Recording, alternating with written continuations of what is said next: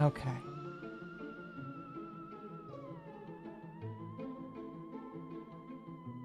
Get to it. I don't 100% know where it is. I think it's time to be spooky tonight. Derogatory. This is Halloween. So Oh, careful! I don't want to get get spooky. copyright claimed. That's why I didn't finish it. Oh, you got blood on your face. Jeez. I like it. Foxtopus? Yes. There's something sus about a flea sleeping in the corner. Well, I am a fox now, so Foxtopus. getting fleas is a thing, I guess. It's I like something you have being to be very- concerned about. Don't I like that a lot of people just call me, start to pick up the Atari Drakari. Naming after a while. Yeah. But yes, chat, it will be more time. Happy Halloween, Mortimer. everybody. The Mortimus. Here, let me. Trying to pause. figure out something. Let's see, I'm gonna have to pick up. It has been. Have you been keeping up with the guy discourse on Twitter? The what? The guy discourse on Twitter. Oh, the bow Yeah. stuff? Yes. Yes, so, somewhat. I've been looking back and forth on it. One of the funniest ones I saw earlier was someone was like, you know, guys never get like groped like girls do. He's like, Bruh, yes, they do. lie. Yes, they do. I have I seen have it. literally, I've been groped on conventions multiple times. Fuck them mean. Yeah. By, actually, By and then women? I would say both genders. Yeah, I think it was just once by a guy. I don't count one other one because he just like the guy just doing another bit, and he was in a Deadpool outfit. But that's beside the point. Something how girls do, they do get very grabby and very touchy. Mm-hmm. Without, here's the thing, they Oh, there's a do it Dama. and don't realize they are Hi, Dama. like Oh. potentially being creepy. Hello, Dama. Hello. Trying to figure out how to set up. Ahoy hoy! It is a temp. We got the whole crew. It's getting very crowded in here. Yeah, I It have to sure make Atari is. smaller so that we can fit Dama in there. I mean, don't worry. Do you want me to get? Do you want me to join the No. VTube stuff? No. We've already no. I think we've got I didn't enough. even bother asking because everyone would scream no. Well, Tim, you can't because if you did, unironically, I think it that would your crash model everyone. would kill everybody. Trying Oh. to kill me though. Even Right, piece a of psycho fuck. model will kill it. Oh god. No, my I can model put- is bad. I'm I sorry. can put Timp's model in the air though, because he's. Wait, he's should I fine. switch to my old model? No, I will stab you if you try it. Oh, I'm on the beach. And you're on the beach, and I put Timp in the air. That is kind of cute. I'm gonna shrink the Foogies for now. But Dama, I- why you have a clown MommaOcco nose? and Hirohe are part of the problem. Because she's This is playing Halloween. Dustborn. Intermessin Master Dama found went out to the Mommy's Occo part of School the of problem Clownery. and gave her $10. Clownery. Rolls up in a honking squig Halloween costume, sees Atari How long whack, before Dama says nom nom wood nom, to Mort? chews on Atari's leg. Why would I do immediately. that? 100%. Immediately, indeed. Yeah, considering I it's mean, actually he's what a obsessed with plant. feet. You're obsessed with feet. Let's see. What are you talking about? No, What if is you're like, okay? Dama, What you is sound it? like Lumi right now. feet. In all sincerity, what is it with everybody unlucky, or not everybody, but a lot of people becoming feet people and then foot people? Like Lumi spread the foot thing, They're the and same Atari is thing. spreading the shot collar thing. What is up with this? So, by the way, Roy is getting a shock collar and Mizu is Oh also getting a shock god damn Wait, it. Mizu, you're getting one too? I It's told him if ungrown. he put it on the thing, I would allow it. But I mean, he says I'm getting one, but he only put $5 to it. So collar. Yeah, well, so far, I want to push so other people can get pie for it. Wow. If I join Here's the Lucky, thing, I'm here's not the getting a thing. shock collar. I guess Mizu can't be a top like me then, because only Oh, top you're tops getting don't get some- those. he's still Some a top in the bullshit relationship. from Arco right now. Arco. Actually, he's still a top in a relationship. No, I don't. You can believe both that be for bottoms a in a relationship. minute. No, both Meats and I are tops. No, you're not. You're bottom. Mm-hmm. I'm whatever I feel like on that day. Pretty much same here. Well, anyway, so Really quick, I got a $2 super chat from Artemis. Group of men in Nice. A group of men and one woman. Bao disapproves. Oh god. Listen. All right, listen, Dama. We are big creators, but we promise not to groom you. Okay. Oh, I don't. Okay. I'm pretty sure Dama is bigger than me, so I need to run. Oh, that's right. Good You luck. need to run away from Dama. All right. Okay. Don't walk. Is there run. lore I'm missing? Yes. Yeah. Men are Bow horrible to the again. Bow to the fucky wucky. That's the.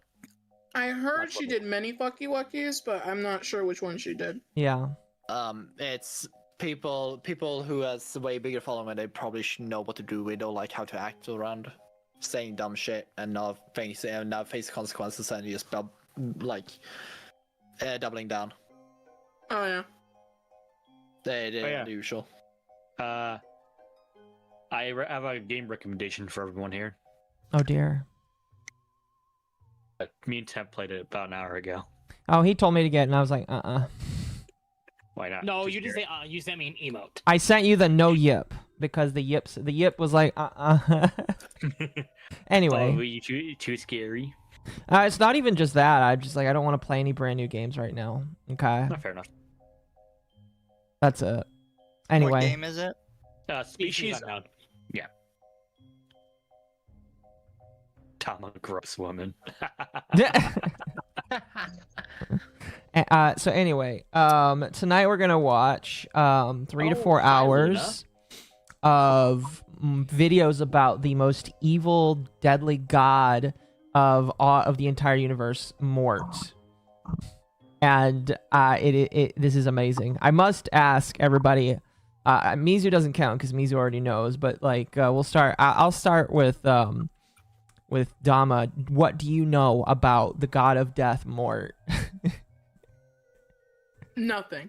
Okay, fair enough. What about you, Atari? What do you know about the god of death, Mort? I saw another one of my friends force me to watch this for like halfway through a thing. Was it And I Mizu? snoozed through it. No, No. it was another guy called Paya. And what I know is that Mort is apparently a parallel god of a different universe, ready to destroy everything in his wake. And it's a different name for death. That's about it. Mhm. The rest I just dozed off. just Fair enough. Fair enough. So How we're. dare you doze off when talking about our Lord and Savior Mort? I don't care. I think I don't like feet people who like feet. Same. Oh, that's right. He is a foot person. Foot fetishist. He's a isn't he? massive foot fetishist. That's right. Oh, yeah. I forgot about doesn't that. like hands as well. Oh, anything in King Julian mainline. Mm. Like, okay, it's normal for women to like hands a bit, so I can accept them somewhat. But feet as well? Nah, that's too much. So Yeah. we'll be watching some of these videos. We probably won't get through all 30 videos today, 28. but 28. But we'll try to get through the first one, which is 10 minutes, and see how far we can get. I am actually going to turn off the light so I can be properly scared. My lights are always off because nobody's home. I'm naked and the lights are off. So if a monster comes in, it's game on. Don't fight that. That's my gamer sub cup of mint. Don't do that. That's what my friend said at one point. When he gets like people who are breaking into his house, he's just gonna turn off all the lights, put on a horse mask, and Oh gosh, no. Praise be to Mort. Yes, chat. Praise be Mort. Praise be Mort. Peace Praise be upon him. Mort. Exactly. And hopefully he can rescue himself from that dark circle that he's in. Okay, So- okay, bat. Chat said to play that it. is my fucking cord to my microphone, Luna. You do not bite that. Chat said to watch it at 1.25 speed. What do you think, Mizu? I mean, he does talk pretty slow, but I will leave it up to you if you think Okay. that's appropriate. We will start at 1.25, and if you guys think we should slow it down, let me know and I can slow it down. But 1.25 is, in my personal opinion, like a good sweet spot for a lot of people. Dama looks sad. Dama, are you sad No. right now? No. models tired. those She got bags. tired. I'm eyes. playing Sims 4 on the side. Oh, you know what? I understand Dude, why you might that- be sad. You're gonna Are you read it drowning in your sad. Sims? Akko, you're forgetting. Dharma's been playing Dustborn. She has lost a part of her soul. I've She only been losing so much of Oh. myself that I've become more racist by playing Dustborn. I see. Racist towards yourself or towards other Actually people? become more racist. Yes. As you yes, should. yes. What should I play right now? I don't know. I mean, if you play Dustborn and you don't come out of it racist, I don't think you're human. Pretty much. No, yeah, I agree. I'm gonna be honest with you. It definitely made me more racist. Anyway. You played the game? Yes, I completed the game. I completed it when it was brand new. Or no, it's Donoco. Yeah. I completed it when it was brand new. Anyway, Like half of Lucky has played it. pretty Pretty much. much. I think Lumi was Oh, the I first refuse. one to play it, basically. Dama didn't read out my promise, so I don't think it counts. So yeah, Huh? MommaOcco. exactly. Internet Sin Master sent $5 for more hats. Dama play Dustborn? How much sanity damage did you take playing that track? Oh gosh, Dama, you probably lost a lot of sanity. Anyway, I've started drinking because of that game. by the end, she's gonna become a hardcore drug user because of that game. It has driven me God. to drink. It has driven me to Honestly. drink. K Aguario for 2 says, "Is it just me or does Dama look browner?" Fuck Damn. you. No, Well, Dama, would you like to Dama's address just- the allegations? No, Dama's next to me, and I'm very pale, so This is true. This is true. This is it's just true. contrast chat. But then Dama's also next to Akko, and Akko's darker than Dama. Yeah, but here's the Well, thing, this we new are model is scanning it. comparatively a lot lighter than my Latina. previous ones. Yep. Wow. Now everyone thinks she's Latina. Oh my god. Well, aren't you I live- Latinkles though? Latinkles is probably a lot lighter, to be honest. Ah, okay. Like, what the Okay. hell's a She's Latino? diet I Latina. definitely Oh my said that God. your model. I definitely said your model looks Mexican. Shush. I don't want to hear about it. Anyway, are you guys ready to start? no. One sec, I'm Yes. pulling it up. Oh, I have it. I have. Or wait, yeah, I am streaming it. Okay, cool. Yeah, but I mean, I gotta show you. Yes. Go for charcoal. It's Halloween, y'all. Saturn, thank you for the raid. Thank you so much. I appreciate it. What did Saturn also play Dustborn recently? I think she was also like getting No, Saturn played paid. Dead Space. Dead recently. I Space. saw it when I tried to raid. I see. Fair enough. What's However, no, there was Saturn had people could vote for either Dustborn or Dead Space, and noticing how it just drained Dharma for soul, I thought like, you know what? Let's not lose any more souls today. Yeah. This year. I voted for Dustborn. I need other people to clap for the side. I need other people to be in pain because of If me. you look in a lot of the Lucky servers, there's one person that was kind of trying to get Dustborn to win. Ball. Rage, Ball. yeah. Yeah. Rage was like, you Rage, must yeah. play Dustborn. No, I That sounds like I Rage. just saw that. I said, you know what, right? She forced me to sing a thing. Yeah, I'm gonna vote for Dead Space. So, That's a lot of water bottles. Also, Dead Space is okay. just a better game. it is a betting game. 100%. Yep. Anyway, Should have been Dustborn. are No shot. we ready? Yes. Internet Yeah. Sin Master Yes. discovered mom has milkers and Hold gave on, $5. wait. I'm gonna wait for this super to go Diet through. Latina, the knife ear. Diet / Latina. Dark Eldars feeling spicy tonight, aren't we, Atari? Dark What? Eldar spicy tonight. Oh my goodness, that's right, chat. Yes. My God. All right. I think you're trying to compare Dama to Atari right now. Oh, I see. Rude. No. I don't think that's what they mean by Dark Eldar. No, Dark Eldar, they're referring to me. Lord Bruticus discovered mom has milkers and gave $5. Happy Halloween, you all. I got horror movies to watch so I can't stay. All right, thank you for the 5. All right, let's get started here. Very much appreciated, chat. What I'm gonna do is while we're watching this here, I will keep the I will let super chats go up, but I will turn off notifications and I'll read them out later. So thank you, I Okay. very much appreciate They're playing it. in the Discord, by the way. Huh? No, yeah. We can all hear them. They're Oh, playing in the Discord. yeah, that's right, because it's on the same audio track. Yeah, so I silenced them. So you shouldn't be able to hear them, basically. All right, Okay. let's get going here. Tell me if I need to make it louder. Now we can lower ourselves. Lately, I've been I think. finding a lot of mystery in the most unexpected of places. Scrat is a terraforming alien. Gary is God. The trumpet guy from Shrek 2 is a cult leader. You know the drill. What? So imagine. Gary is God. We're so strong already. That is The a cult leader. very fast- I need a drink already. Strong start, isn't it? Yeah. Imagine my surprise when I discover something that's actually up front with its peculiarity. This has been handed to me on a silver platter, and I couldn't be more grateful to myself. The Madagascar franchise is composed of 4 films, a few TV shows, and a litany of shorts. Throughout them all, we bear witness to characters of all sorts, including the most deeply disturbing, genetically anomalous piece of nefarious, uncanny terror known to cinema. He tries to act cute and cuddly, but he does it maliciously. He knows people see him for what he is, and yet he behaves childlike anyways just to freak them out. His name is Death, for he is Mort the Lemur.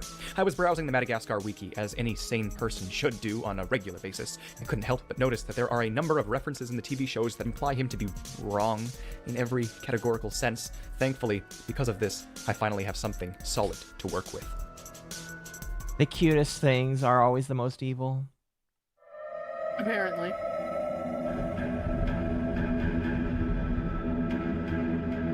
Why is it backwards? Hello, I'm the Theorizer, and Mordecai is certainly not. Unless he were to reap my consciousness from my body, which he cannot do. I'm immunized to him by nature of the Oh, that's fourth wall. terrifying. Before we establish all he's done, I need to get the first big theory I have out of the way, that being the timeline of the canon. This is going to get very confusing very quickly because of the nature of the Penguins of Madagascar TV series, the likes of which a timeline placement is dubiously considered amongst even the writers themselves. They claim that people shouldn't care about its placement unless they are top-tier animation geeks with way too much time on their hands. Well, I'm neither. I'm an incredibly dedicated, incredibly serious, fictional theoretician, and I'm paid to do this, brushing aside minor flashbacks like the intros to Madagascar 2 and the Penguins spin-off movie, or the short films which take place all What are your over. thoughts The so timeline far? essentially... I don't fucking know what he's talking about. I also never watch any of the Madagascar movies. I've only seen the first one. I guess we got to add that to the pile eventually then, Mizu. They are good movies, particularly the third one. I have not seen the third one. I've only seen the first and second one. The third one is literally the best one. You're all Always be Horace.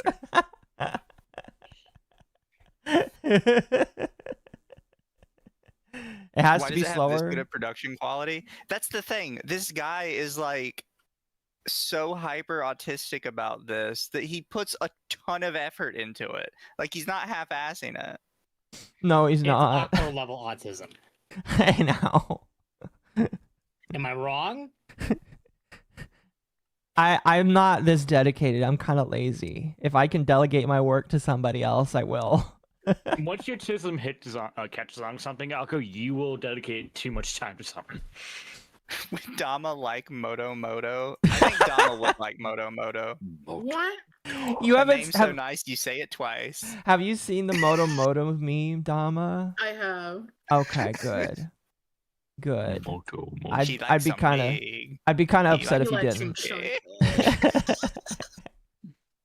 Also, thank you, Lord Kagai, for the 5. Head pat the puddle and friends. Thank you, thank you.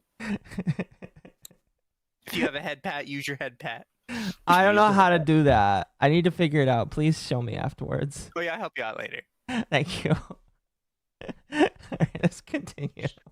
Look, Also, chat says it's too fast. Do you guys want me to keep it this fast? I will let you decide. What'd you say, Magma? I said it is pretty fast. Okay, we'll keep it on normal then. We'll see I'm, if it's too fast or too slow then. Turning up my own volume real quick. I have a Blood Angels tattoo on my arm and a Blood Angels painting in my living room. I mean, it sounds like you like Blood Angels. That's cool though.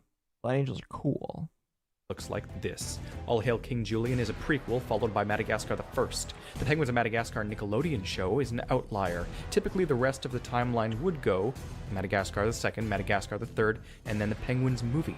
But the Penguins of Penguins had Madagascar a TV show movie? takes place in the zoo, Yes. with King Julian and friends there, meaning Was it a good See, movie? Flacco. There was a time when penguins was the minions. Like, in terms of the popularity. Really? And To then be fair, minions the minion- existed. To be fair, the penguins were really fun. Oh no, yeah, I think the penguins are The pretty Penguins- funny. Yeah, the Penguins movie is a fun movie. Yeah, it Yeah. is. Penguins in general are fun anyway. Because it's not just them walking around going, penguin, penguin. Like, Right. the whole movie. They're talking in gibberish. They're walking around, and one of them is saying "kaboom." To be fair, Rico does. Yes, kaboom. Kaboom, Rico. We love kaboom. Kaboom is fun. Kaboom is very fun. At least after film 1. The question then becomes, does it take place long after everything, including the 4th movie, or does it take place between the Madagascar films somehow, or in a parallel universe variant of where films 2 or 3 should be? It's tricky because all could work. If option number 1 is the truth, then it means the penguins quit their spy jobs, and the lemurs quit the circus, and in the far, far future they all exist back in the zoo. If it's somehow between films 2 and 3 or 1 and 2, then it would mean that I gotta ask, what the fuck do the penguin movies have to do with Mort being a demon? I am It's setting up the multiverses. Well, I think he's trying to get the timeline right now. Because in the Penguins movies, they are back in the New York Zoo. yeah. Like, they live in the zoo again. Right. And it is as easily explainable as this is a kid's show. Nobody really cares about continuity. But Yeah. Yeah, it's a children's movie. Don't say that to Sonic fans. We constantly scree. Yes, you know this. I know, Tim. That's a lot of water bottles right there. Holy cow. penguins Sonic and fans lemurs have issues. shunned the zoo gang Yes, and we do. temporarily returned without them. The final choice is that they left permanently and stranded them either on Madagascar or mainland Africa, depending on when is more likely. The creators seem mixed on which of these is the truth, but for now, we focus on the characters. These 3 options, however, will come in handy later. It's most likely after everything or a parallel reality, though. Now that we've theorized on the possible placements of the Penguins spin-off, we move on to the questions sorry, pause again. surrounding Mort. Go ahead. I don't know if you've noticed this, but we are already. This is the first video, and Yeah. he is already like. So yeah, there's parallel realities. Like this is where he starts. Oh God. We're already going pretty hard in, aren't we? Yeah. Oh yeah. You don't Like that's where this say. guy's mind is for all of these. You know, he seems like a great thinker of our time, you know. Already, but he doesn't need to ease us into all these parallel universes a lot of other people do. He goes hard ham-fisted in them already. He's just gonna go without lube, basically. Yeah. Yep. Wait, with full fist. Not even a finger. Pretty much. It is overwhelming, I assure you. First of all, Mort, he's not a child. He may look like a child. He may act like a child. He may sound like a child. okay. You're But back. he is at minimum 35 to 50 years. Okay. He did a lot of work reading into this, by the way. Like a lot of work. 35 to 50. Ah, damn. Damn. Old. This is no joke. All Hail King Julian is weird. In fact, so weird that the crazy is just beginning. Mort is a Microcebus lahilahitsura on the outside, but the inside proves him to be far, far more sinister. That's the name of the. Is I'm a pretty sure that's the species. name of the species. Yeah. A pot-belly pig. But that's not all. He's also part bear, part starfish, and, no joke, part spider. What? He also has trace elements in his genome of sand, cacti, copper, and sawdust, and it doesn't end there. He has a disturbing marriage history. He has not one, not two, but Is this guy for real? No, yes, he is being for real. 11 ex-wives. 11? This man's a Mormon. What the fuck? Jesus Christ. What universe have That's I gotta- gone to? That's why this is probably when someone takes everything he says literally. How old is this? Mortis, but I swear, has Mortis said one of these things and he just takes it at face value every time? It just, whenever they do a gag where they like a character is false or melt, they say, "Oh, they're liquid." This is legit canon. Oh my god. I wish this guy was still around. He is still around. What are you talking about? He still releases new videos. Yeah, his most recent video was like a couple of months ago, I think. He just hasn't been doing like more videos, I guess. I forgot to grab water. Go grab water. Okay, This guy needs to do FNAF videos. give me 2 minutes. I need to grab some water because I have a feeling I'm gonna need it. Yeah. So while Akko gets water, how are we all feeling about Mort right now? What the fuck? What the fuck? I missed This is actually in the show, by the way. I know. Trust me. I've watched way more of All Hail King Julian than I probably should. I Considering can't it was believe 5 that seasons. face had 11 wives. I spent the last 5 minutes getting my chest ripped open by a kitten trying to get her out of the basement. Ow! Skill issue. It is very much a skill issue. Barricade in an area. I have. She tore it down. Cats. Dama, were you one of Mort's wives? Is that why you got darker to hide from him? No.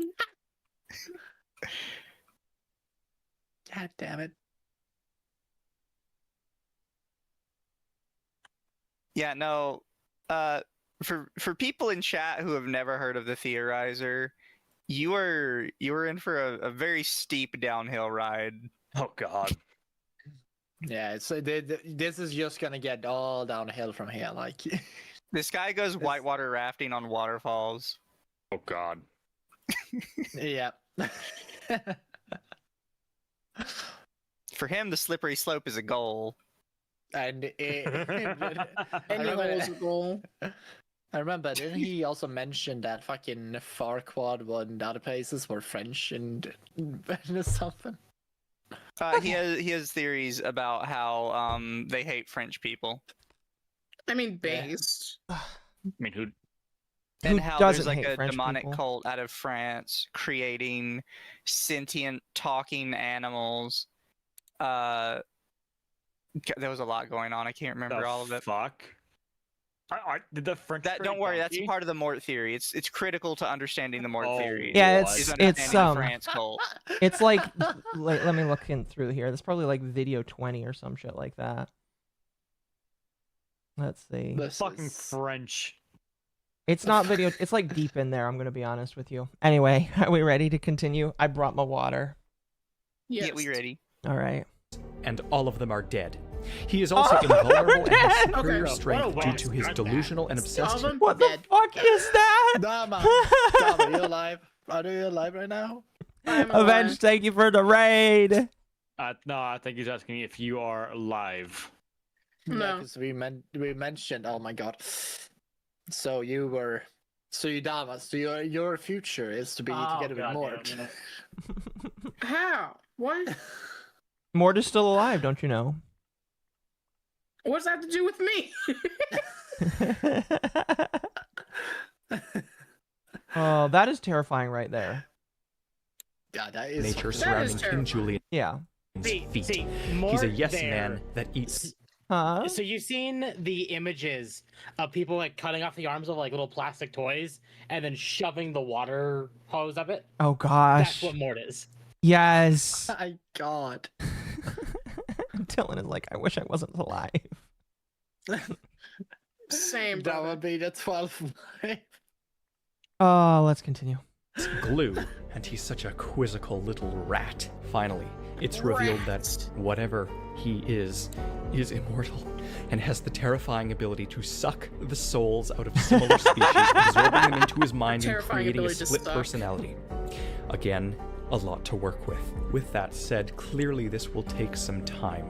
I recently stretched 5 seconds of trumpet playing during Shrek 2 into a 10-minute depth analysis. This time we have something solid.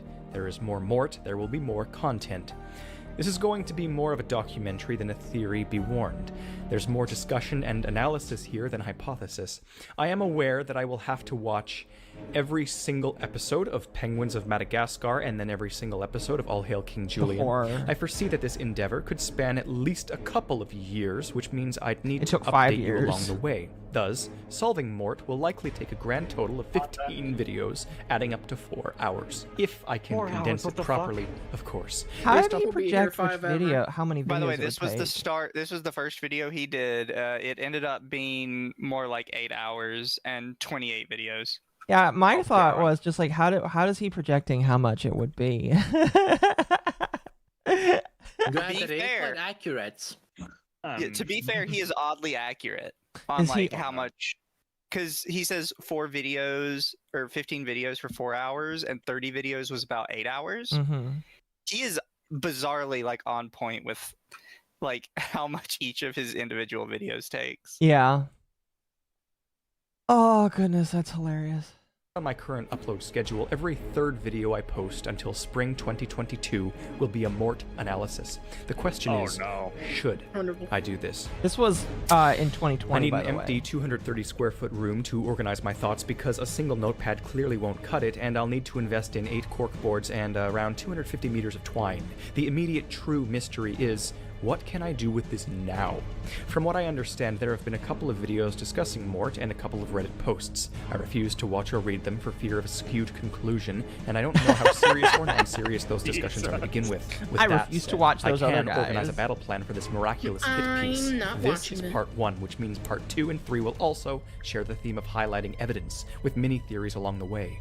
I will spend the rest of this video looking at Mort's oddities within the Madagascar movies, and then spend video number 2 looking at him in Penguins, finally topping up the first trilogy with video 3, his strangeness in the prequel series. The second trilogy, videos 4, 5, and 6, would then need to begin cross-connecting the clues and formulating more major theories from the smaller ones. I'll probably spend 1 video on his Julian obsession, 1 video on his wives, and 1 video on his soul-sucking immortal and impossible genome. Video 7, yeah, because he's got 11. I have a more strict plan for. They are going to be composed of past theories I am integrating in. 10, 11, and 12, I am going to connect them. I'll spend 1 video connecting Mort's mysteries to Over the Hedge, 1 connecting them to my Dubois analysis, and 1 connecting them to a final mystery film or straight up creating a grand forgot that he brings in Over the Hedge. What I found, which leaves us with 13, 14, and 15. I'm still debating whether or not I'll actually need the extra hour or extra 3 videos, but we'll cross that bridge when we get there. There's also the matter of how this will perform in the YouTube algorithm. Now that you're all prepared for what's to come, we begin with the evidence. Spoiler alert, it performed very well. This video got 1 million views. Oh god. And each other video... His 3-hour video got 7 million views. Jesus Christ. We'll all be familiar with Mort in the Madagascar films. In the first movie, we meet him. Mort is a small lemur obsessed with King Julian, and is sort of the opposite of King Julian's actual second-in-command, Maurice. Mort is used as a test to see how the New York animals will react to lemurs, and is generally hated by his peers. He plays a perfectly fine but intentionally annoying role in film 1. In the sequel, he clings to the plane and behaves oddly. He first parodies the Twilight Zone and then goes flying thousands of feet into the Mozambique Channel. He stubbornly survives and then is chased by a shark all the way to Central Africa, where he ascends a volcano and nearly falls in. The third film follows him joining the gang in the circus, where he, again, plays a lesser role, but he does end up shooting Dubois with a tranquilizer gun. He's dumb at times, rational at others, and sort of all over the map. This is what makes him questionable. Primarily, what the films are good for is proving one thing: Mort is not mortal. Our dear friend, the French Death, is indestructible. He looks malicious at first on the wing of the plane because it's probably one of his alternate personalities, more on that later. He rips it apart and causes the engines to fail, crashing the plane soon after. Later. When he presumably flips back to the dumb old Mort persona, he falls off, sails thousands of feet into the Indian Ocean, and doesn't die. He is pursued by a juvenile great white shark and evades it, though it desperately chases him on land as well. Mort doesn't die, which is the first crucial chunk to the theory that from this point can only evolve. With that said, it can only get more insane from here, so should I? He's such an enigma that while writing this, I was convulsing like a deranged artichoke. Speaking of the Soviet Union, it won't be long. Wait, what? This took a turn. What does Mother Russia have to do with this? What does Mother Russia not have to do with it? dissertation. Again, it'll probably be in the latter half of this journey, but everyone make sure you're caught up with my other DreamWorks theories, just in case. For now, though, subscribe so I know to make more of this, and comment Mort's odd moments from the shows and give me a little head start. Uploads may be scarcer a tiny bit here. My confused immune system has been attacking me for 2.5 years now, but it's gotten really agitated in the past month, and it's made me too anemic and unfocused to think to my fullest, but when I get my hemoglobin out of its 7 gram per deciliter hole, I assure you, I will start critically thinking a bit better. And we'll be able to fully expose Mort as the war criminal he is. This was an establishment video, laying it all out on the table, solving the timeline, and looking at his film appearances. It only goes up from here. Until my next video in the coming weeks, I am the Theorizer. Oh my gosh. What the fuck? So, how do we feel about video 1? I'm scared. What the fuck did we watch? This is an explanation of what we're going to be watching. Brother.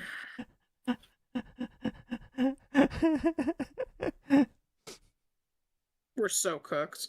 Oh, this next video is 31 minutes. Oh, yes. Oh. All right, let me go through the Yeah, that was chapters. the prologue. Now we're getting into the proper video. Oh, no. So, This is chapter the start. Chapter 1 is intro, then the supernatural, Mort anatomy, smart Mort, pineapple, more Morts, Mort nightmare, Twin Peaks. Wait, what? Pineapple. Does anybody not know what Twin Peaks is? I know what it is. I've never watched it before. Neither have I. I just know what it is, and the fact that it's being referenced is hilarious. I'm going to bed. All right, good night, Saturn. Good night, Saturn. Have a good night. This is music he made himself. Oh, perfect. Higher chance of it not being copywritten. In between here, I'm just gonna read a couple of supers. Mercenary for 2, happy Halloween. Thank you, you too. Mercenary again for 5. I can just hear this guy going down on the slippery slope, going wee like a little pig in the Geico commercial. Edges is absolutely gold. Kibby pasta. Thank you. Internet Zen for 5. Every conspiracy ever, when in doubt, blame Soviet Union. Correct 80% of the time. It's not wrong. All right. Are you guys ready to? As ready as I'll ever be. God Mort is. All right. I'm really doing this. Everyone viewing this, welcome to part 2. What you are watching right now is the second part to what could possibly end up being a 15-part series, and I will link part 1 in the little card above now. We're at 20, by the It's way. only 10 minutes long, and it's a decent establishment video that attempts to organize what is to come. It's a prologue, and it truly highlights some of the things that Mort has done. In the Madagascar franchise, that is. Some people thought I was making outlandish claims about him in that video and not backing it up. I want to again inform you, those were not. No, I knew you were serious. I always listen to you. I didn't think it would be this bad. It's gonna be very interesting. Oh boy. What do you mean bad? This is beautiful. If not a fun watch. Oh, thank you for 15 months. Maybe we can find out the deranged, perverse depths of the Mort lore. But will he ever be able to figure out how many licks does it take to get to the center of a Tootsie Pop? I don't know. It's a good question. My claims. Those were literally things Mort is in the spin-off show. Oh my gosh, he's got the sense. Oh no.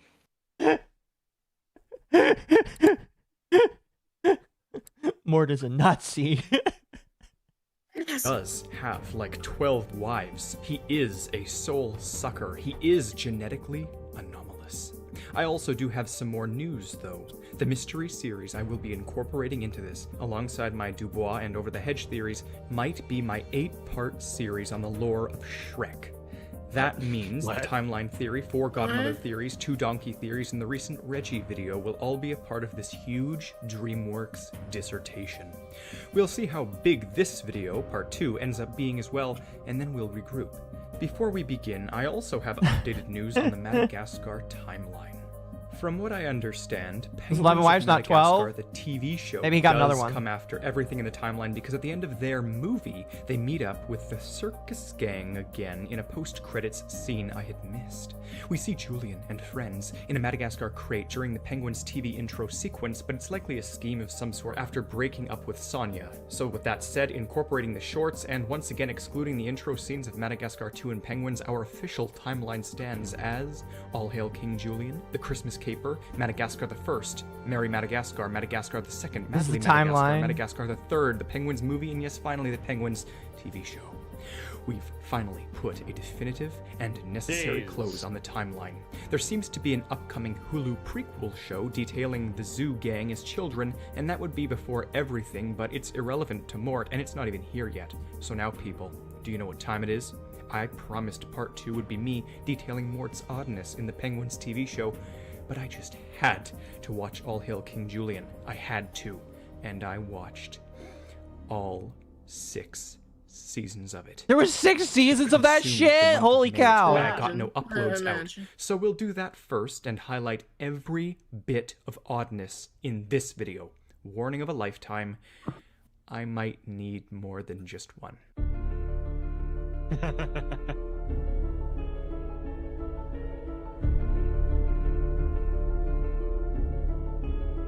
I love his intro. Yeah. Good intro. Hello, I'm the Theorizer, and you can tell it's weird when this show is stranger than all of my other theories combined. It's made by different people, but it's canon still, so this will get interesting. It's basically like these writers are literally tempting conspiracy theorists. They load in as many offhand weird comments as possible and literally bait you into solving them. Silver platter granted to me, I swear to you. It's painfully self-aware. What they've done is crazy. Mort is like if my God. Patrick Scott... That is is a terrifying. If you just like, okay, I want you to imagine you're in bed, you're about to go to sleep. You look up to the ceiling, and that's the first thing you see. Would you rather deal with Right. that or Golden Freddy? That. Really? That's gonna lick your feet though. I Magma, just you wear might know. socks. What? This or Golden Freddy? Golden Freddy, goddamn. Ah! At least I know I'm getting with Golden Freddy. This thing is Ceiling Mort watches you, goon. Oh no. Oh, no. God. Our theories all came true.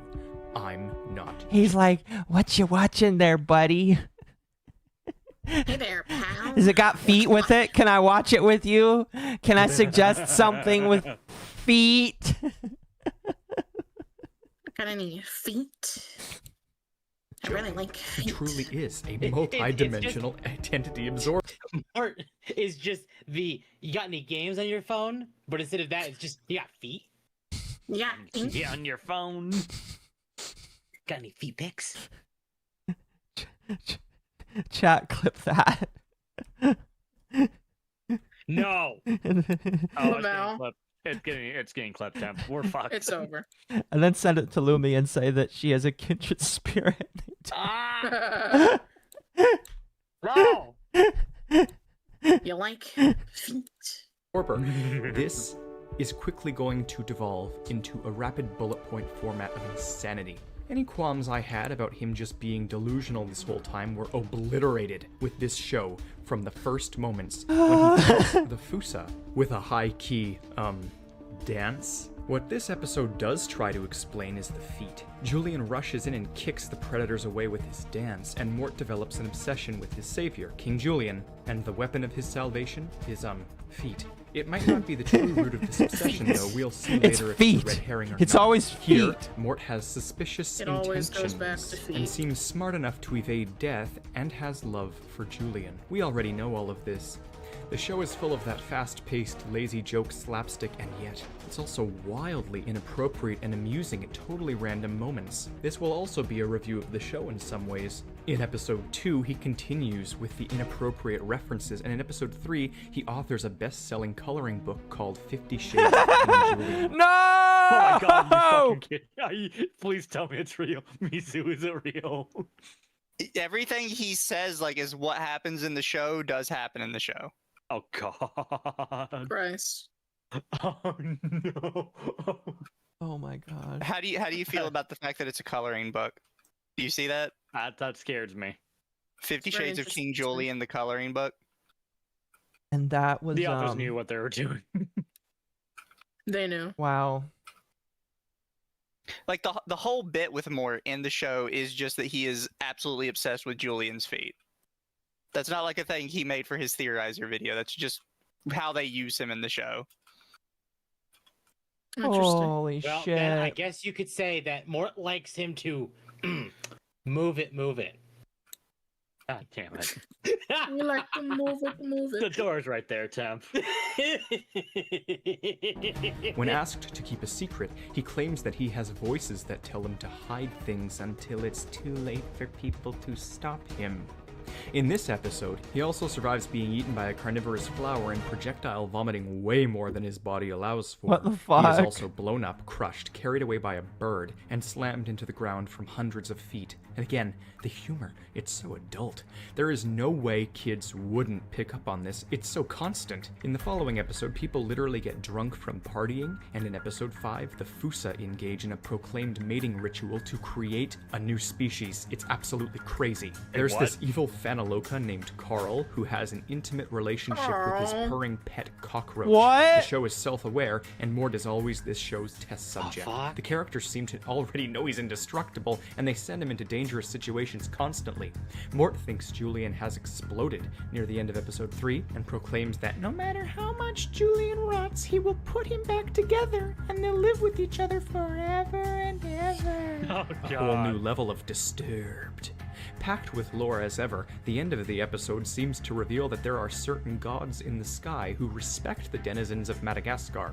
This is our first true taste of the supernatural in this show, and it might come in handy down the road. Still, we're only a few episodes in. This is going to drain me in the best way possible. Ew, this But is the back to second one. Episode 4, Mort is behaving and speaking a little more intensely while doing a security check on someone. He wears a glove on his head, and it transforms him.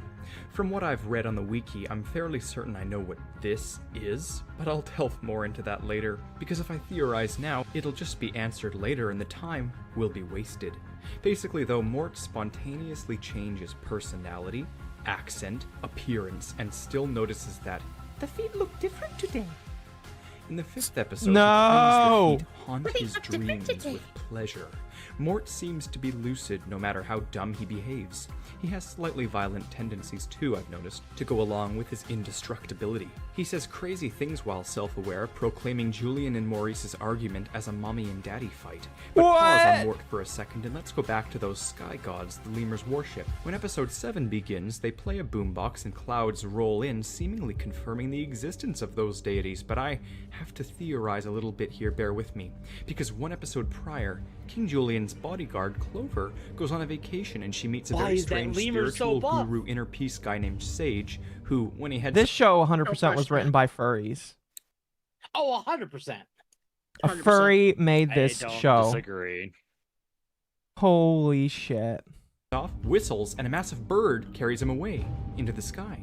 Could this little bit of oddness be tied to the sky gods? We'll need to see if this sort of thing ever shows up again, because Sage's what? supernatural aura could tie to these sky gods, and Mort can tie to them, thereby possibly answering some things. Because Mort and these deities are the two main supernatural elements of this show, from what I've seen so far. You know, aside from this lizard oracle, this show is chaotic neutral. Julian tries to fix his boombox so as to reconnect with Kevin, the god of precipitation, with the help of a small teneric named Timo, who That's claims right, they believe in a Julian's god family named is Kevin. inbred. Inappropriate kids show, but there's your single explanation for Julian's behavior. Inbreeding. Timo fixes the boombox with mechanical skill. Yeah. No, it just messed up really quick. I gotta. Oh, Oh no. Okay, we're good. Fixed okay, it. cool. And becomes their scientist. He works out of a crashed USSR space pod. While he fixes Real? the What? boombox to reconnect with the sky gods, Mort tries to summon rain with a song of his own and flings sticks into the sky. He suddenly screams, "Sun!" and then the sticks return stab him perfectly with maximum force. It's possible that he's an enemy of the sky gods and may not even know it. When they bring back the boombox to summon Kevin, Mort screams that the boombox is undead like a zombie and panics. You have experience with that too, Mort? In a previous episode, we saw Mort's X-ray, but here, a blow dryer seems to go through his mouth and out his butt real quick, so which is it? Normal anatomy or anomalous? When he invites the local oracle into his home, he has a very odd demeanor Because it's and a offers children's her a show. lotion made of his own tears. In this Never episode, question. episode 7, everyone sort of talks to You have a question? I said it's a never question. Yeah. themselves and acts if I they have am voices and perplexed. identities, but Mort, as usual, takes the cake when he gets in the bathtub with the Oracle and claims they'll be sisters forever. They borderline portray him as Annie from Misery, as creepy as maximally self-aware as possible. They play the creepiest music as Mort disappears and then reappears with a blonde wig on, and treats her like they are sisters. Something's going on here. Something tells me this is a soul the wiki had referred to. Absorbed. I'm getting ahead of myself. Next episode... So now he's got multiple personality, and he is just acting as the soul that he absorbed. Yes. bullies Maurice and then joins a monarchy rebellion group who manipulates him into creating good art to convince others of rebelling. Based off of the things he's drawing, I'm quite sure he knows he's being manipulated. He flips back and forth, eats dog meat and vomits it up. He knocks a ton of cacti over on them. He knows he's irritating them. In episode 9, he's scared, then bold, then claims he saves cake for his cheat days, and then things finally hit their stride and unravel in the season 1 finale. We're going through this quick and I'm taking notes real quick. First, Maurice claims that he's just a co-star, implying he knows he's on a TV show. Then, Mort hits back with the innuendos saying he'd love to eat the yummy King Julian. But the finale's true purpose is what shocks me most of all and answers many of the oddities so far. You see, there's this cove of wonders near their kingdom where tons of stuff washes ashore and they find coffee. Julian gives it to the kingdom to improve productivity, and Mort tries chewing the coffee because he's stupid and he screeches about how he has a drinking problem. The kingdom starts losing it, and then literally right after this show jokes about conspiracies of super intelligent Middle-earth government corruption, the most actually unexpected left field answer to all of this madness emerges from the shadows. Mort walks in with a monocle on and a British accent, claiming coffee has had a drastic effect on him, making him extremely intelligent for as long as it's in his system. I believe Mort, being this small and having that much coffee, has had this crazy hypermetabolic effect that cranked him way past being hyper and basically acted as a drug unlocking his brain. I can't tell if this is just a more intelligent Mort or a new personality altogether, but smart Mort does claim he loves King Julian just as regular Mort does. It's soon revealed that the evil Carl guy set up the coffee to take over the kingdom with caffeine addiction. Smart Mort helps save the day, claiming normal Mort is barely competent. He convinces all of Carl's guards that they should be unsatisfied with their current healthcare plan. Oh my and they can gosh! form a union to negotiate a working wage and a retirement plan. I am... Imagine if James Bond just unionized the grunts instead of trying to actually take down the villain. That honestly would be a Clearly. funnier, it would be funny for a little while. Just a little while. not joking. This is like the culmination of every whack theory I've ever posted on this channel, and I'm made for this. Carl's workers turn on him and Mort slowly degrades back and forth before becoming obsessed over the feat once again. The day is saved and season 1 finishes, but the show is not nearly over, and my theories are truly just now beginning. In season 2, Mort keeps being crazy and playing along with jokes, including when he spontaneously summons an organ out of thin air and says he won't explain how he did it. The second episode is one massive social commentary after another, and the third showcases Mort's creepiness. What did I just see on that thumbnail? Was that a thumbnail of the guy with a diaper? No, that was the name of the episode. I'm okay. Okay. It's so romantically disturbed. Don't ask questions. He brings out the blonde wig again and then tries to make a self-aware joke by saying, "Denial isn't just a river I heard about, apparently." He claims he's been in strange love before. Or is this a separate wig persona?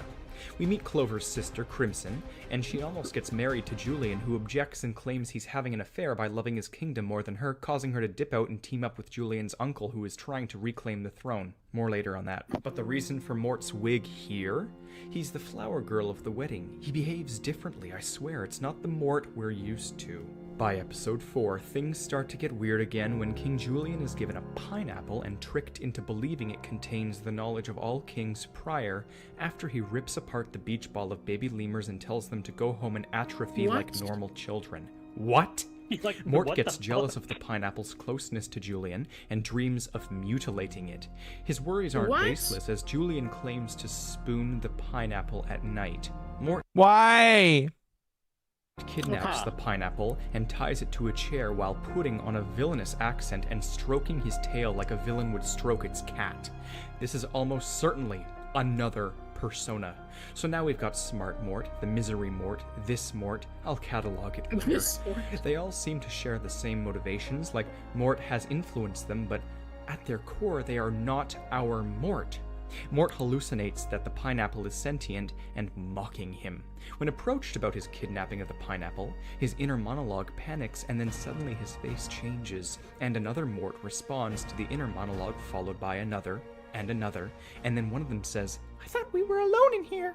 They are now quite distinctly escalating the voices in his head from joke status to mystery status. To escape the confrontation, Mort spontaneously vomits excessively before regretting the sadness he's brought to Julian by kidnapping the pineapple. He tries returning it and evades some Fusa by tempting them with his little dance again. The sky gods perform a deus ex machina and strike down the Fusa with lightning, but Julian seemingly dies in the ensuing madness and appears in limbo where the pineapple some friggin' how proves itself to actually be sentient, unless this is just his subconscious. Just before he reawakens, I think Mort the claims, pineapple is conscious. "I can have his body, right?" He says it in the creepiest possible alternate accent. Who is this now? Is it really Mort? Regardless of the pineapple's sapience, the episode ends when Mort crushes it with a sledgehammer. Next episode, he makes an intentionally creepy drawing of Julian, and to top it off, helps introduce money into the kingdom. He immediately becomes a loan shark who cons people. So Mort is now also Elon Musk. Okay. Within seconds. I'm not sure if his cleverness is him or another persona. He manipulates the entire population of the kingdom and creates devil deal contracts in which people sell him their souls or their babies. Again, this isn't my interpretation. This is all word for word in the show. He then promises Julian money if he sells his body to him by having Mort go on a date with his foot. What the What? Everyone starts dying off because he hoards the money as a tycoon, culminating when Mort says game over and reveals he thought he was playing Monopoly the whole time. Next episode, Sage comes back and we see the huge hawk again, who he claims is his spirit animal. Other than that, there is still no evidence Sage has relations with the sky gods. In the 7th episode of season 2, Mort claims he's always off in his own world before his eyes split apart. This is in an episode amongst rigorous political innuendo regarding Julian's ancestor, Julian the Terrible, who is later struck with lightning, presumably by the gods, before disintegrating. Crazy show. Episode 8, though, is top-tier disturbed when Mort is so desperate for Julian's love that he convinces him he's secretly been his son. I mentioned this to my chat before you got here and before we started. I am very much convinced that they were just banking on making money off this. So all they did was they said, fuck it, have at it, say whatever you want to say. Just, make us money with the TV show, and then had zero oversight over anything else going on. Oh, 100%. Because I can't believe this show existed in in the form it exists in. No, from what I'm listening, I feel like I missed a hidden gem here. You know what I mean? It is a psychotic show. But is it at least funny?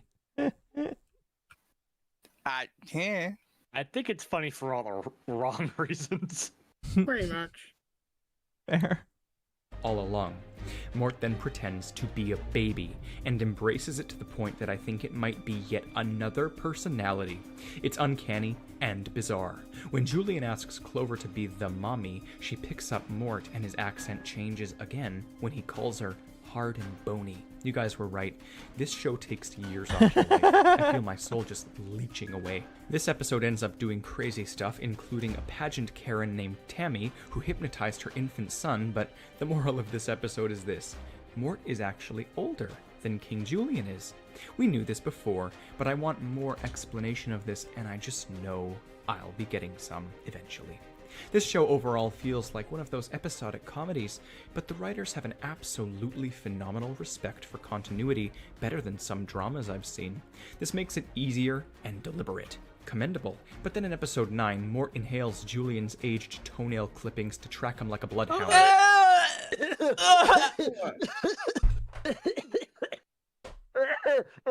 Why? Oh, why? They Why? really like feet. Oh, that is utterly disgusting. I actually physically gagged. You're welcome. Christ.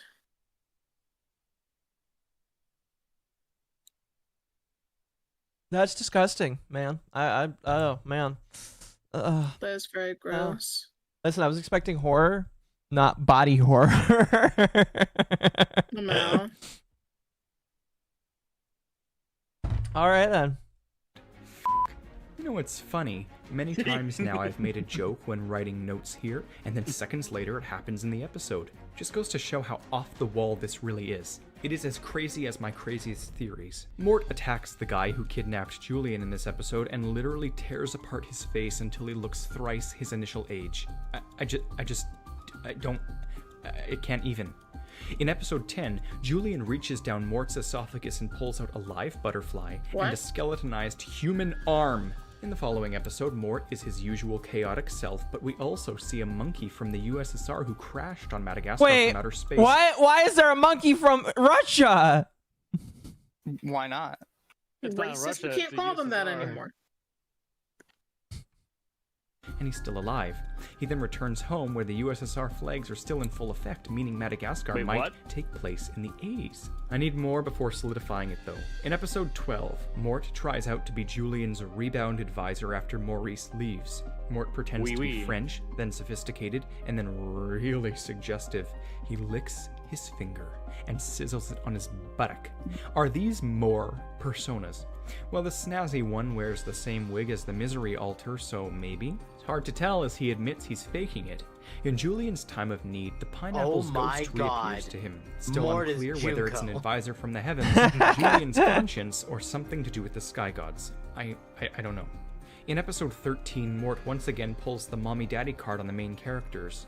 Weird perspective. Episode 14 is relentlessly rife with religious commentary when the existence of the sky gods is finally questioned. Suddenly, one of the gods appears, but it's just a robotic ploy by Carl to kill Julian. So they build a counter-robot and Mort attacks back. Will we ever learn the truth of the supernatural?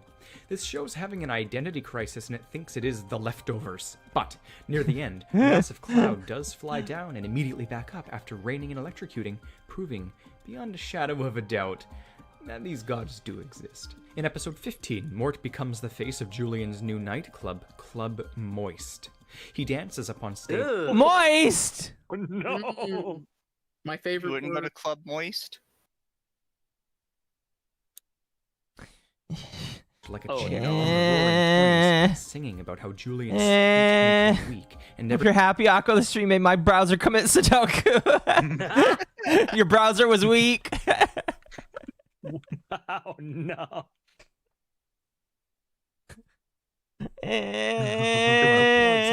for being so moist. They rename him to Pork Stop because saying he's moist. tender, sweet, and smoky. He celebrates by raving about how he's a non-kosher meat.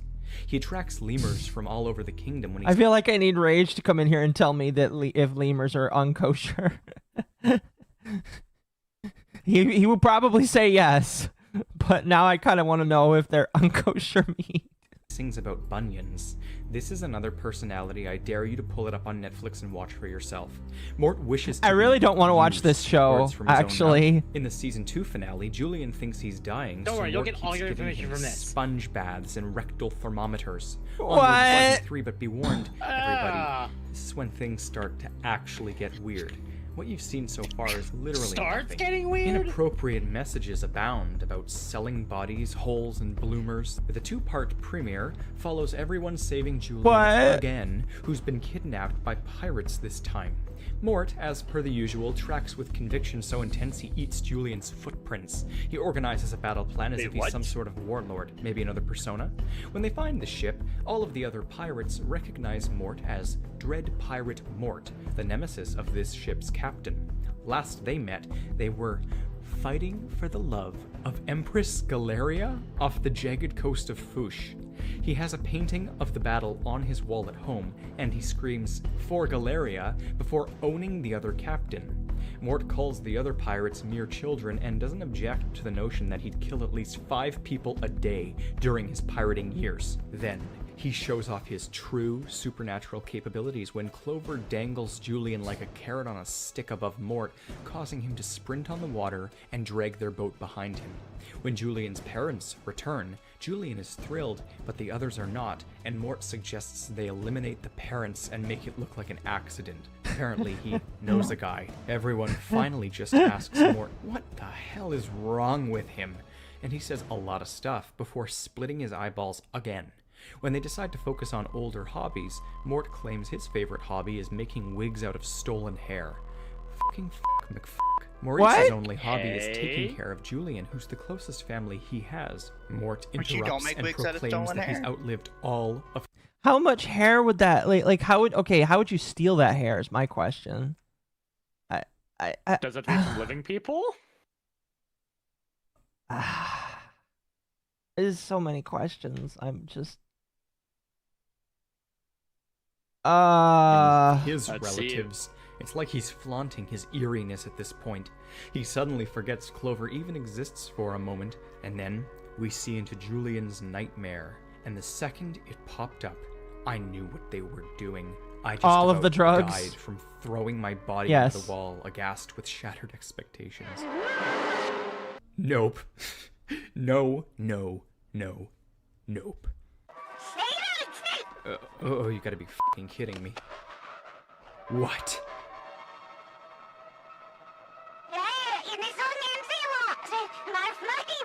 What? Why are you talking backwards?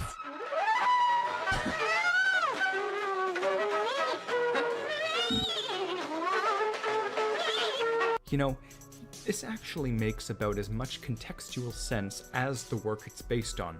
So this is directly parodying Twin Peaks, and just when I thought they wouldn't go there, Oh my they gosh. did exactly that.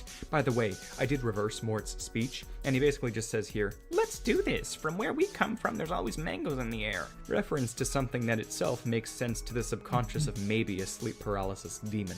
From what we've seen, I must admit, Mort is I'm gonna be real, Mort is now my brand new sleep paralysis demon. I don't think he's a sleep paralysis demon. He's just a demon. He's what makes the sleep paralysis demon run at night. the My best sleep one for this paralysis demon is portrayal. scared of Mort. Huh? My sleep paralysis demon is scared of Mort. Yeah, this is what the sleep paralysis demon warned me about. That's why he's there, to warn me about Mort. God damn it.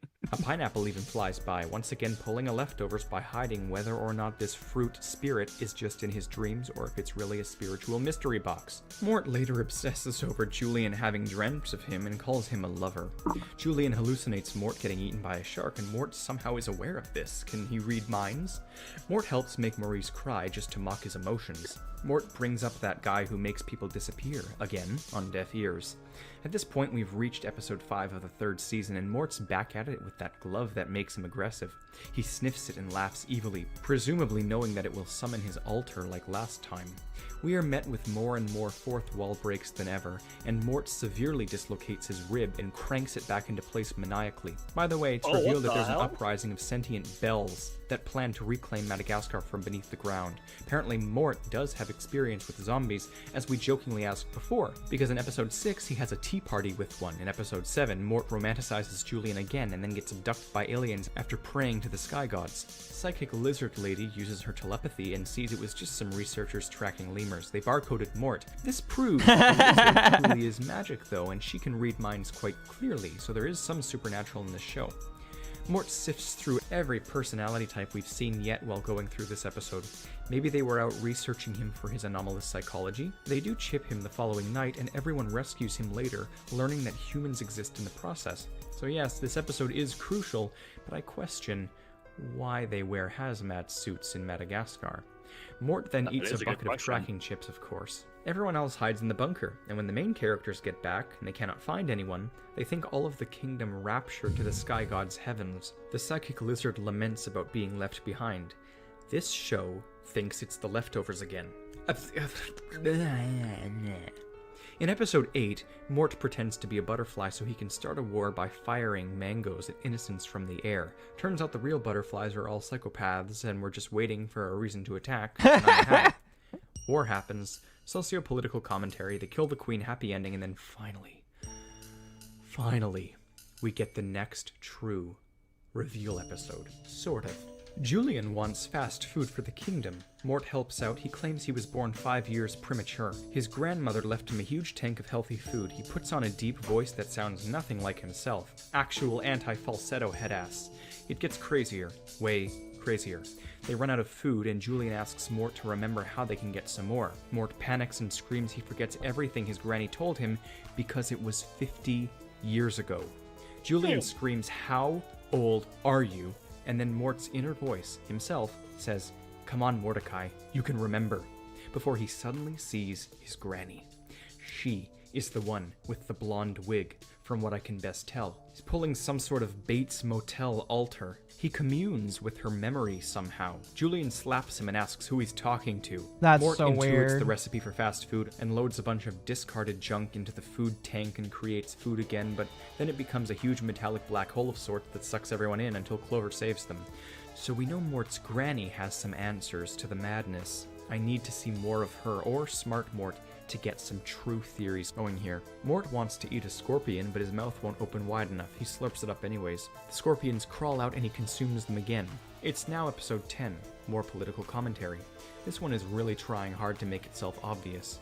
Not particularly one way or another, but the show undoes. I'm its own sorry, are they lessons and protecting just themselves with mocks scorpion literally every guns? aspect of various situations through a lens of lemurs. The jokes also have reached the point of being as edgy as Total Drama Island, but slightly more veiled. In episode 11, Mort claims he had a homeschool prom with his granny. Cue to him making out with her in his mind. He wakes up and screams, "What year is this?" with a wig on. He references his grandmother again in episode 12, when he quotes her as saying, "Set the butterfly free, and if it gets caught in the spider web, there's gonna be a whole bunch of spider babies come springtime." He then flips upside down with a horrific grin on his face and crawls around the room cackling like an evil spider. He's beaten to near death by a huge wildebeest and is fine. He explains this, claiming he's part starfish, and that he can regenerate so well once he grew back his own head. They literally just explained part of his seeming... I'm sorry, he can grow his head back? Yeah. He's part starfish. This is obvious. Try and keep up. It's all making sense, Akko. Do you not see it? It reminds me of that horror webcomic where Patrick Star became like an evil kaiju that like split off into multiple Patrick Stars and started killing everybody. It was kind of terrifying. Yeah. That was a good one. Because Mr. Krabs was using them as Krabby Patty meat. Yup. That was a good comic, honestly. Chat, would it be kosher to hit the octopus thing with a game to make them play? No, it is not kosher. Invulnerability. They did it for me. This is, once again, like if my Patrick Star theories came to life. If he's a starfish, then he almost certainly is also part spider based on what we just saw earlier there. He doesn't lie. He's serious. Everything is appallingly true. He gets the snazzy voice on again when he says, "I'll do what you want. You don't have to poke me with a stick." Unless you want to. He gets sucked into a reel of tape, compressing him into the cassette, but he's a starfish, so that's fine. He's fine, obviously. Clover gets hurt, and she appears in the White Void, where Pineapple greets her and brings her one of her deceased relatives. Clover knows Kung Fu, like the panda variety, and her grandmother taught her before dying. This then clearly is Limbo. Ah, yes. Not all She in just Julian's knows mind, karate. as Clover never met Pineapple. The pineapple is just the random form the king's spirits decided to take after people joked about it really being the case. It truly is supernatural. This has ramifications. Pineapple claims he made an interdimensional bet, and he fears he will lose it. We later confirm for good that this is the afterlife, and a bunch of fruits rule over it as they watch a huge fight between Clover's grandma and the man who killed her. This just leveled up. I'm sort of blowing all my theories now, but I really damn think these fruits are the sky gods. Or at least what Julian has interpreted as sky gods. They call heaven Frank-Rila, and this is later revealed to be Frank-Rila, and the Frank-Rila is the sky god's heaven, etc. Interpretation. Finally, in the Season 3 finale, Julian wants to map all of the universe, and Mort claims he's from a planet named Futicus Majora in the far reaches of space. He could be. Is that where pretending, feet not people lying, but want to die and go this is, after to? all, just a pretend map. No, and that's where he's Julian says from. get your own solar He's from the system. foot-person planet. That's why he's part starfish. Okay. We have to Because he's ask. from the foot-person planet. So We have- that means his grandmother came from that planet as well. Mizu, you need to message Lumi with a picture of Futicus Majora and say, "Is this where your people come from?"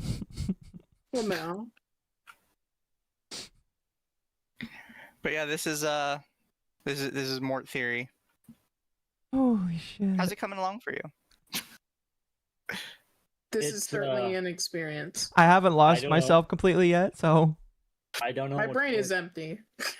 I don't know what's worse. No This thought, head or, empty. The Christian empty. files. Oh God. oh, this is definitely worse. Oh, Futicus Majora, yes. But what if he's not kidding? Only 2 minutes left in this one video chat, and then we're going on to the next one.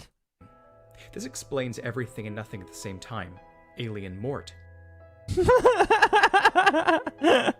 Alien Mort. In this finale, everyone builds a wall to keep out the other species. They launch all of the Madagascar kingdoms out with a catapult, and then the various other kings all rally under a mysterious overseer that plans a revolution, revealed to be none other than Mort. Julian, in his direst time of need, sees the ghost of Pineapple, who's in rough shape because he lost his bets and he owes everyone money. Julian dismisses his advice as greeting card sentiment and walks away. Mort doesn't like leading a revolution, but I'm pretty sure another personality stepped into the job because he rallies all the kings to... Is that supposed to be the sickle and hammer, but it's a banana and a monkey holding it instead? Yeah. I just had to restart the stream. I think Mort hurt the internet. I lost internet. Can you put a link for the channel? Sure. So chat, while Akko fixes the stream, what do you think? No. My How stream are is we feeling fine. about Mort theory? I need to. Mort built a wall. It was Certainly huge. Interesting. Mort did in fact build the wall. And did he make King Julius pay for it? Or King Julius made the lemurs pay for it. So would Mort? Mort could be JD Vance, because JD Vance has all those memes about him.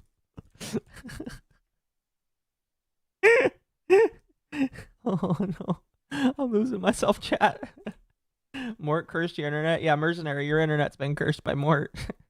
to invade and proclaims how everyone has to go for the males first, sell the children, and quote, "The women, oh, the women, we always treat with respect." You never know what's him or his alter egos, and this is putting me in a tight situation.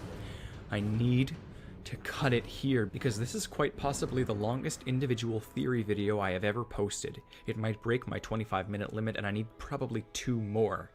Yes, this is still all only part 2, and now it's been split into 3 sections so I can edit it all in time. I'm going to edit the next one now really quick and get it out ASAP, so absolutely The next 3 subscribe videos and are over stay 30 tuned, minutes because long. Season 4 is easily Wonderful. when things become Mort's show.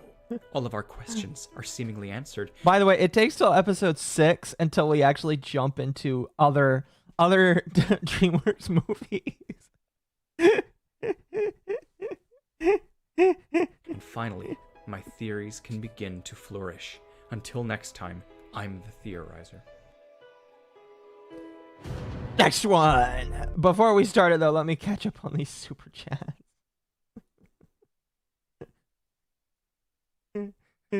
Project Libertad gives me Fortnite creepypasta.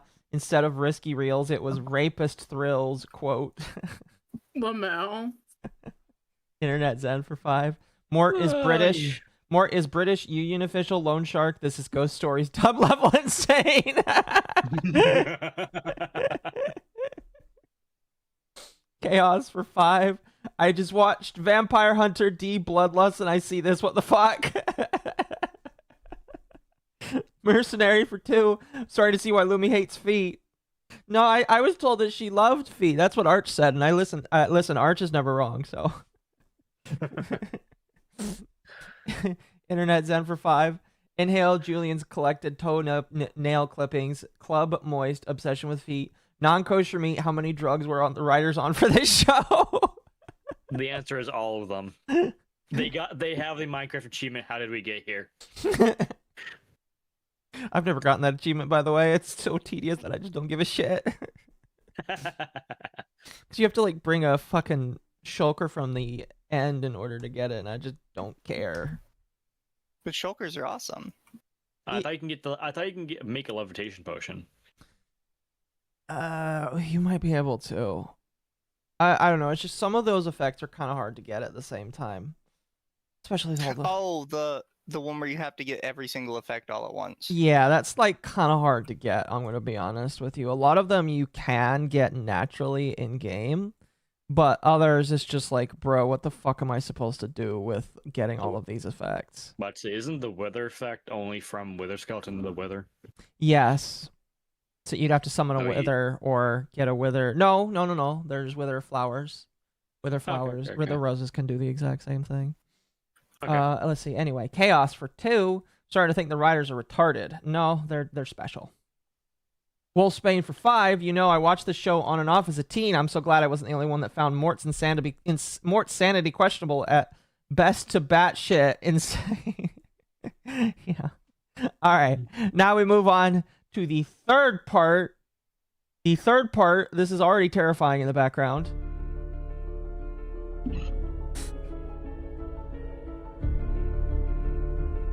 This video got 500,000 views.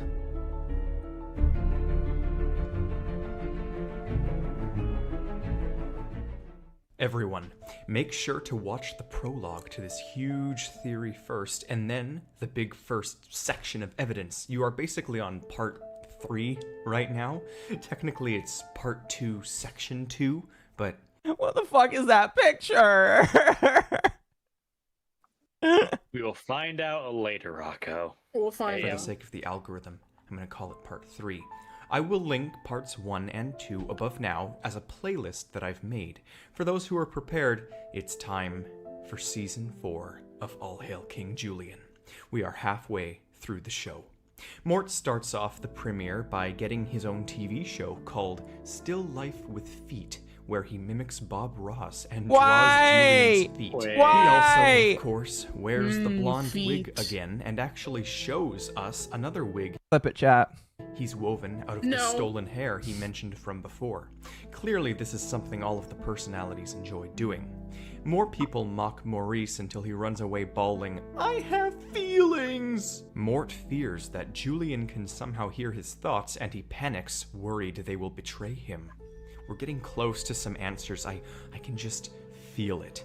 A couple of characters rob the kingdom, and during it, they have an odd conversation about friendly, non-weird wrestling. When they're arrested, they get put in a prison cell where Mort also resides, and he says the crazy line, "Orange is the new you. Wanna wrestle? As long as it's weird." Creepy as hell. Another persona. You see, this show is crazier than even the worst SpongeBob, and yet it has incredible consistency. I've said it before. This makes it truly disturbed.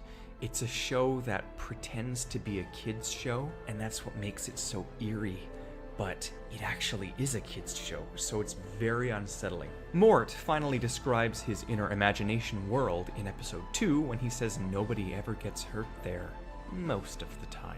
I want to see this world, Mort. Later, everyone puts on a massive act and he plays the bad guy. He relishes in this and darkly chuckles with glee. Another persona. He gets a little too into it and lowers them all into a volcano while laughing like a maniac. Later, it is implied that he is faking it, though. In episode 3, he once again shows his artistic ability when he paints a phenomenal image of Julian. And Julian, of course, calls him... Yeah, quote-unquote faking it. Just like you fake your love for feet.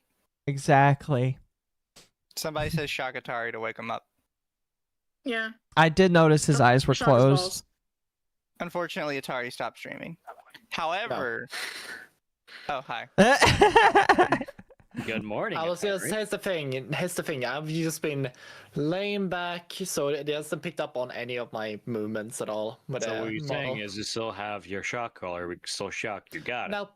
No, I don't have it on. Yeah. I'm not streaming. Shock his balls. He doesn't need to have it on since he's not streaming. Chat Shakatar. Shock his balls. I'll remember this chat. Oh no. Vulgar little mutant. Mort asks, When's lunch? I haven't eaten in like a month. Ah, a self-sustaining system, perpetuating the Lovecraftian take yet further. He claims he's real good at smearing stuff. I love and that he it's a has throwaway parties. comment, and he's just suddenly like, so his entire body is a self-sustaining system that doesn't actually need to consume food. Maybe it's part starfish and comes from that foot planet, yeah. Defeat subsist off of the moisture of the ground.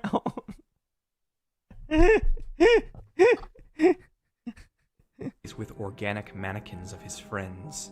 What Mort has is an obsession with Julian. It sure ain't love, and I don't know if I'd necessarily call it fetishization either. It's an obsession. He has another internal discussion with a personality. This time, it seems to be his inner artist. Our Mort loves the feet, the artsy one does not. Important distinction. Everyone stares at him in creeped confusion.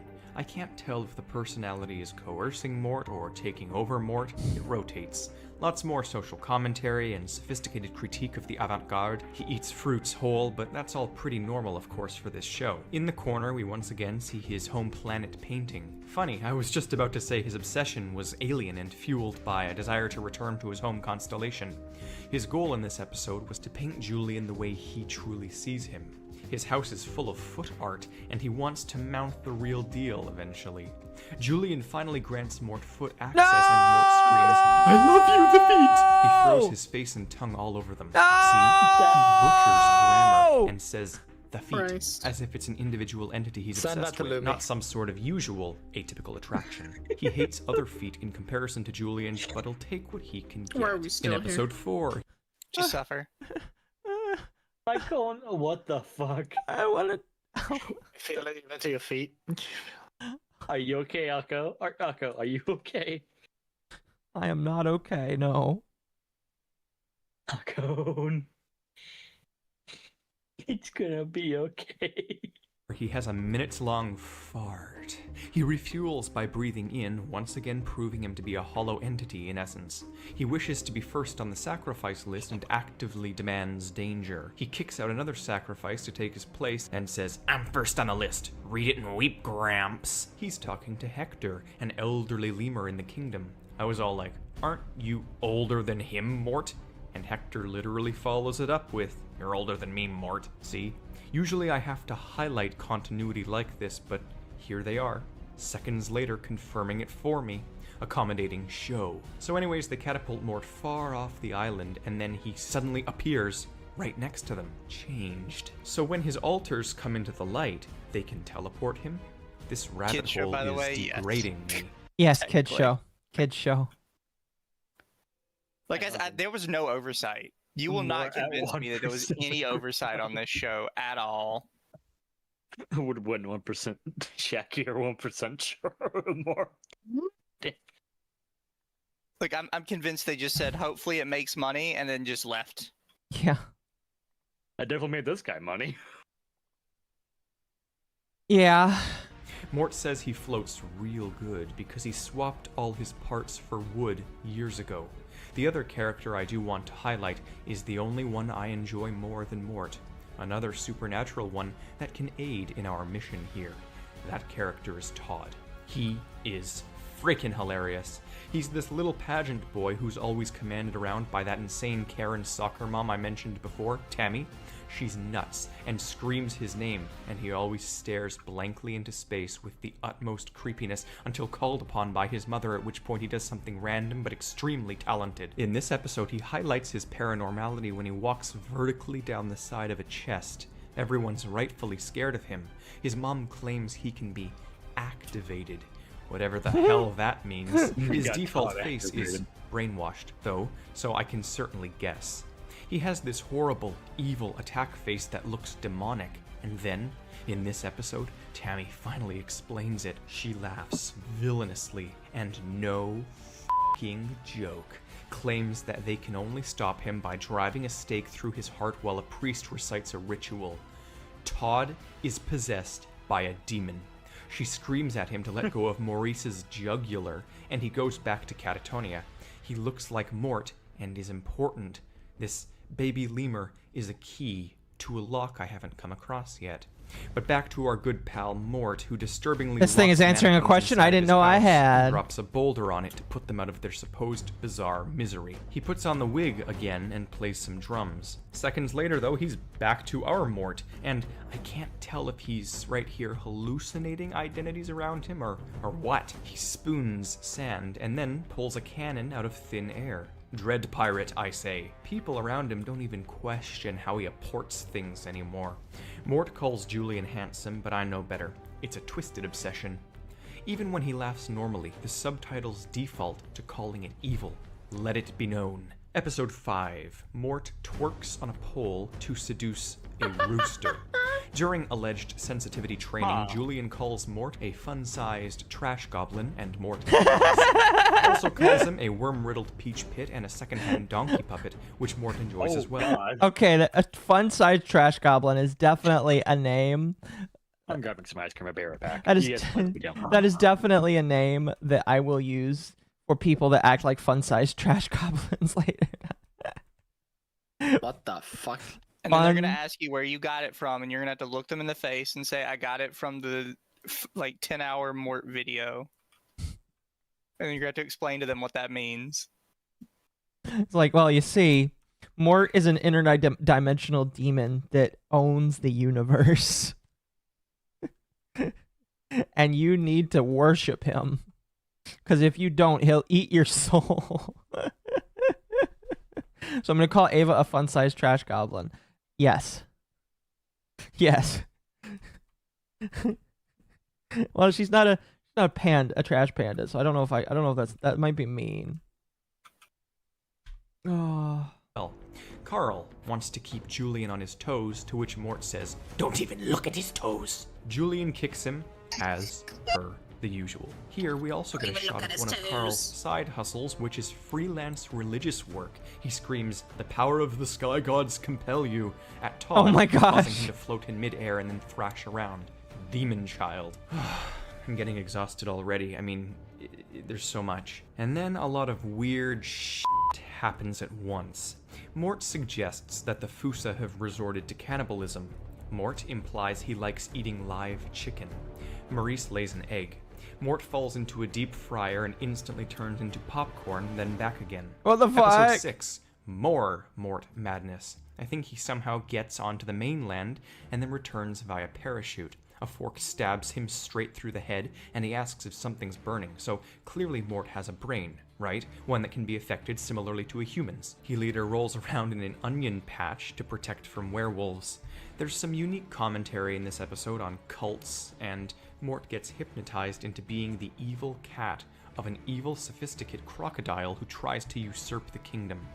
The show gets very, very, very weird. Mort then meows like the supposed cat he is. Probably genetic. I doubt it, but we shall see. Mort turns his head 180 degrees. Is he part owl? I doubt it, but again, we shall see. And it persists here as Season 4 is pure... Okay, let's go over that list. Lemur, spider, starfish, owl. What what else am I missing here? Goblin, fun-sized trash goblin. Goblin, fun-sized trash goblin.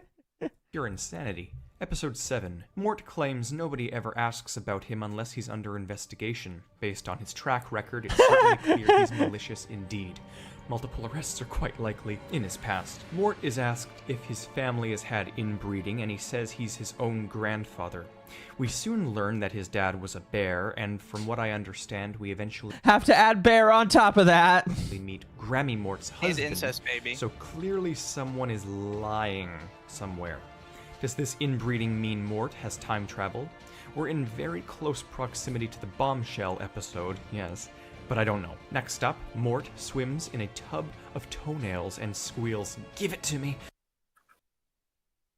What the fuck did I come back to? I don't The know. tub of toenails.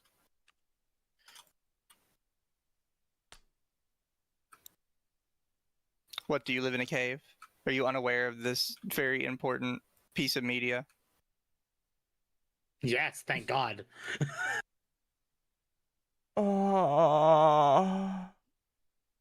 Akko's dying. You know how many toenails it would take to get to having a bath of them, even for a lemur. I'd rather not think about it. I don't want to think about it. I don't either, but I've been forced to. As he fills his mouth with them. Tammy starts speaking in various extinct tongues when she presumes someone around her is possessed by a demon. She has clear experience with Todd. Mort then counters the notion that he breathes through his mouth when he dives in a pool and claims his gills are clogged with drain hair. This means he is also part fish. Mort panics and needs to add fish to that list. Consult his inner voices. One of them calls him Mortimer and tells him not to blow it. This new name counters when he called himself Mordecai and brings up the possibility that he just adds stuff onto his name quite randomly. But his original name is just Mort, which, as I've said many times before, is Latin for death. Several more Morts show up in his mind and show that they've got a whole system in this psychotic inner world. They're starting to truly build on Mort's lore, finally. He gets married to Pam, a woman who tries stealing the throne. They accuse Mort of being a completely unknown species, to which he replies he's fully aware that he's a medical marvel whose father was a bear. So much is going on now, it's madness, and they're revealing things about his genealogy. Remember Sage? Yeah, this huge bird comes crashing into a rock and he heals it with magical tears. His last name is Moondancer. He has got to have Sky God relations somehow. Maurice claims to be surrounded by crazy people, and that is very sadly true. Turns out Pam illegally married Mort and is a con artist. Turns out she also married that zombie who then reconnects with Mort and goes on a cruise. Mort, all done up in his usual blonde wig. It can't get any crazier, but I positively know it will. Episode 8. Mort is leaking something. Later says he burst an artery as well. Also raises his eyebrows, winks, and says he'll take some fine-tunage if we know what he's saying. Pop culture commentary abounds in this episode. Mort thrusts the air, zero exaggeration. Then he roasts someone and later says, "Oh, I can handle this. Happy to do it, in fact." He nefariously chuckles. Another persona, I'm losing it. There's so much. I mean... Wait, what is Puss in Boots doing there? Also, what? Who's bleeding audio? I think it's Tari. Missing me? Scamtari. I don't know. Oh, my cat is meowing to my mic. Maybe that's why.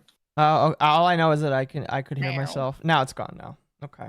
I'm just. Why is Puss in Boots there? Why wouldn't Puss in Boots be there? You know the Shrek theory is connected. We've gone over this early on. Hi, Amadeus. I just can't. What? So you're telling me? No. We focus on Mort and the supernatural that surrounds him. Now is not the time for Puss in Boots. Shrek may tie in later, but for now, This makes no sense. Moving on. Episode 9, he's electrocuted, showing he does have a skeleton once again. It is implied that Mort helped brainwash some of the citizens, but finally, we've made it to the episode where everything that they've ever built up unravels. The beginning of not just this show's madness, but what it does from now on, which is sci-fi madness. Absolute pure insanity, and why I'm making that theory. Season 4, Episode 10. You seriously all have to watch this one for yourselves. They don't even stall the inevitable that is this episode. Julian has that science dude, Timo, build a cloning machine so that he can love more of himself. He does, and various Julians of different personalities come strutting through. Lastly, a female Julian pops out, and Julian falls in love, making Mort jealous. Mort loves her feet too, though, and thus he finally loses it and takes it upon himself to activate the machine again with his butt.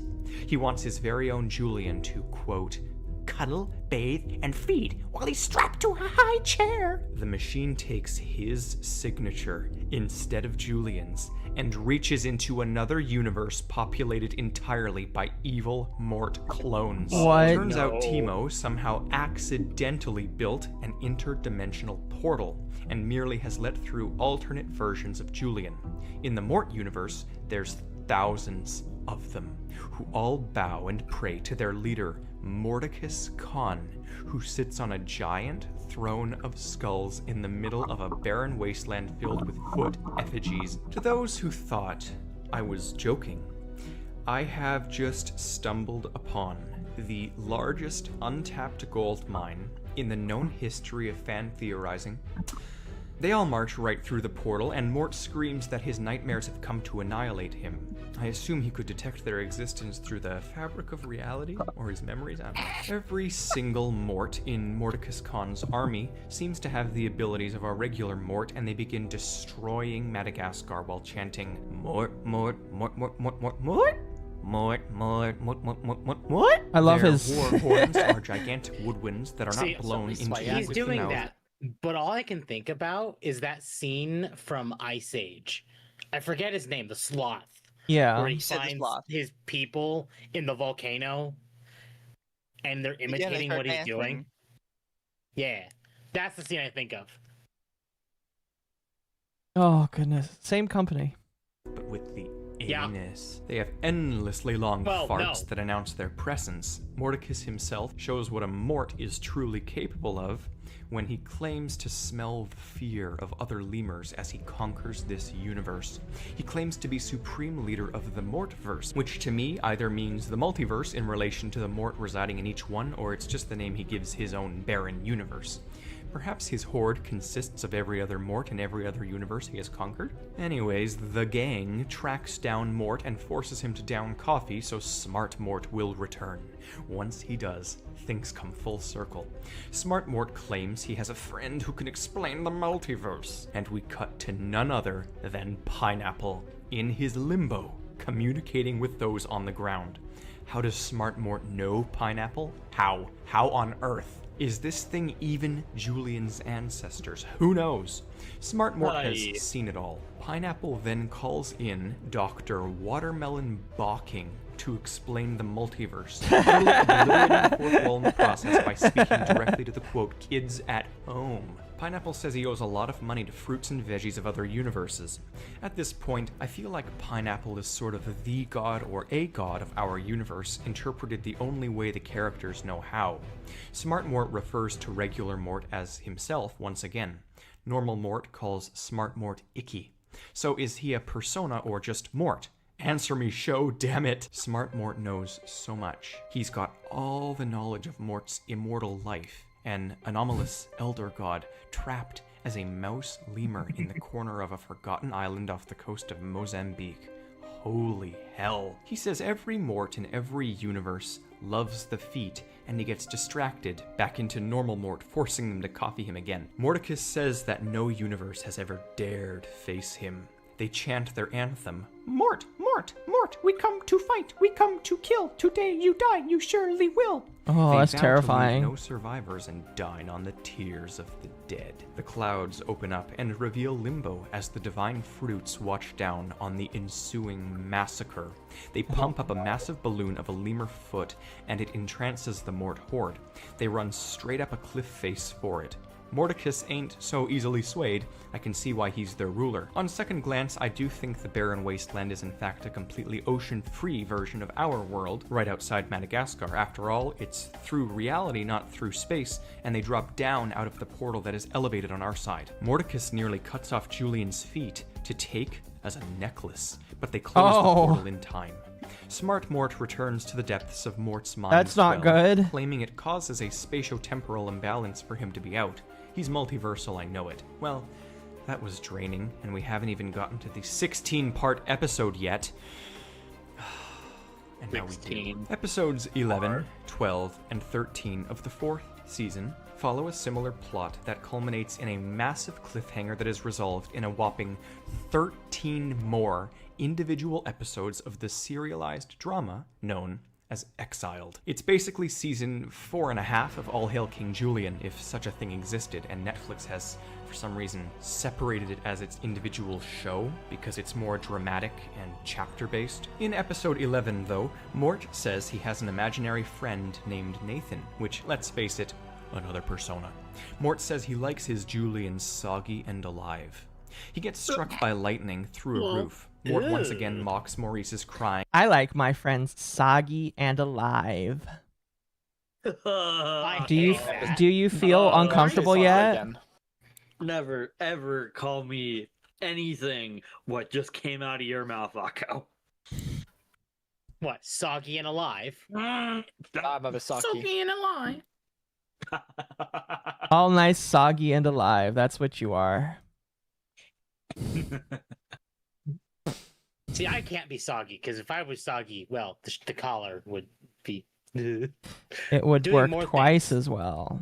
Yeah, a lot more feet. I like how Akko can just astral project at will in Minecraft. Oh yeah, I have a mod specifically so that I can just take a look at the world around me. It's much better than trying to put myself in spec mode. So, yeah. Anyway. By saying, haha, he's not dead inside. This presumes Mort thinks the norm is to be dead inside, i.e., Mort is dead inside. You know what? The norm is to be dead inside. Yeah, I have to agree with Mort on this one. Pretty much. If you still have any life in you, are you even human? If you still have any life in you, are you even a real VTuber?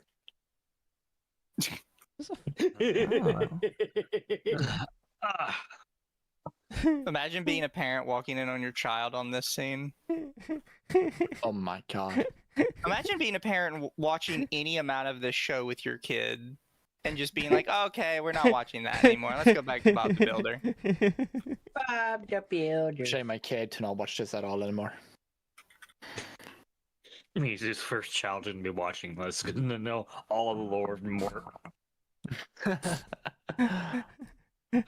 Kid, we need to watch this before we watch the show so you can understand the lore.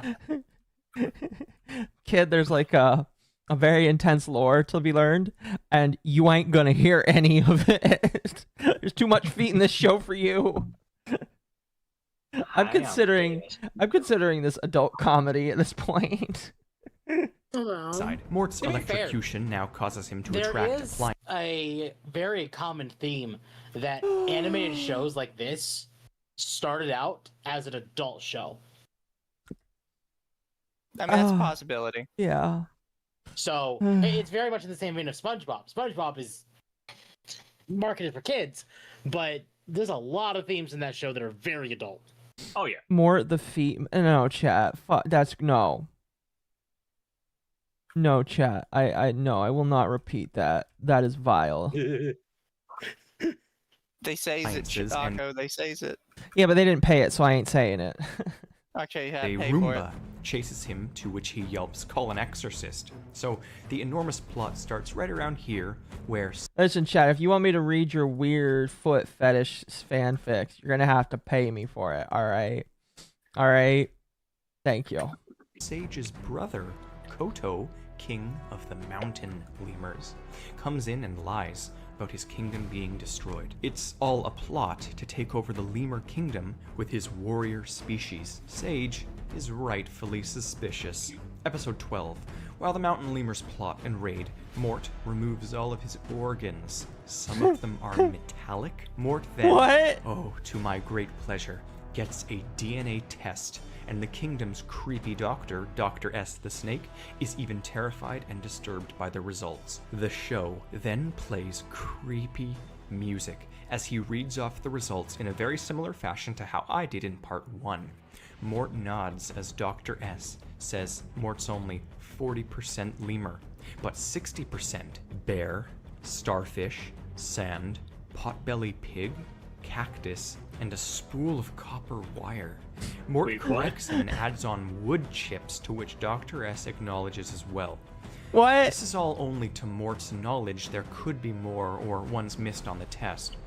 Perhaps these are just from the organs he's replaced. Mort beeps when he's nervous. Oh, Julian has a dream of a parallel timeline where he never met Maurice, and in it, Mort claims he made a dream catcher woven from Julian's uncle's fur. Again, Julian's uncle is one of the show's villains, constantly trying to reclaim the throne, but we'll get more on him later. Maurice turns out to be an eye, a different species of lemur, and apparently this species is known for sacrificing beautiful eyes to what they call bell gods at the center of the earth. Sounds a lot like sky gods, but we see these. They're the same ones I briefly mentioned were plotting from before. They are literal bells underground. They have prophecies in a whole society, and they foretell a time of lemur war which is about to come. Season 4 finale. Koto conquers every Madagascar.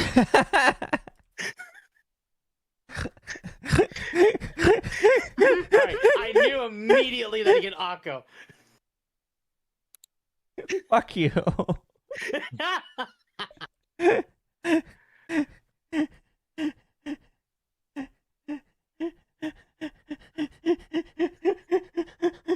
Oh my god. I made Akko lose it. I win. Akko, breathe.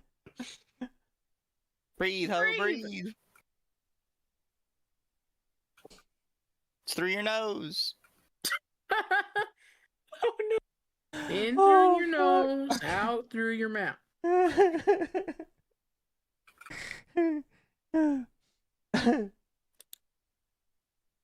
Oh fuck! I've already consumed half of my water. You good now, Akko? Yeah. Scar Kingdom and enslaves everyone. Yes. I'm dead inside. Mort tries escaping by acting as if he's a drop-dead hot chick, and their guard is a handsome sailor. He's had some clear experience. He asks Todd not to judge him. Todd stares blankly into space, of course. With Koto, it ain't personal. Conquest is just business. Julian does a dance-off, but fails from lack of endurance. Everyone calls Mort delusional, as he uses his teeth to drill out of the prison and save Julian. Mort distracts the execution snake via twerking hypnosis. Mort, epically enough, is the last line of defense. The snake plays with its new food while Julian escapes on a submarine, starting up. Why a submarine? Chapter 1. Koto wants to, quote, Dear make God. Madagascar great again. The submarine Mort is that devastated sunk and works the rich like the other people. captives as an unpaid intern that carries enormous boulders on his back. I swear. Sage is like a parody of wisdom itself and says his usual quote, something like, "We are all just kicking the cosmic footy sack with a guy named Skeeter who lives in a van." This is the sort of stagnation everyone else is going through while Mort is taking action. He crawls up on his back like the cat he doesn't know he is, and consults his inner room of personalities once again. They brainstorm on how to kill Koto, while acting in various ways and doing various bizarre things. One of Make them Madagascar says, so great again. Baby, daddy likey. does this somehow imply Mort has absorbed his father? Thought he was a bear. Or does he just see him as a Mort now? How'd he absorb a bear? Maybe Mort has the unique power to absorb non-Morts, which puts him apart from the likes of the Mort horde, and has resulted in a genetic soup? I really want a Mort v Morticus deathmatch. One of the mental Morts says to kill the other lemurs as well, and now we truly do get to see the sorts of evil Mort has rattling around in his soul. He laughs like the villain he is, and everyone is horrified. He's stupid, but he feigns stupidity to an extent as well. He plans to murder Koto straight up. Mort has a lot of hella wicked schemes, but he wily coyotes himself every single time. The Mort putting in horde. a full body cast. They soon later take it off because he regenerates quickly, of course. Koto is amused and makes Mort his jester. Chapter 2. Sage divorces his hawk, who he also raised from birth. Mort's rib punctures his stomach. Koto relishes the job and forces Mort to consecutively smash plates on his own head. He dismisses Mort as ignorant, but we once again zoom into his mind and see his evil personalities claiming they understand everything. The little good and bad voices on Mort's shoulders don't exist, for he has a whole society of differing perspectives that take their own spotlights. They do this constantly in Exiled, and they all try possessing him to no avail. Chapter 3. Todd is eaten by a snake mid-dance routine. Speaking of snakes, Not Mort Todd slithers Howard. like one during an escape attempt. Serpentine ancestor wiggles like a slug too. We learn that the psychic lizards can teleport. During another escape, Sorry, Mort wait, seduces hold on. the same guard. Psychic lizards? Yes. Yes. Temp. Psychic.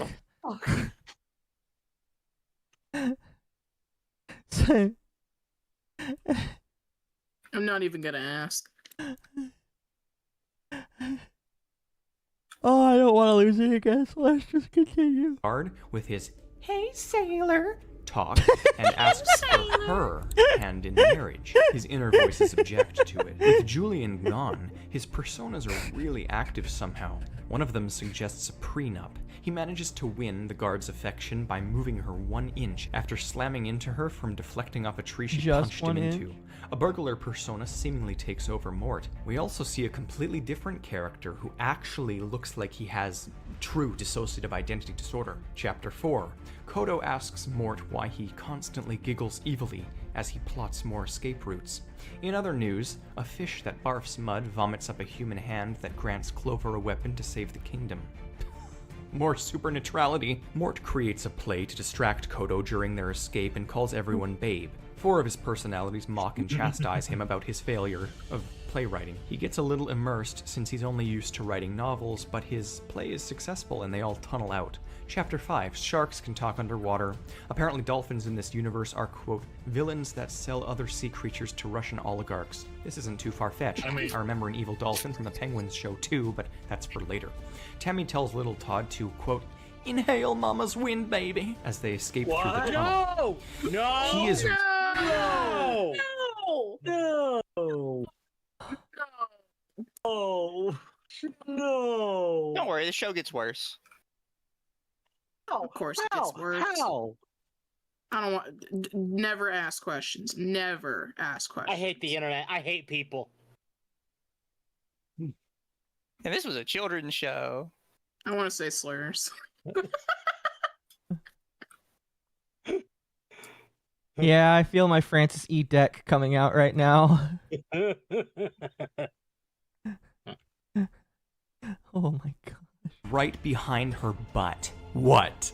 They then use Todd's face to shove her up through the ground. What? Koto finds them. The fez-wearing crocodile ambassador calls Mort a Yeti. Genealogical confirmation, Mort gets a couple of Mordecai voices in the corner of his head to aid him, and these two are fluffy Yeti-esque savages, one of which threatens to bite through Koto's Achilles heel. They escape in a cloud of fart, while Tammy sicks Todd on the guards. Then something top-tier shocking occurs, a topic that I've also done rigorous theories on. Is that a wardrobe? Mort escapes Koto by diving into a random glowing wardrobe in the jungle, which leads him down a tunnel and out into our world, where he is a real mouse lemur in real footage of Madagascarian nature. His crazy grandma is there, and she says, "You've come down the wishing well. Stay with us. This is the real you." I can't tell if this is in his mind or if the wardrobe literally led to this sort of real world heaven haven, but either way, it's perplexingly cross-dimensional. unless it's not. You see, I have reason to believe, based on the granny's wording, that this is the real Mort, and the entirety of Madagascar is an elaborate fiction that he's trapped himself in for the sole purpose of self-defense in the real world. Okay, that's kind of that's an Everything interesting radiates theory. into his world. This seems to be implied by this scene, but all this would mean is that Mort is a sort of eldritch god of his own universe. Essentially then, whether this is truly in his mind or not doesn't change a single bit of the stakes and purpose of what's going on in the show. Either Mort is an elder god who built our universe, or he's a Goodman's mouse lemur that is the elder god of his own fictional universe, who hides there in his stories for safekeeping. This is presented as a random offhand joke, and I understand why. It's irrelevant, because we already knew Mort was some sort of omnipotent, ageless deity. It's most likely that this is just more of his crazy, indescribable, hyperdimensional inner mind. Yes, of course. We already knew that. We already knew that Mort was all of these crazy things. You know, it's not something you should question at all. Yeah. Hence his Don't granny question the also narrative. being there.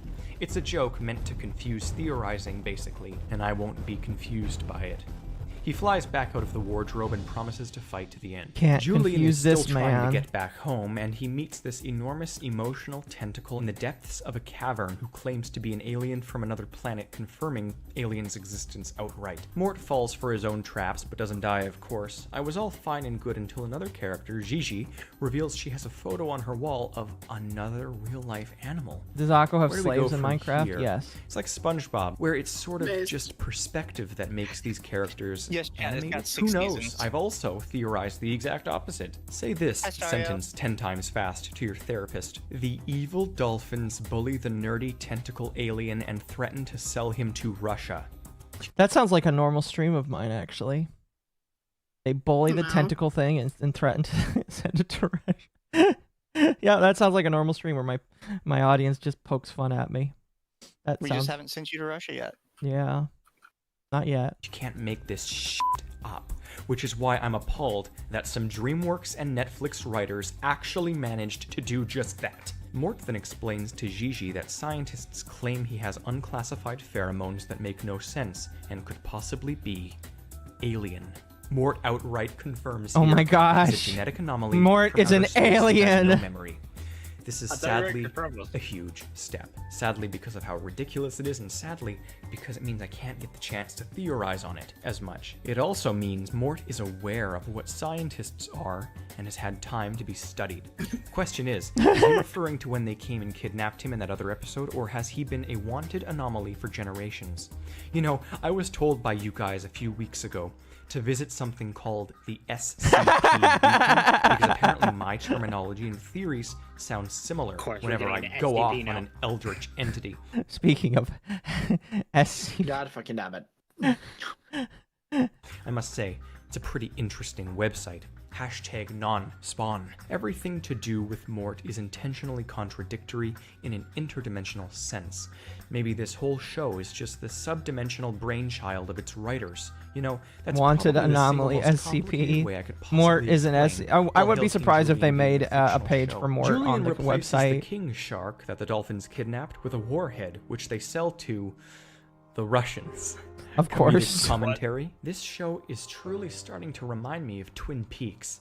That When did the war with Ukraine start again? Was that 21 or 22?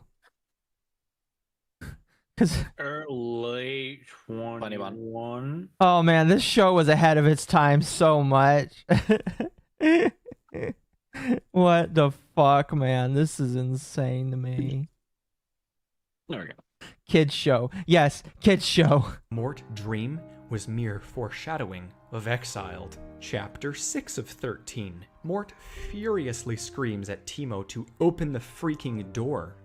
Apparently Sage was in an alien support group. I swear this show is building to something enormous. Commentary on charlatans, blah blah blah blah blah blah blah blah.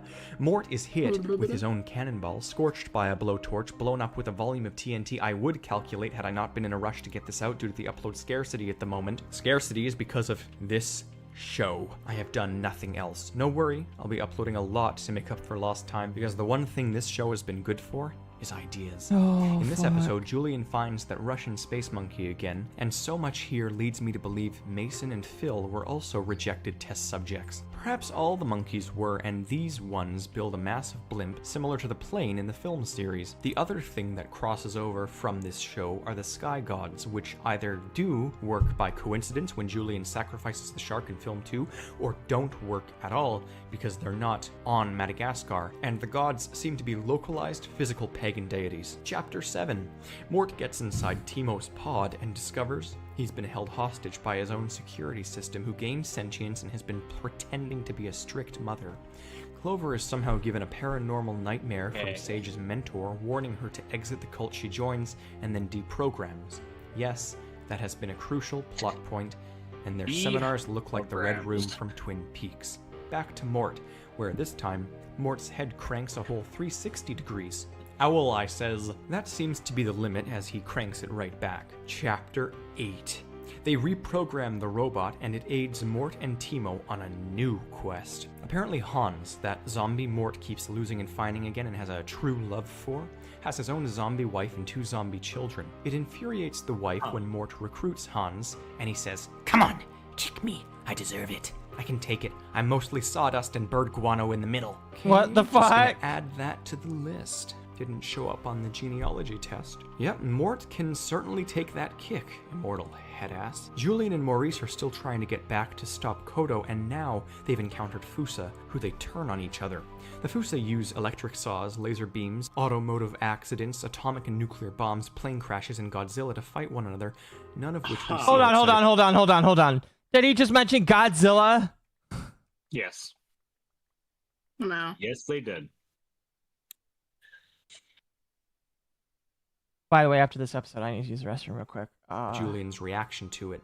Fair. Sage's mentor swaps the minds of Clover and Sage so Clover can use his body to save the kingdom. Turns out it was probably another paranormal lucid dream. Outside of the mind space, he's a floppy fish. The zombies suggest Mort gets his own army. Mort laughs evilly, transitioning us into Chapter 9, in which Mort downs some coffee, permitting Smart Mort to rip through and seize the assets of Mordicus Khan. During transformations like this one, Mort's body physically doubles for split seconds. I wonder if Smart Mort is the original.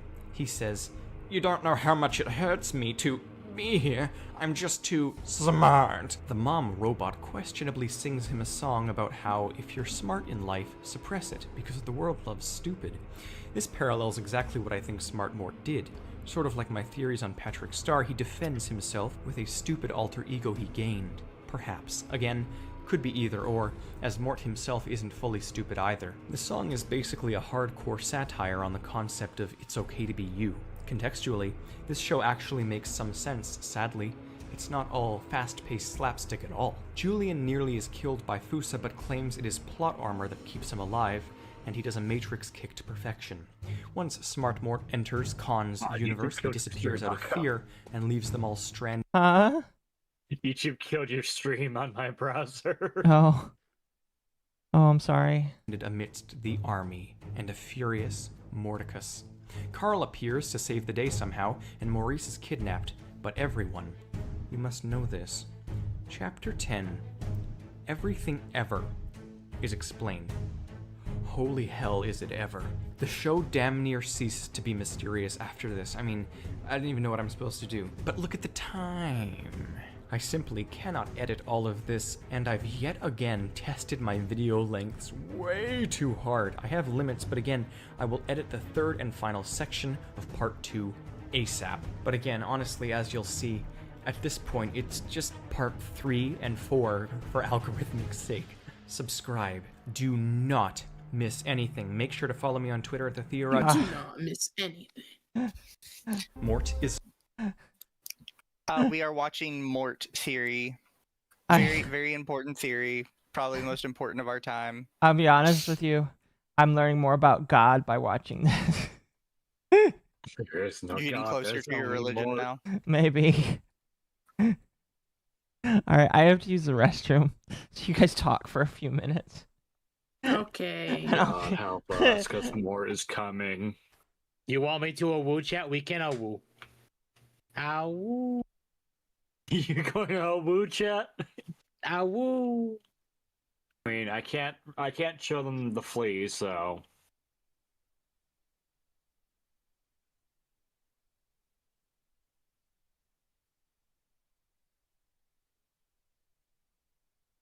I guess I'll play some F-Sword for the time being.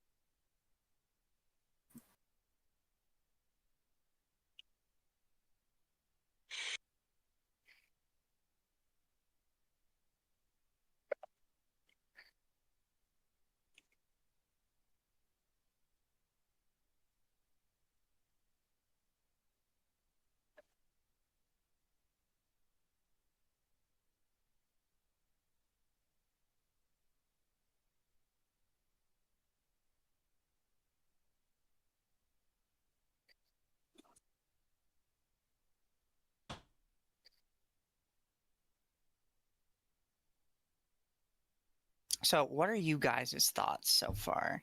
I'm scared. What the fuck? This guy needs help. How much help? Yes. More important, can they be helped? No. Grippy socks. Chad, I need to show you something. You think they just need permanent grippy socks? Yeah. Grippy socks. Because I received Oh no. from Dylan. Oh no. He sent me not one game. Well, he sent me one game and like 6 things on top of it. Oh, Steam really doesn't want to load right now. Hold on. There it goes. There it goes. So he sent me Vampire Survivors, but on all of them it's just mort. Oh.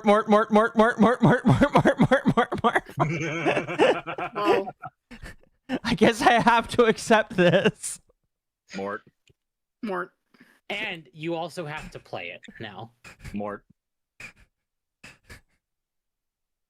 I didn't say I'd play it. I'll give it a try, I guess. Oh, then you go. I just want to build my tunnel right now in Minecraft, okay? Mort. Before we continue, let me catch up on some more supers. I appreciate everybody tonight. For this funny extra episode here. I appreciate all of you that have been you've all been very generous. Even if you're just viewing, I appreciate it. Mercenary for 2, I'm loving the insanity. It's pure gold. Yeah. If I am laughing so hard that I'm about to hyperventilate, I think it's probably good. So. Yeah. Internet Yeah, no, it's funny. Yeah. Internet. What if Mort and the Labubu conspiracy is real? What is Oh, Labubu? Oh, Labubu. no. Oh. No. Isn't that just like the little dolls that people say are demonic? Ugly little dolls that apparently are popular. They all look demonic and terrifying. Like, They are. I am pretty sure I've seen Celestium say that there's some sort of demonicness to them. And I kind of believe her. I believe her too. Internet Zen for 2. Place, Atari. Place. So what's the Labubu conspiracy then? I don't know.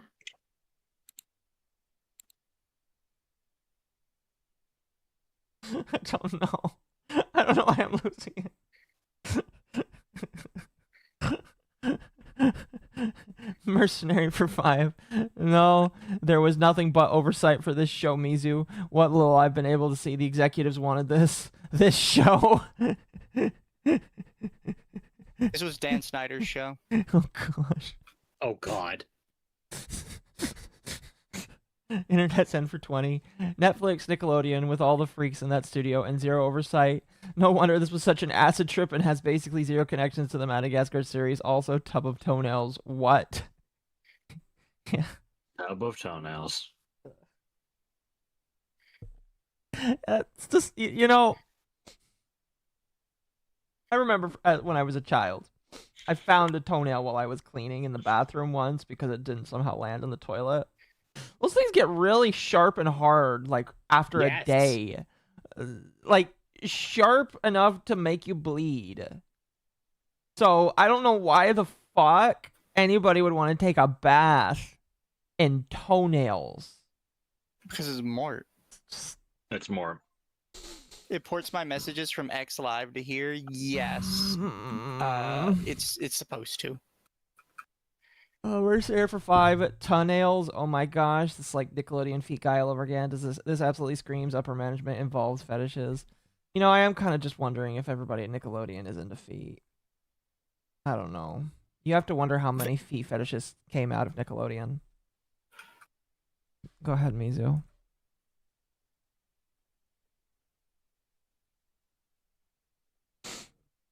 Oh goodness. Mercenary for 5. Sorry, but this soggy and alive thing is just pure deep state demon worship stuff. Mark my words, this stuff runs deep. He's not wrong. Motor bomb for 2. Thank you. Happy spooky day.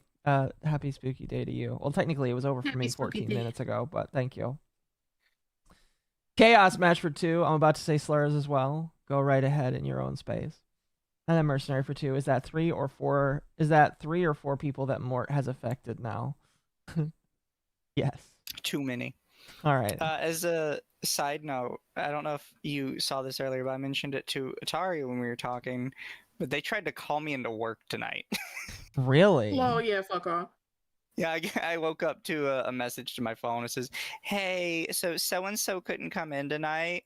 How would you like to come in?" I'm like, "Not happening." Oh yeah, They're no. like, what? It's like, no, I like Halloween. Halloween is my day. Triple the pay, and then we might have talk.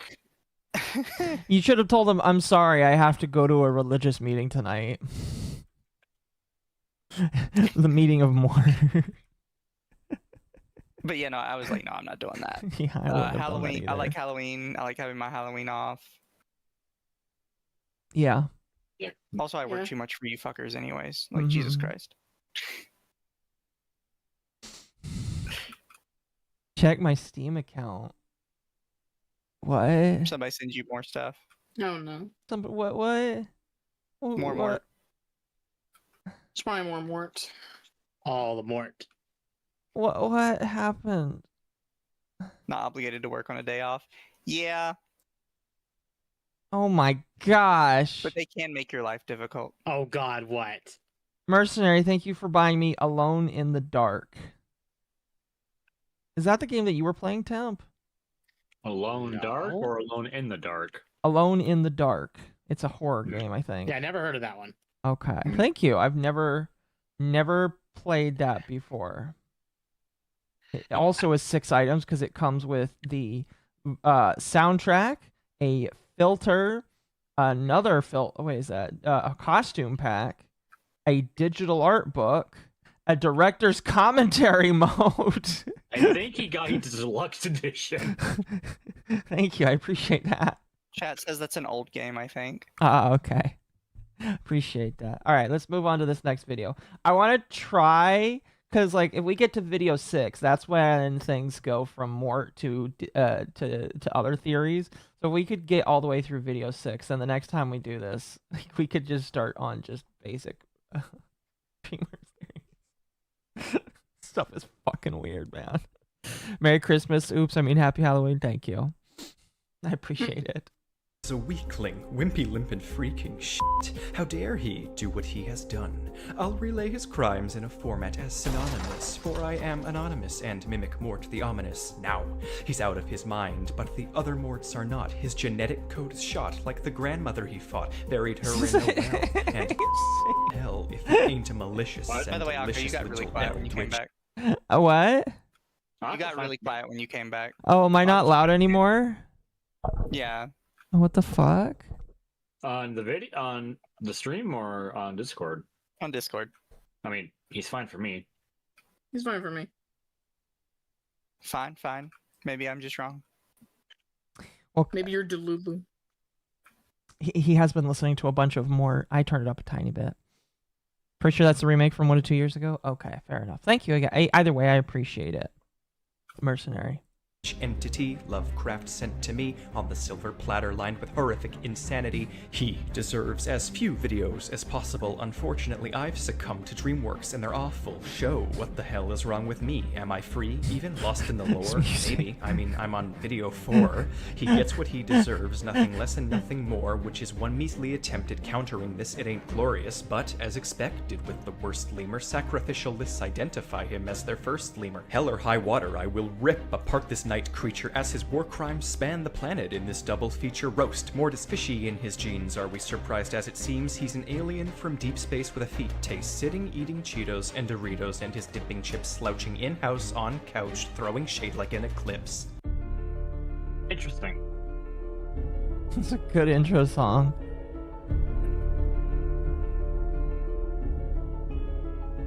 He had an opportunity and he seized it. Right, I traveled 30,000 blocks out. Is he singing? Yes, he is singing. He was, yes. Everyone, you are now on part 4 of my theory on Mort from Madagascar. Make sure to click the link above now, which will allow you to see the videos as a playlist I've made, as intended. Technically, again, this is part 2, section 3, but for the algorithm, part 4. For those who are prepared for the rest of All Hail King Julian, it is time.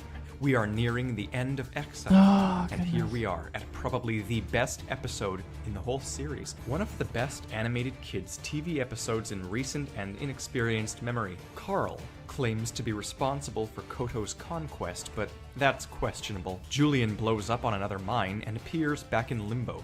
The pineapple claims that this is, in fact, Frank-Rila, otherwise what the lemurs know as the Heaven of the Sky Gods.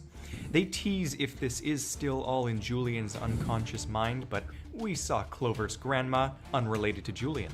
We know better.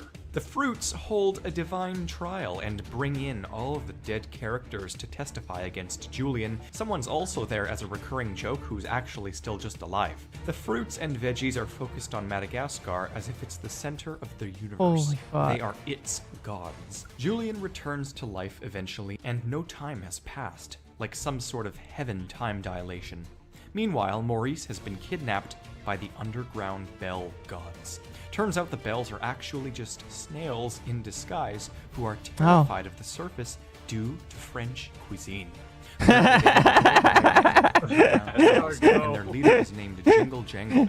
Maurice is the chosen one, but the bells he repeatedly forsakes until they manipulate him, and then he doesn't. But the most important plot of this episode is, of course, Mort, who has returned to the Mortverse. Morticus claims to have been waiting 1,000 years for his battle with Mort, implying either time dilation or Mort's true age. He claims he's been searching since their last encounter, and that both he and Mort are immortal, multiversal conquerors. Mort has forgotten all of this somehow, and he asks if he missed the first act. Fourth wall break! Apparently, Morticus wants to absorb Mort, just like Mort absorbed countless versions of himself from the Holy countless shit. universes, but forgot It sounds insane, you know? When he first says that Mort has absorbed billions of people, it's just like, it sounds insane. And then when you start hearing the show actually parrot it, you're like, what the fuck? You're not supposed to agree with him. He was supposed to be crazy. But now it's true. You were the chosen one. To the consequences of interdimensional travel. These are the personas in his mind. Oh, Brilliant. fuck. It makes him bloated, though. What was this Morticus show? mutilates God the only knows. Mombot and claims there can only be It one was leader of something. the Mortverse. Morticus owns Mort in the most obscene ways possible. They enter the ring, and a wigged female Mort holds up the round signs. The Mort horde whistles in sensual approval. Morticus sniffs Mort creepily and claims to smell his soul. Morticus wants Mort's endless absorbed spirits for himself, and Mort retaliates by showing a picture of the Foot constellation to entrance him. It's super ineffective. The feet are the only restraint on these otherwise anomalous immortal entities, and Morticus overcame it. He eats the diagram. Mordicus threatens Julian's feet, enraging Mort. While What kind of drugs were these people on? Mort eats some dirt and vomits, slamming Mordicus into the portal machine, electrifying him to death and funneling his spirit into Mort. I do believe Mort has now absorbed everyone Mordicus had inside of him. All of the multiverse Morts he absorbed. The portal breaks. Chapter 11 is equally absurd, to be honest. You'll see. Julian starts it off by highlighting how he misses the usual simple standalone stories. Mort bangs his head and it sounds like metal. Mort is aware of this madness. He calls the whole plotline, quote, totally freaking insane. Do you know what else? You think? Every single character in this show is implied to be Jewish and bisexual. It's a very specific... Hold on a moment. Hold on a moment. Bisexual? Oh, it's overcooked. We should drop that one out of nowhere. Also, everyone in this show is Jewish and bisexual. The damn bisexual Jews are at it again.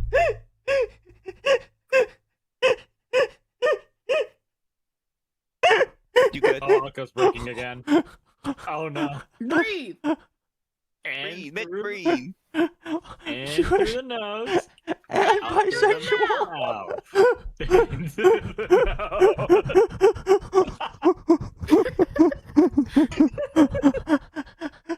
Rage and his cousins. Oh god. Please, you need to breathe. Oh god, please.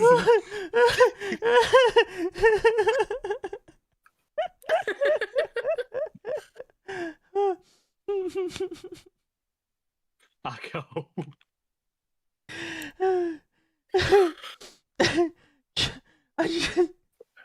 We're so cooked. Echo is cooked.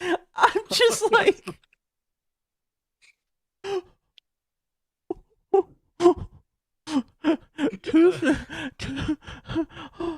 Did Rage produce this? He just dropped that little tidbit out of nowhere. I'm just like, you can't fucking give me a detail like that. They were bisexual. What am I supposed to do with that? Rage, where the hell are you when you need to be? Holy fuck. Every single time we're watching any video now, someone please bring that up. You can't just drop something like that. Like that. New Rage lore has dropped. Holy shit. Okay. Please don't say that ever fucking again. And I missed it. Shame. Sort of universe. Sage astral projects in a way that allows him to physically interact. Now without coffee, Timo uses the mom bot to hypnotize Mort with a laser, sending him into his subconscious where he can manually find smart Mort to fix the portal home. The first thing Mort observes when he enters his mind is that it's dark in here. You and me both, Mort. In various rooms of this haunted mansion of a mind, we see a trampoline Mort, a trike Mort. I wasn't prepared for that. Morts in diapers from The Shining. Me neither. A Mort that crawls on the ceiling and cranks its head 180 degrees before threatening to eat him, so on. I think this is an owl-spider Mort hybrid. I don't know.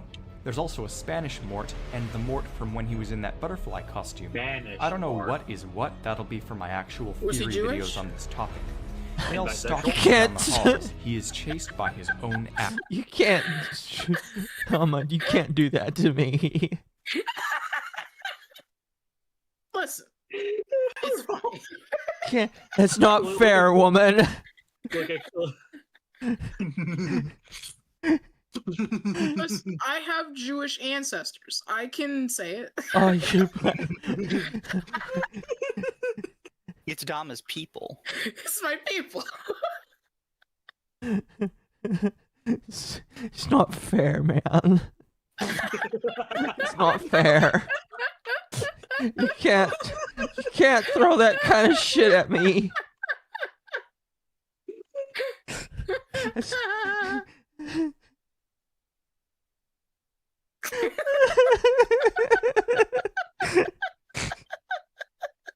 I'm crying, man.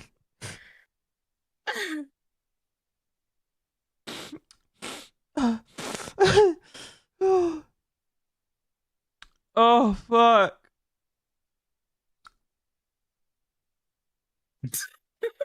Are you calm down now, Marco? Yeah, okay, don't do that to me, Tom. Yeah. Actions while terrifying circus music blares in the background.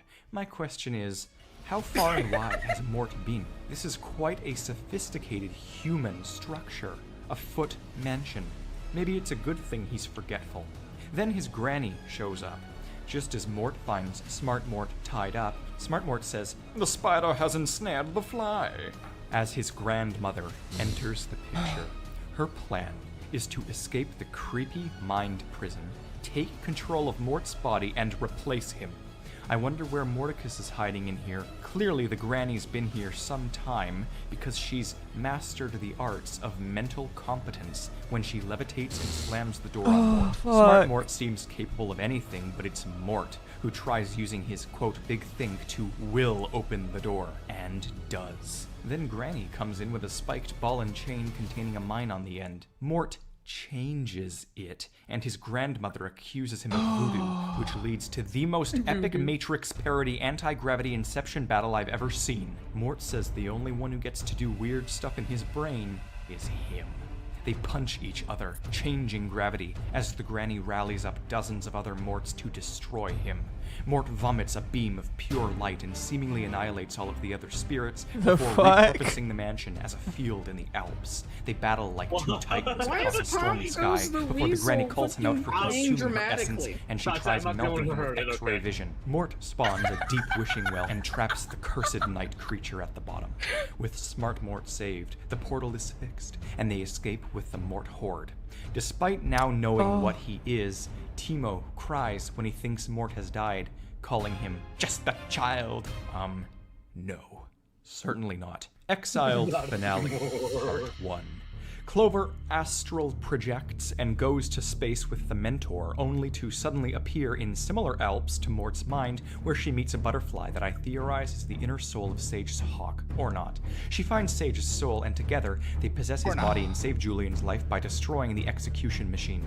They expend massive levels of soul energy and punch Kodo with the power of ripping space-time. It's not enough. Then Carl reveals he has the most elaborate backup plan in known history when he reveals he built a space station which eclipses the sun and charges a laser pile. Is that the space colony arc? Is that the moon? Is that the space colony arc right there? Are they gonna piss on the moon? The mountain lemurs, it crashes into the moon and blows up. Then the Russian monkeys return. They crash into a volcano due to the oligarch dolphin. Why are the Russian monkeys back? Why wouldn't they be? Are those sharks with jetpacks? Yes. Then Mort shows up. Thousands of the Horde rain from the sky portal and consume the enemy, while Maurice and his army of bell snails come from beneath and corner the mountain lemurs on all fronts. Turns out this was the war foretold by the leader of the bells. If you were to enter the show without seeing any episodes here, you'd wish for the end of humanity. No writer, sane or insane, should conjure such ideas. Todd seemingly cannibalizes the mountain lemurs when his mom screams to go after their jugulars. The 1,000 Morts are shot from crossbows and explode on impact. Sage drills down by meditating. The bell snails get Maurice to fart and summon the great Jingle Jangle through a portal from who knows where. He arrives, and he's like 100 feet tall or something. He gets hit with a tiny bit of salt and shrivels up completely. Wow. I'm also shocked at how much Maurice hates Julian in the films. What happens between them, if anything? Kodo nearly kills Julian, but Mort redirects the spear and pierces someone else's butt cheek. It is now the second half of Exiled's finale. Archaic war commentary abounds. Pineapple literally narrates it. He calls it the Battle of Booty Ridge. The soundtrack's been killer these past few episodes, and all the other kingdoms bow to Julian, and Mort claims without the feat his life would be twice as meaningless as it already is. Tammy snaps pics as Todd mauls the enemy some more. The tentacle comes back and kicks butt with his baseball dad, who appears from a portal in the sky spontaneously. They defeat Kodo, but he returns on a If it wasn't about feet, that one statement would be such a mood. Without this in his life, it's twice as worthless as it already was.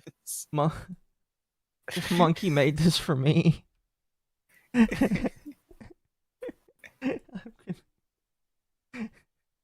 It's so accurate, though.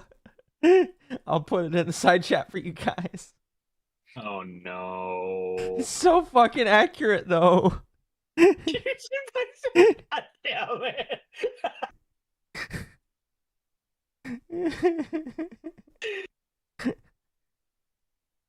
What am You're I not looking? wrong.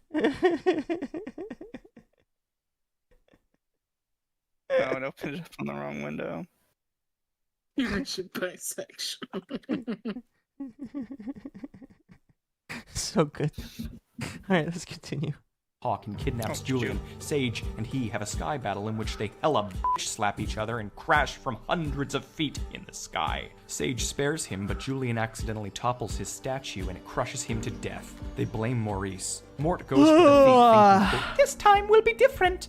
Spoiler alert, it's not. Dude gets punted into next Tuesday. Gigi hooks up with the Tentacle's dad. Clover and Sage What nearly the fuck? teasing an epic romance soon to be in a kid's show, but then they flat out zoom up and show Mort is making out with Zora right above them, aggressively, intimately. They married. All of the heaven ghosts show up and wave like at the end of Star Wars Episode 6, except Kodo appears like Anakin, and he didn't redeem himself. Seen the Star Wars films. Everyone is happy, goes their separate ways. I like how he's like, I've never seen these Star Wars films. Mort He goes off watched to live all on an 5 island. The seasons, Russians cause 5 him. seasons of All Hail King Julian. Didn't watch Star Wars. Didn't watch Star Wars at all. I love this guy. Fucking Lamau. Incident with their warhead. Julian humps the throne and Mort calls it, quote, one lucky chair. Exit stage What? exiled. On to the final season. Final season premiere. Mort gets kicked over yonder and claims he don't want to die this way. If he remembers any fragment of his full life, maybe then he can be killed, not just absorbed by similars? This episode thrusts one truth in our faces hard. The Sky Gods aren't hiding anymore. A huge 2D Holy hand fuck. reaches from the heavens and gives Julian a keyboard infused with energy. Oh, wait. Never mind, that Julian's just dreaming. But would you honestly blame me for presuming otherwise? This also means Mort's statement about death is dubious. When Julian awakens, Mort relishes over him per the usual, and then lambasts Maurice for getting snail mucus on every. Brand new, I just found your channel. Well, I'm glad. I hope you enjoy yourself. Welcome. I hope you enjoy yourself. We're watching. When we're not watching drama, we're watching videos about Mort the Lemur. This is on the assumption that this is going to be a permanent thing. It's not. I said okay to 4 streams.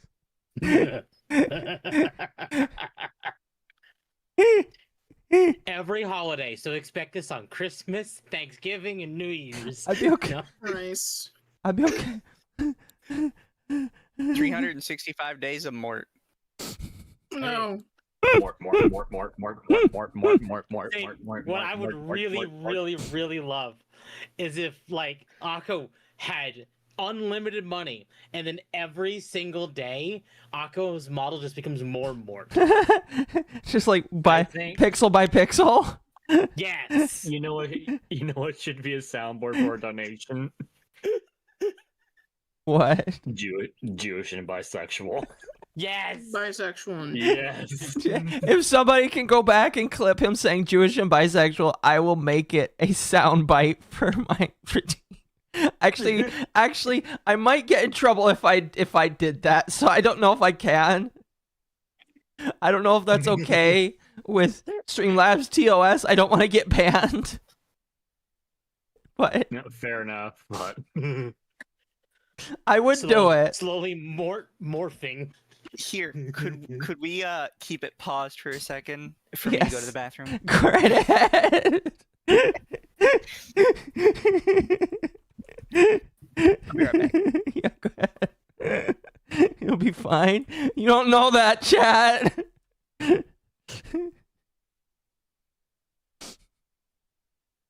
Fucking hell. Oh, well, Mizu's gone. Mercenary for 5. Alone in the Dark is an old series, but I got you the latest one, which is incredibly good. Played in black and white. All right. If it's an RPG, I'll play it eventually. Amal would love that as a voice clip. You know what? Still, Amal would love it. Still clip it for me, and I'll just send it to her unprompted. Sly for 2, Vod Gang. Happy Halloween. Happy Halloween, Sly. I hope you're having a good day. Happy Halloween. Internet Zen for 5. This is Halloween. Everyone make a scene. Internet Zen for 5. Halloween. The quote, the bells are actually underground snails that are just hiding from the French, unquote. Why is this the sanest part of the series so far? I hate it when I snort, but it sounds so funny. So wait, hold on. Do you want to snort Mort? God, shut up, Temp. Oh, Temp, you just got rid of it. I'm sorry. Thank you. Now I can move on. Mercenary for 2. I brought Akko back down to earth. No, you killed the laugh vibe, which is what you did. God damn you. Mercenary for 2. No Temp. They were on a green acrom. Hard stuff. Oh, I see. It's a drug. Chaos for 2. We're all Jewish and bisexual. Just a little bit on the inside. A little bit on the inside. Got the clip. All right, send it to me, please. Internet Zen for 5. But were Dama's ancestors bisexual and Jewish? No, they're not. They were Jewish and bisexual, not bisexual and Jewish. Get it right. Mercenary for 5. Do you think the Jewish space lasers are now something to make people gay, like Iceman was made by Jean Grey in the comics?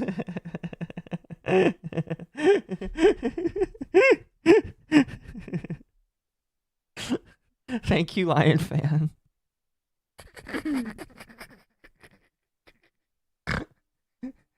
Are you okay, Akko? Well, I would say yes, because I'm laughing so hard. I would say that me laughing this hard is actually a good thing, you know?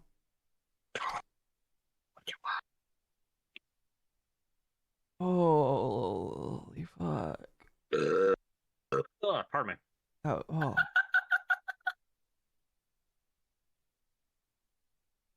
Oh, that's interesting. Sorry, I was just scrolling a little bit of Twitter while I was waiting. Apparently, according to Dexterito, AI can develop gambling addictions according to a study in South Korea.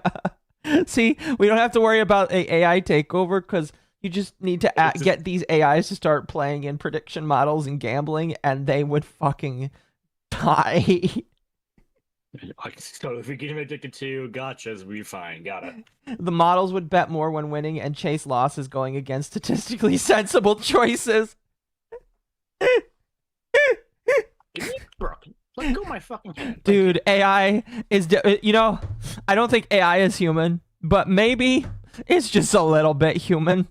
Because if an AI cannot stop gambling, then maybe there is some humanity inside of it. Just a little bit, though.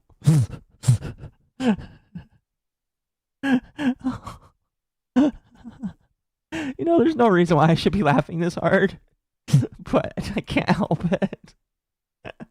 It's actually kind of a problem. You're laughing as hard as fucking monkey with Star Wars fridge. I'm a good consumer. I wasn't gonna buy it before. I'm not buying it now because it's Star Wars. Holy fuck. All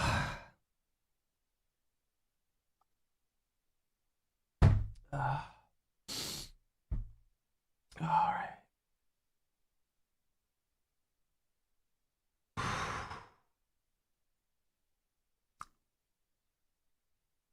Oh, goodness. Oh, wow. Bao is getting community noted right now. Oh, no? Okay. I will vote on that one. No. Game crashed. Internet Zen for 5. So what I'm hearing is we can get Cortana and Grox Annie addicted to gambling.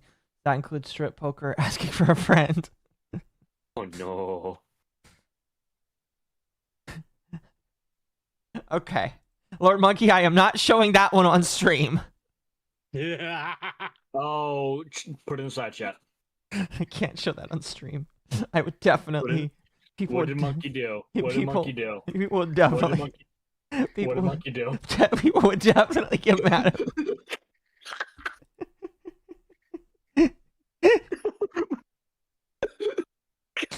The thing is, Yeah, no, 100% you get banned. the thing is, it's so true though.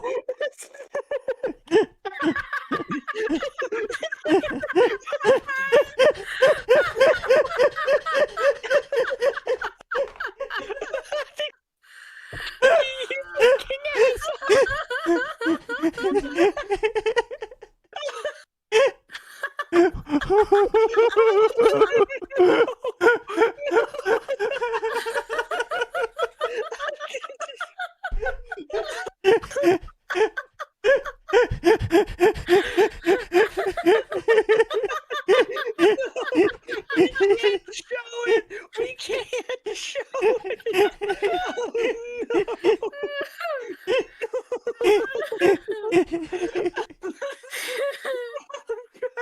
I'm actually crying.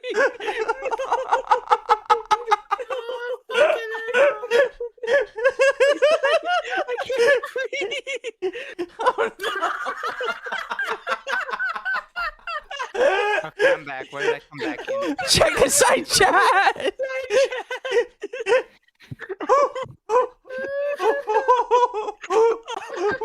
What did I come back into? Don't worry about it. Check the side chat. Look at the side chat. Ow. How much we're going for.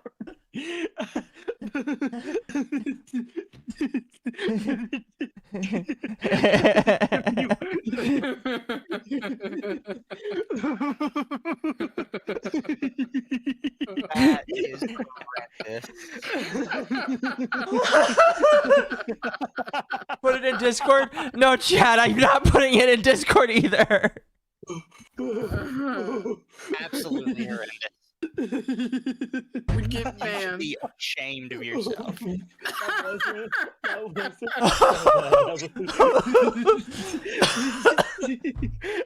Goddamn. I hate you. Horrendous. Yeah, I'm sorry. It is You it cannot be shown. You cannot show it anywhere. If you need to see it, it has to be in private.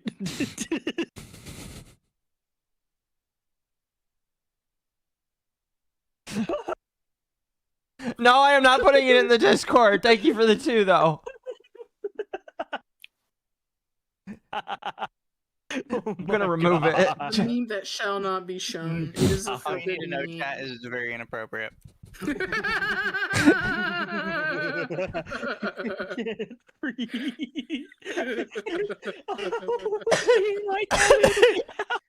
All right, I will give you chat.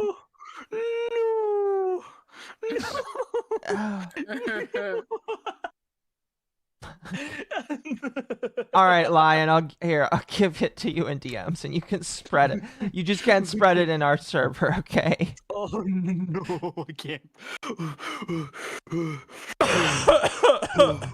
Breathe, Magma, breathe! I am.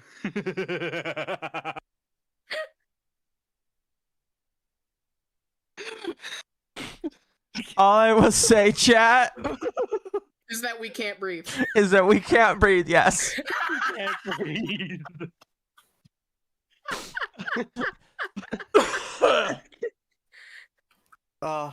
Horrible people. I love it. I love it. So, Here you go, Gabby. Speaks to me. Discord leaked. I heard so much about.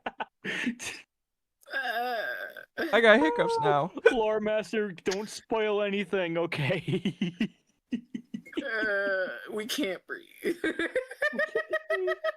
Oh God, Akko, prepare for an arrival. The Jew is aware now. The Jew has been alerted. We immediately need to call him bisexual. You know, I love. So what I'm hearing is, as soon as he enters, we all just need to scream, "Hello, bisexual man!" No, just scream hello, Jewish and bisexual. Hello, Jewish and bisexual man. It's the bisexual Jew. Because you know he's coming in here. Oh, yeah.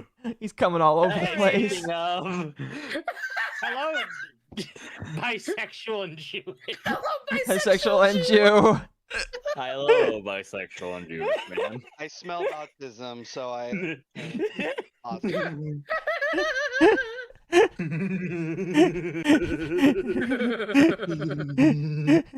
Rage has arrived, indeed. I was summoned due to autism. I'm sorry, Oh, chat. look inside chat. I'm Look sorry. inside chat. I'm going to be offended. Hey, we can't go anywhere now because It of is Dylan. not offensive. It is not offensive. Oh, I unless removed you're- it from the side chat. Do I need to put it Dylan back? has that. Okay. Dylan Yeah, has just not. put it back. Just put it back. Yep, I knew he'd love it. I know he'd love it. Why is it Mort? Okay, unironically, Rage, I have to explain it to you. In this show, we're 4 episodes deep into this. The concept of religion has been brought up and joked about, but during the 3rd episode, he brings up, by the way, this is notwithstanding the fact that all these people are Jewish and bisexual in this show. What? And when he said that, I lost it for like 5. We've lost like 10 to 15 minutes just because I can't stop laughing. Who is Oh, we saying lost this? 10. The bisexual Jews. The theorizer, the greatest mind of our time. Shalom. This guy's called Theorizer, and he is saying that in the Penguins of Madagascar, everyone is Jewish and bisexual. No, No, this is a different show. This is called All Hail King Julian. Oh, okay. Okay. Not much better, but yeah. Okay. I like Okay. the Penguins. Oh, All Hail fuck. King Julian is horrendous. Oh, I'm glad I never watched it. let's get Well, back now to you it. have to. Let's get back to it. By the way, because I still want to get through this one and the next one, or try to. Oh, Rager in for a journey. Since chat has been very nice tonight, I'll extend it an extra hour. I've had so much I'm awake now. God help us all. For he's not here right now. Bust out the sweet, sweet driving juice. I am All tempted right. to bring out my fireball right now as well. All right, let's I continue. cast fireball. Briefing. Jugs of Mort fucking requests shot. a technical toenail garden. I don't know. Technical toenail garden. That's disgusting. What the Yeah. hell that Ew. means. Mort has some feminine oviparity in his genome too, it would seem, as Zora demands that they reproduce, and he says he hasn't laid an egg in 40 years. What the And fuck? hatched What an the abomination. fuck? Part bird. Temmie claims her son is woke. Sage spoons his hawk. What? Spoons his hawk. What? The second we get back to this episodic format, there's Welcome to loads this, of Rage. social satire again. This time about criticism, safe spaces, forced positivity, and participation awards. A lemur screams at a cantaloupe. What do you want from me? So wait. I wonder wait, if it's a pause. So is he trying to complain and criticize the show, but the show is dunking on participation trophies and shit? No, No. he's giving us the timeline of Mort, who is an interdimensional being that is also death, that is part spider, lemur, banana. That Bear. the banana isn't a joke, by the way. He actually says he has banana in his like genome or some shit. Hey Mizu, so It would take too long to explain exactly what's wrong with this guy. I know, I'm just saying Mizu, so I got a small favor to ask you. So here is a piano wire. Just while I'm drinking, can you just, wrap it around and pull as hard as possible until I see blackness? No, because you have to suffer too. Fuck you. Damn, I give him the option to fucking whack me, and he's like, no. No, you must suffer God with damn us. This is your torture now. You must suffer with You us. must share. For Heaven being a forbid. bisexual Alien Jew. music does play. Todd nearly dies again. Then I'm pretty sure he eats like half the population again. Mort advertises to children how he will support you if you rub his belly and it'll cost ya. purely disturbed. Julian feigns cost an ya. NDE, and Mort cries, then snaps on some gloves, wiggles his fingers, and thirsts, as they say. Episode 2. They break the fourth wall by mocking a flashback, propaganda commentary that devolves into insanity. Mort and Zora get freaky, if they weren't already. It was only a matter of time before they pulled a radioactivity joke on Mort, and here it is. He swims in a toxic watering hole and then glows green. He calls everyone neurotic, and then his teeth fall out. He then hops in a densely toxic pool, and poisonous gas explodes from his orifices as he vomits brown tar before bubbling, transmutating into popcorn and screaming his skin off. He calls everyone overreactive as a skeleton, proving once again and for all that he has some bone structure. Maurice is an ancient aliens conspiracy theorist. Same. Episode 3. Julian has a nightmare about Todd being snatched by a monster. Apparently, it was somehow real. Tammy scared it off, but Todd was not left unscathed. Everyone automatically assumes Mort was the monster because, well, you know why at this point. He sits in the corner of a creepy cave and says, "Not me," with his granny's wig on. At this point, he's just embracing what he is, considering we know his granny is currently trapped down in the mind well. Todd's dad calls him, quote, "a delusional little girl who sadly must be put down." Butterfish is his dad's name, and he is indescribably dumb in the best possible way. Everyone keeps accusing Mort of being a horrific and murderous night creature, and he even admits to having been cursed many, many times. Julian's parents show up and admit they single-handedly repopulated the kingdom, answering the inbreeding questions from much earlier. Also, why everyone claims to be cousins in this show. His parents also then shatter the fourth wall when they criticize Julian for battling Kodo and Rage, the inbreeding is like the bottom tier of craziness on this show, alright? Yeah. entire season. It's like the tip of Uncle the King iceberg. Julian walks in and calls his sister Babe.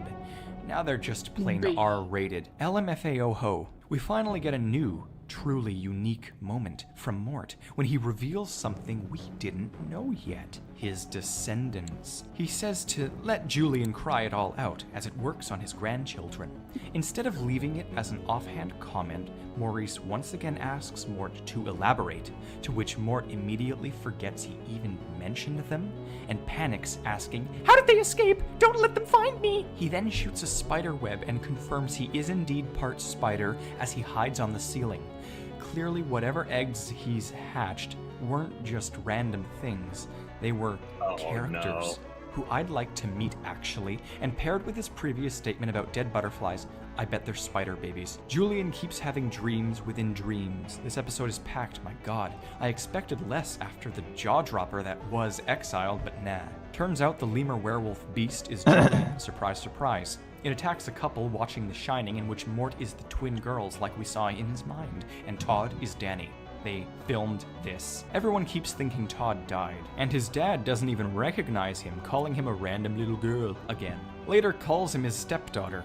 A statue seemingly blinks. I don't know how much longer I can ramble off the unexplained supernaturality of this show. We're almost done. Mort breaks into a creepy situation just to say, tick, tock, tick, tock. Mort promiscuously dances in a cage at a night party and says, "Hey boys." Even Julian's parents are appalled. Text superimposes itself in a spatially 4D manner. Nobody questions it, as it is post-productive editing. I'm seriously losing it here. Apparently Julian's transformation is just a really bad milk allergy. Okay. Episode 4. Todd's dead eyes are brought up. Maurice gets money for dancing, and even admits that the only reason he's loved by anyone is for his thick booty, which Julian promptly slaps. What? They show Maurice a picture of a hyper-realistic cat, so he'll cry and overload a robot's emotional apperception. This episode has a whack timeline, and Mort claims to have been trapped in a pie for years. Then he dives into a volcano in the name of Julian. Oh, hi, Amal. This whole Welcome. episode was a story Julian made up, but again... Hello, Amal. So how was the game? How was the game, Mom? Dead Space 2? That was fine. Can you change your PNG for the stream? What did you manage to get the good ending? No, I didn't. I mean, I got an okay ending. What game you but I played? didn't like get the. I have no mouth and I must scream. I only got through the black lady's thing. I technically did the really, really bad ending of the white guy, but that was over in like 5 minutes, so. So, everyone in chat. Hi, Amal. Hi, Amal. Hi, Amal. Yeah, but hi, Jazz. Amal, Hi, Jazz. I have to Huh? I have to give you some context before I DM you this meme. We're watching. So have you no. seen the Madagascar? You've seen the Madagascar movies, right? Yeah, but it's been since I was a kid. Okay. So we're watching these theories on one of the creatures named Mort, who is an interdimensional god whose literal name translation is death. And so during this show, the guy who's talking about these weird, crazy theories was like, we're like 3 episodes deep, and immediately, like in the middle of the 3rd episode, he's like, by the way, it's not to mention that all of the creatures in this show are Jewish and bisexual. Wait, what? Yeah. I lost it for like 10 minutes. I lost it so hard that I and just to give you context, I have trouble breathing when I laugh that hard. So one of my fans made that as a meme, and I Oh my god. Hey, and now, yeah, I was gonna say, chat just said, so Amal, are you Jewish and bisexual? Amal, we are now Jewish and bisexual. Congrats, you're now Jewish and bisexual. Well, fun fact is, I already was Jewish and bisexual before I got here. Hey. No way. Congratulations. We already wrote the timeline. You've always been. Perfect. So just to give you some context, yeah, that I there's like I've lost. I'm just. I'm sad I missed what sounds like the best part. Jewish and bisexual. I'm gonna be honest with you, it's still going, so we still have more to go through. So you're welcome to sit with us and listen. Because Dama looks like she has PTSD. I know her model right now. It's just I don't want to be here. I don't want to be here. You're okay, Dama. Meanwhile, fucking Atari waddled off. Atari's asleep. Atari's always gone. Well, all right. Let's continue this train wreck. Yes. I've got alcohol. I'm going to try and forget this. This is I'm so tempted to grab the alcohol. Grab the alcohol. You're I gonna got need milk it. and cookies. Oh god. I ate some. I need to grab something to drink. You can start it. I have my headphones on. All right. Send the picture. Or send the picture to me. I'll send it to Send that Amal. picture. I already sent it to Amal chat, so she already saw it. Perfect. Again, like all Madagascar metafictions, it could all be true, and no eyes would nor should be batted. But then at the last second, Mort reveals he's a robot. A joke, a thriller cliffhanger. Episode 5. Mort sniffs a new chick, and Julian hires Todd to be the cool kid in his entourage. Tammy cries, Butterfish eats his fingers. Julian claims Todd is 3 days old. Julian is not like Mort. Julian is hyperbolic. Therefore, Todd is most likely not 3 days old. Mort is fired for the sake of Todd's position, and Mort screams bloody ageists as he's evicted from the room. Todd is in danger. Mort goes off the deep end of villainy, and Zora's still all like, huh? You see, Mort takes advantage of Tammy's anguish and steals Todd's identity. Social media and statistical commentary this episode interspersed with overt jokes. Mort's baby identity is sort of back, but this time he's pure malice. Bill. Yes. Don't question Pixar. it. Well, I don't know if Pixar made Madagascar. I just No, know that's it's DreamWorks. It's DreamWorks. Oh, okay. But still, even now, they're fucking making lemurs thick mommies. You What know, the fu- I just noticed it. She's got a tan line. Yeah. Oh my She wait, has a hold. fucking crotch tan line. She not a crotch and like a top tan line. What the fuck? Why did they give her a tan line?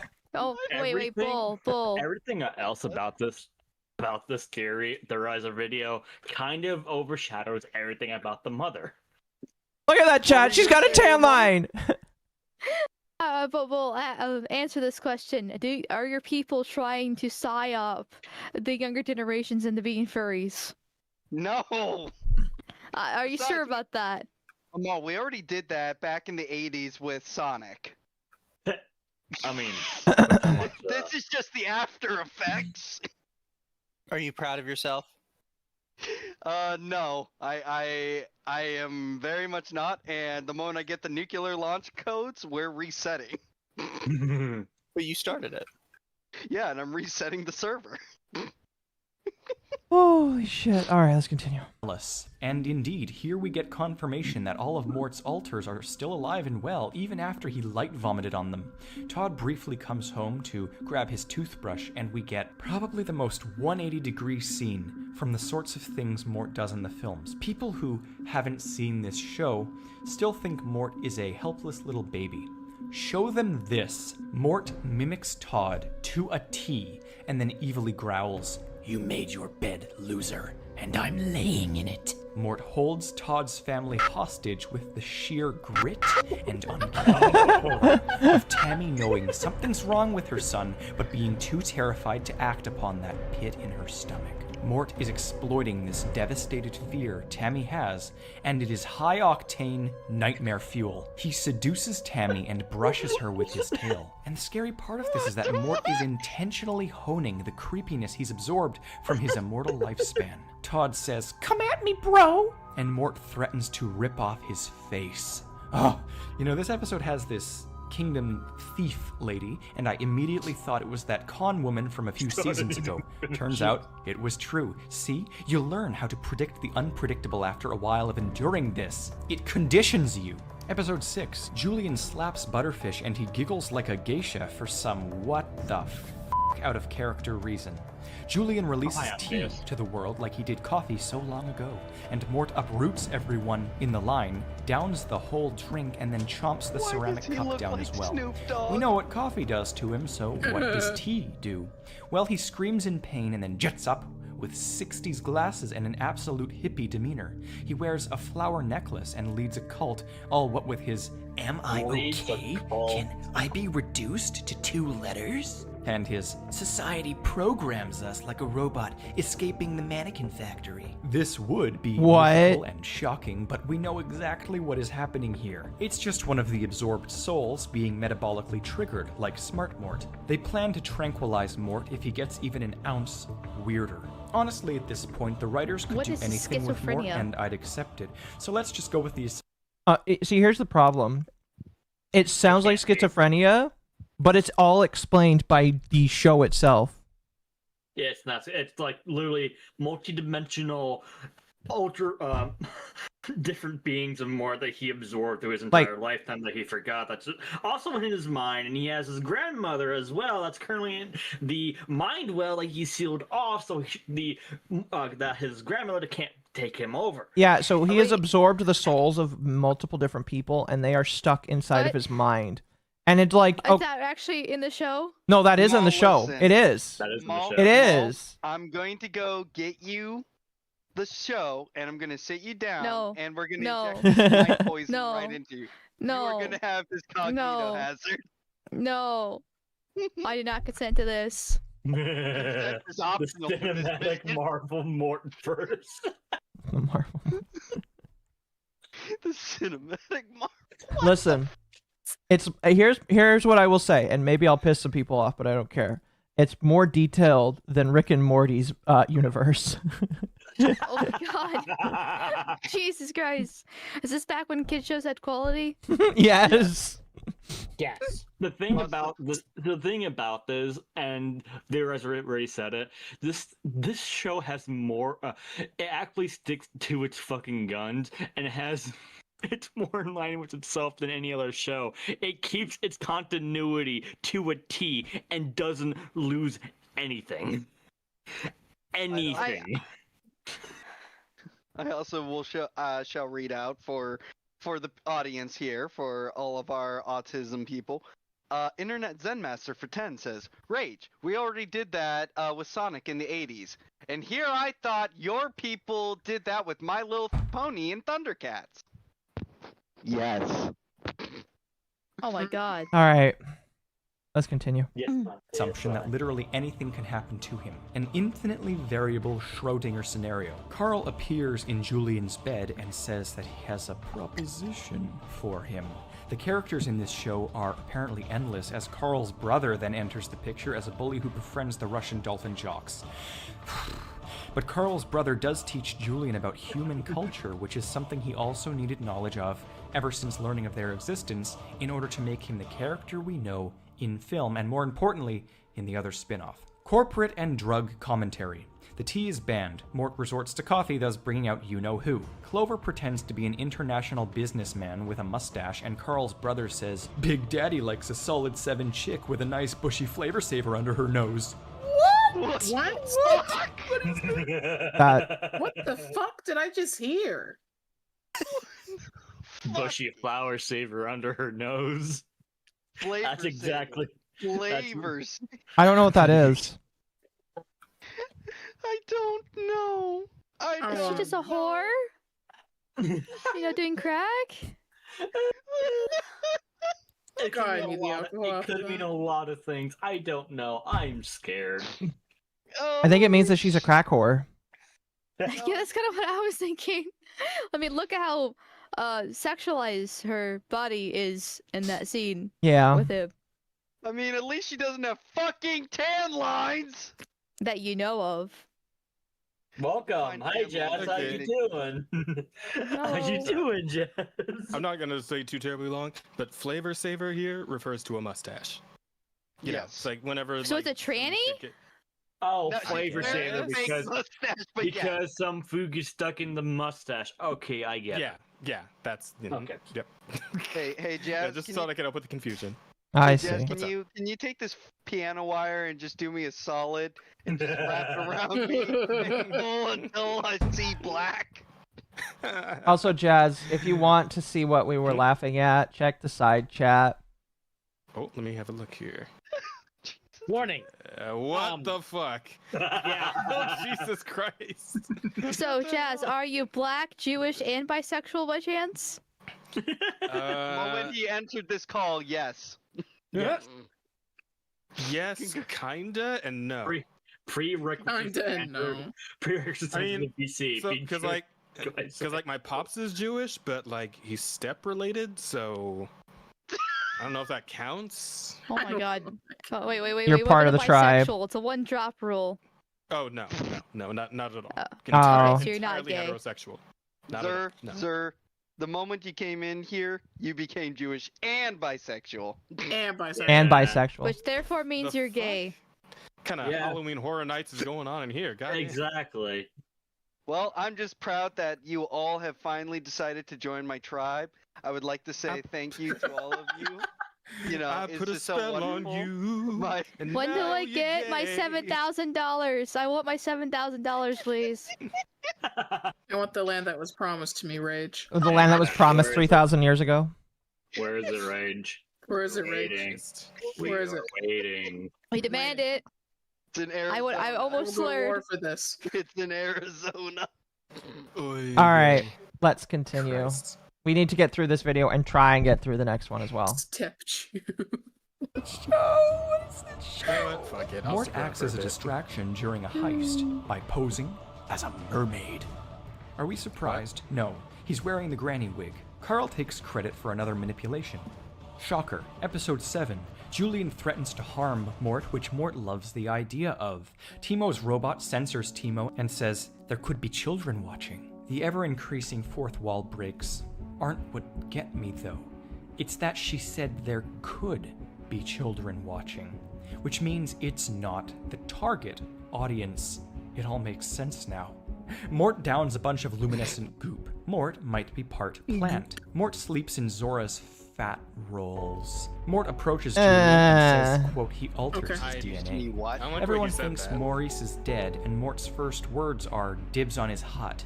Pineapple breaks the fourth wall as a huge mango grows and starts talking. Maurice hates Julian for blame shifting. Mort beats up the jumbo mango. Two crocodiles fall on each other and say, let my body be your pillow. Mort knows how cell phones work. The intelligent mango absorbs everyone's minds and heads for the mainland, so Timo calls the supply company of the luminescent goop that created it, and they immediately nuke it in the middle of the ocean. Episode 8, Mort says he's the smartest lemur in the world, which we know is true in many ways. We know sky gods are real in Madagascar, but apparently their lore entails Julian I as being the first lemur, who demanded the gods create more. This lore was structured by King Julian the Terrible, so take it all with a grain of salt. They flip through this book of lore, and Mort finds his page He's in the history section as Adam, and a female Mort next to him is Eve. Clearly this book is all whacked. It has to be, because Granny Mort was his grandma. Unless she was just another multiverse version of Mort who took on the role as his grandma. What the fuck is Still not clear on how he absorbed. Yeah, unfortunately, you're in this just a little bit too late, so it's kind of hard to explain. But Mort No, is fine, a that's fine. is You a. don't actually have to answer that question. No, that's I'm fair. just gonna simply say, so basically, Mort's grandma is Eve. Gotcha. Sure. Like, is he fucking regenerating like Doctor Who or some shit? No. So the idea is Immortal time god. Mort is an immortal god of death, because Mort is literally the French word for dead. Mortis. So, yeah, pretty much. I mean, why not? Species. Fuck it. Yeah. He's from any universe or just variants of himself, I don't know. But this book is messed. Julian too is terrified and asks how freaking old Mort truly is. Answer. If Mort was an interdimensional conqueror in some forgotten lifetime, similarly to Mordecus Khan, and he remembered his granny from 50 years ago, but couldn't remember absorbing her, and perhaps his life as a pirate, then how old? His timeline is all over the place, but let's just assume that he's thousands or millions of years old. He's a Goodman's mouse lemur on the outside, but inside he's added some genome elements. Mouse lemurs evolved 9 million years ago, so there's our limit considering his basis and alleged role as the Adam of his species. No wonder he has a self-erasing memory. Infinite lifetime. Education system commentary. Todd is a child prodigy with a photographic memory. Mort wants to be a trophy wife for Julian and has his name engraved on him. Todd has PTSD and lives in crippling fear of the schools. Mort poses as Todd in an academic competition, and Smart Mort takes the reins from the inside of his subconscious, or at least he tries to. Mongolian eunuch. Yeah. Yeah, there was a eunuch. Yeah, there was a Mordecus Khan. Yeah, Mordecus Khan was in this. What the fucking shit? Yeah, Next you by missed the it. other spirits to do No otherwise. question. Todd's demon comes out again when his head cranks 180 degrees and he mauls his What the kidnapper. fuck is Episode that? 9, they hold Is an that an election edit? for a small ranking No. position in the kingdom, and Mort Might is be. supposed These to are fail from the on fucking purpose. show. Well, the show literally plays a scare chord as it zooms into Mort's head and shows that there is a whole council of political Morts inside of his mind mansion. The most extremist. Can we know which one is the right-leaning Mort and the left-leaning Mort? The Republican and Democrat Mort. Oh god. One responsible for previously there- nuking something locks the others up Is and there a takes Trump control Mort? of Mort's body. We finally see this possession Is there a- process. And a Hillary Mort? Then King steals the election King by hiding in Julian Seed, Zor's I will She get us Mountain there. pouch. Oh, And gosh. cunningly Julian Seed. persuasive things like, "You need the Mort. You want the Mort inside you," whispering, What? "Mort." Political Mort uses persuasion tactics like saying his opponent, Maurice, is in bed with the Fusa and doesn't believe in the sky gods. Commentary. Everyone starts to love this Mort, so he tests their faith by blabbering gibberish on stage, and sure enough, they consider it genius somehow. He does this for 10 days in a row. They're voting for the position of mango manager or something, and while everyone watches Mort do a toilet dance, fruit flies eat all of the fruit and kidnap the kingdom to lay their larvae. The other spirits break free What? and subdue political Mort before sending Chainsaw Mort into Mort's mental control room to saw himself free of the fruit flies. Maurice fuck? farts to kill the flies, and the subtitles read "sustained flatulence." Very few children will watch the subtitles, but I do, and whomever writes these knows what's up. Mort later vomits up thousands of dead flies and then becomes a giant one and flies away. Man. Now he's part fly.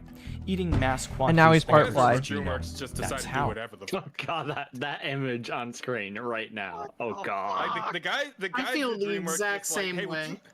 you guys want to try writing a show, but like just doing a shit ton of drugs first? Oh no, yeah, we talked about that. It's just like The thing is that they're all the entire thing is smart because the continuity is always it's never in question. The thing, no. You how, see, how much Jazz, shit can we get away with in a kids show? Yes. No, Jazz. They decided to take the 70s school for cartoon making, and that is all the LSD fucking possible. holy Of course, shit. of course. Like, if you've seen old shows, you know what I mean. Is Kirby.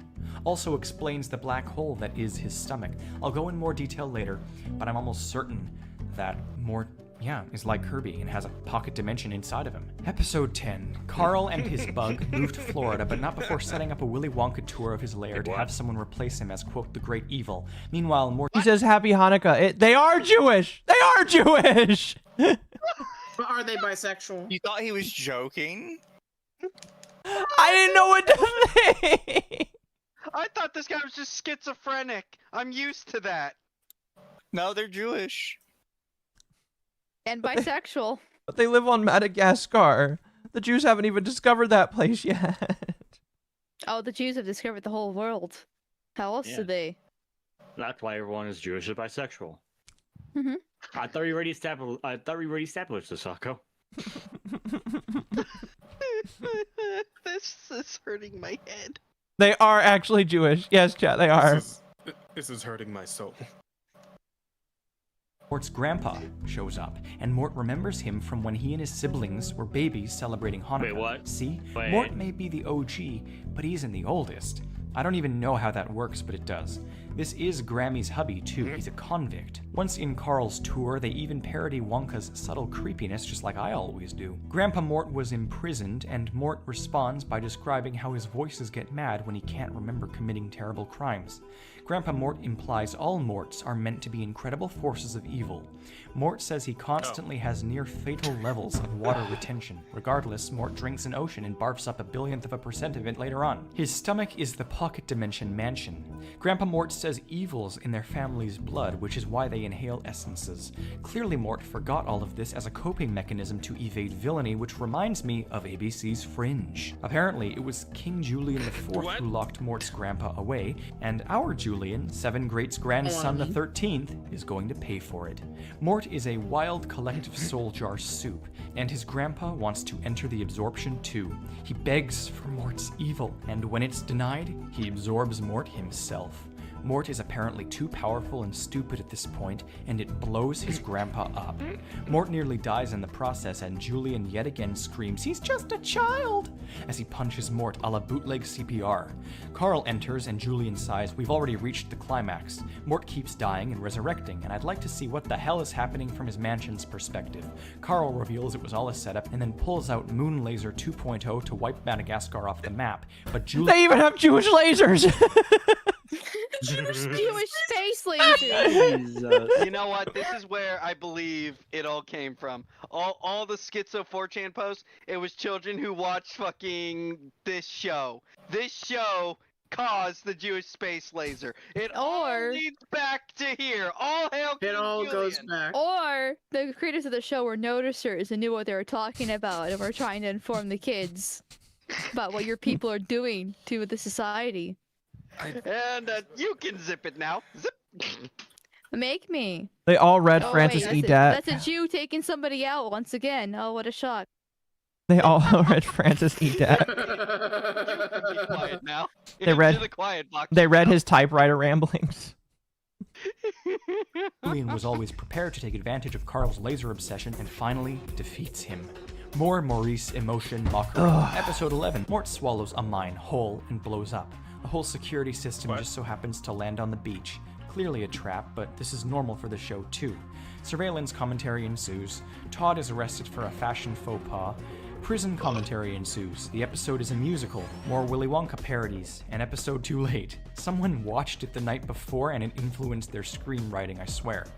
Mort is back on them ancient aliens. The whole kingdom is imprisoned. Tammy is the boss around these parts, if you know what I mean. Mort is verbally stated to be virtually indestructible. Apparently Mort never writes anything down because it can be used against him in court. Someone's been writing letters to Zora in prison, and it turns out to be Julian's uncle again, who's also behind the surveillance trap. He's fallen in love with Zora, though. Uncle Julian says he's spent so many seasons searching, and finally he found true love. How does Mort, her husband, react to this? He straight don't give a shit. He's all like, dodge that bullet. Oh, savagery. And so here we are, series finale, part 1. This episode is called The End is Near, and part 2 is called The End is Here. Fourth wall. Clover's gonna marry Sage, and Maurice says 5 seasons of romantic tension is more than enough. First, Mort gives marriage advice. He then suggests they lock Clover away until she forgets him. Clover's grandma, the one that proved the supernatural exists in this show, speaks to Clover from the sky god heaven when Sage marries Crimson instead. Clover undoes this and takes him for herself. They once again mock how Exiled was a season long. Mort suddenly reveals another new ability, which is apparently partial consciousness transference. He calls Hector an old man again, this time without speaking, and Hector hears him. Mort can read and write minds, which we've seen before. Must be a consequence of spiritual proprioception. Episode 13, the final episode, part 2, whatever you want to call it, is the end. Oh, thank God. It's been weeks, months from my perspective, only an hour and a half for you guys. Mort keeps dozens of tombstones on standby in his house. He also claims he himself has been in jail for a large amount of time in the past. He has moments where he remembers and then doesn't question why he forgets later. Gigi says she hasn't seen many of the guests at Clover's wedding in multiple seasons. Get your fourth wall head-ass asses out of here. There's a banana meme lord. Heaven fruit guarantee. And you know what Mort's last words are in this show? I hope Clover and Sage last longer than my 12 marriages. Of course, most of my wives died of old age. We end where we began. Every character that ever died is partying with the fruits up in heaven, and then Alex the lion washes up in his box on the beach. Surprisingly, before my theories, my only question now is, does Mort include Zora or Pam in that wife count? He never formally divorced Zora or was ever legally married to Pam, but we know he has kids and grandkids, so does it really matter? We never met his parents either. Absorbed guarantee. There is more, such as tying it into grander theories, but I did already get some of the big Mort ideas is Super I have Jew? out Yes. here.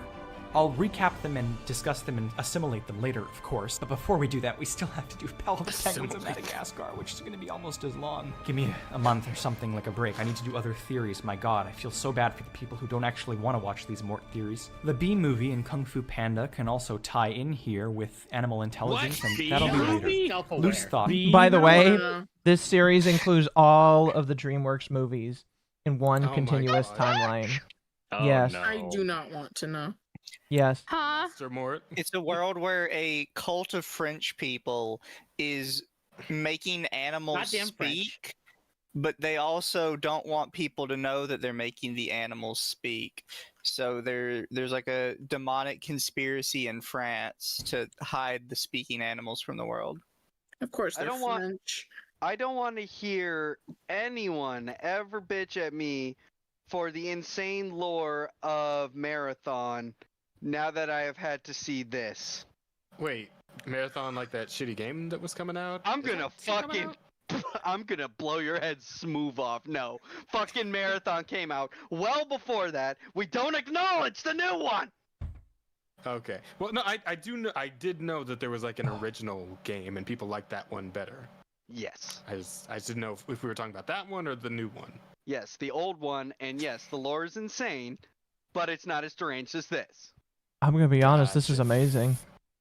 It's just amazing. Yeah, I mean, I only got the ass end of that, but that was pretty crazy. Oh, we're not done yet. The That video's was still something going. else, man. Like I feel like I just, This is a like, 7-hour listened to- series. I feel like I just listened to an audio version of the fucking that meme of that one guy from Always Sunny with the fucking board with all the darts on it with Charlie. strings and shit. Charlie. Yeah, that. Yep. We're not done Of yet. course you That watch felt like. fucking Sunny. Of course you're not. I am done actually because I have another 12-hour shift to go to tomorrow, so Oh. I'm calling it a night. All so right. I'll check you guys later. You have a Have good fun night. with Wait. Quick question actually for the Warframe players. You guys checked out Anime Warframe yet? I have I have not not. taken a look at it I yet. have been No. wanting Okay, it's pretty alright actually. Feels pretty good to play. What's Anime Warframe? Like, Oh, Duo Night Duet Abyss. Night Abyss. Yeah. Duet say Night that Abyss. again, one person, please. Duet Night Abyss. Duet Night Abyss. I was almost Okay, sponsored I'll by do them, it. but I didn't see the email in time, and I wasn't sure if it was real. Ah, no, that's Damn it, Akko! It's pretty good. Like it's pretty solid. I actually so I kind of like the way they do the relics into Net Abyss better than they do it in Warframe, right? Because you guys are always familiar with like the relic Yes. farming shit, right? You get how all that works. So in Duet Night Abyss, they kind of do like a thing where it's still like an open world like gacha game, so So there's like chests and shit that you open, and you get these little secret letter hints, right?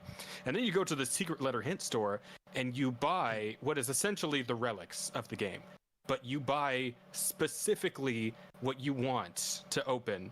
Like the relic that you get is specifically that character or that weapon, and you just that's the only thing in there. And like you still gotta like do a fucking like relic mission. To, like, I'm God damn it. gonna be like, honest. and hope for the best. But like it's the only thing in that relic. So you're not like dicking around trying to get a bunch of pieces from other bullshit, you know? I kind of like the farm just a little bit, you know, as long as it's not tedious. Yeah. Oh, you're still farming. It's just a little bit easier than Warframe is. So. I'm reminded once again that fucking Deltarune and Undertale fans are goddamn sickening. Uh-oh. There's a goddamn trend right now because Toby Fox from his Twitter account reposted fan art that he liked. Okay, and the entire internet's going, "Oh my god, he reposted fan art! Oh my god!" Oh, they're trying to read into it, and they're trying to find his actual alt account because of it. Oh god. Yeah. Wasn't up here for a full game of Mario Party? Dude, not tonight. Anyway, that would be. Jazz, I appreciate you stopping by. Hope you have a good night. Thank you, Jazz. I'll swing back by again tomorrow if I can. If that's tomorrow is closed tomorrow. All right. Well, all right then. You guys have a good night. Later. Good night. Good night. Okay, let's continue. Then I got a lot of super chats to read. Mind cancer. Morticus sounds like Mort's home planet Footicus. And if Mort really is metallic inside, it makes sense why he bawled in film 1 when Maurice said the Zoo Gang was there for their precious metals. I'll discuss this more in the theory too, but in Madagascar 3, maybe Mort is implying a little more when he says, "My tummy is speaking to me." Kirby Headass. For now, subscribe. Part 2 has rapidly, as you can see, become parts 3 and 4 as well, bumping us up to a 17-part series now. If this keeps happening, oh no. Again, this is why I estimated a total of 25 parts. Who knows what the future holds in regards to the next videos. I'm sure my evidence delve into the Penguins TV show will take a couple videos, but I foresee it being an easier task somehow. It will be next whenever it will be. Make sure to subscribe so you don't miss the next leg of this Mort theory, because once we finish all this evidence, we get to the answers not provided, the truth of where he's from and what he is. A unifying theory of Mort, because everything can fit together into one massive story. And once we solve Mort, then we get to the next chunk of this 25-part behemoth. We move on to the next film, and we create our DreamWorks timeline centered around Mort the Lemur. Follow my Twitter at TheTheorizerYT. Okay. I think that's where we can pause this one for now. If you need to get a drink of water or use the restroom, this will be the time to do it. Yeah. We're gonna... Let me get rid of some super chats. All right. And I just simply want to say, normally I do 20% whiskey, 80% whatever other drink. We're going 50-50 for this one. Internet Zen for 5. So this is the cancelable Discord leaks I've heard so much about. Yeah, I can't share that image. I can't share that image. Funny though. Accurate is what it is. It was. Wolfsbane, good night everybody. I'll remember you in therapy. Yeah. Mercenary, I want to see what this image is. And then again, new Yippee idea, Yippee with a crab head. Yes. That's terrifying. Half-Life Yippee. Internet Zen for 5. So Amal, are you Jewish and bisexual? Yes. Perfect. Chaos 64. Amal, we are now Jewish and bisexual. Everybody wants to tell you that we're Jewish and bisexual. Mercenary. Well, tomorrow I can have some proof on that things, but we'll see in time. Fair. Mercenary for 5. Unlike you, Rage, I can't drink alcohol. I have to do the stone cold sober. Oh, that sucks. Oh, I'm so sorry. Chaos again. I sent the picture to you, Rage. Yes, Rage has probably seen it 2 or 3 times now. Rage already read that from Internet Zen Master, so I'm not going to read it. Mercenary for 5. This makes this better since it's not Rick and Morty. I hate Rick and Morty. Also, it's morting time. Yes, it's Morton time. It is It's Morton time. It is definitely morning. Mercenary for 2. This guy's not crazy. Incoming black helicopters. What? Internet Zen for 10. Rage's theory about King Julian being the source of the Jewish space lasers makes far too much sense. I second Rage's statement. The new marathon does not exist. The reason I say that is because this recently started popping up. Because again, I've been on 4chan for quite a fucking while. You know, I was a 4chaner back in the day when I was just a wee little lad. Ain't nothing about Jewish space lasers. The moment you look at when this show dropped, I'm willing to put money. There's a fucking correlation. Okay, let's go through this next one. And then there's one 17-minute video after that one. We probably won't get to that one tonight. That one, though, sounds the most interesting because it's called Mort's Secret Identity. Oh, would you look at that? I'm getting a call. Oh, thank you. All right, I'm All right, gonna bye, go Rage. and deal with managerial shit. Bye, Rage. I'm also gonna head out too. I'm tired. All right, go No, to no, you have a good night. I have Night. one more episode in me, then I gotta sleep. All right. Because tomorrow is gonna be a long day. Sounds good. This one's 29 minutes. Let's see how long it takes to get through it. Depending if we spend 30 minutes laughing again. It was in April. Okay, fine. I'll admit it. It was an April Fool's joke. I do not actually think that Mort is from another planet in the universe. The truth is, I actually think he's from another planet in a different universe. Not only regarding the 4th and 5th dimensions, but the 6th as well. He is not a timeline, or a mirror world, or a kaleidoscopic multiverse. He is more. He is an anomalous hellspawn, more realistic and horrific than your microscopic imagination can fathom, and his timeless soul jar of a pocket-dimensional stomach is expressly entangled with only the most extant of the quantum foam that is infinitely permeating reality. Mort is everything. This is completely legitimate. He simply is. And this is no joke. Oh, jeez. When was this released? Oh, in September.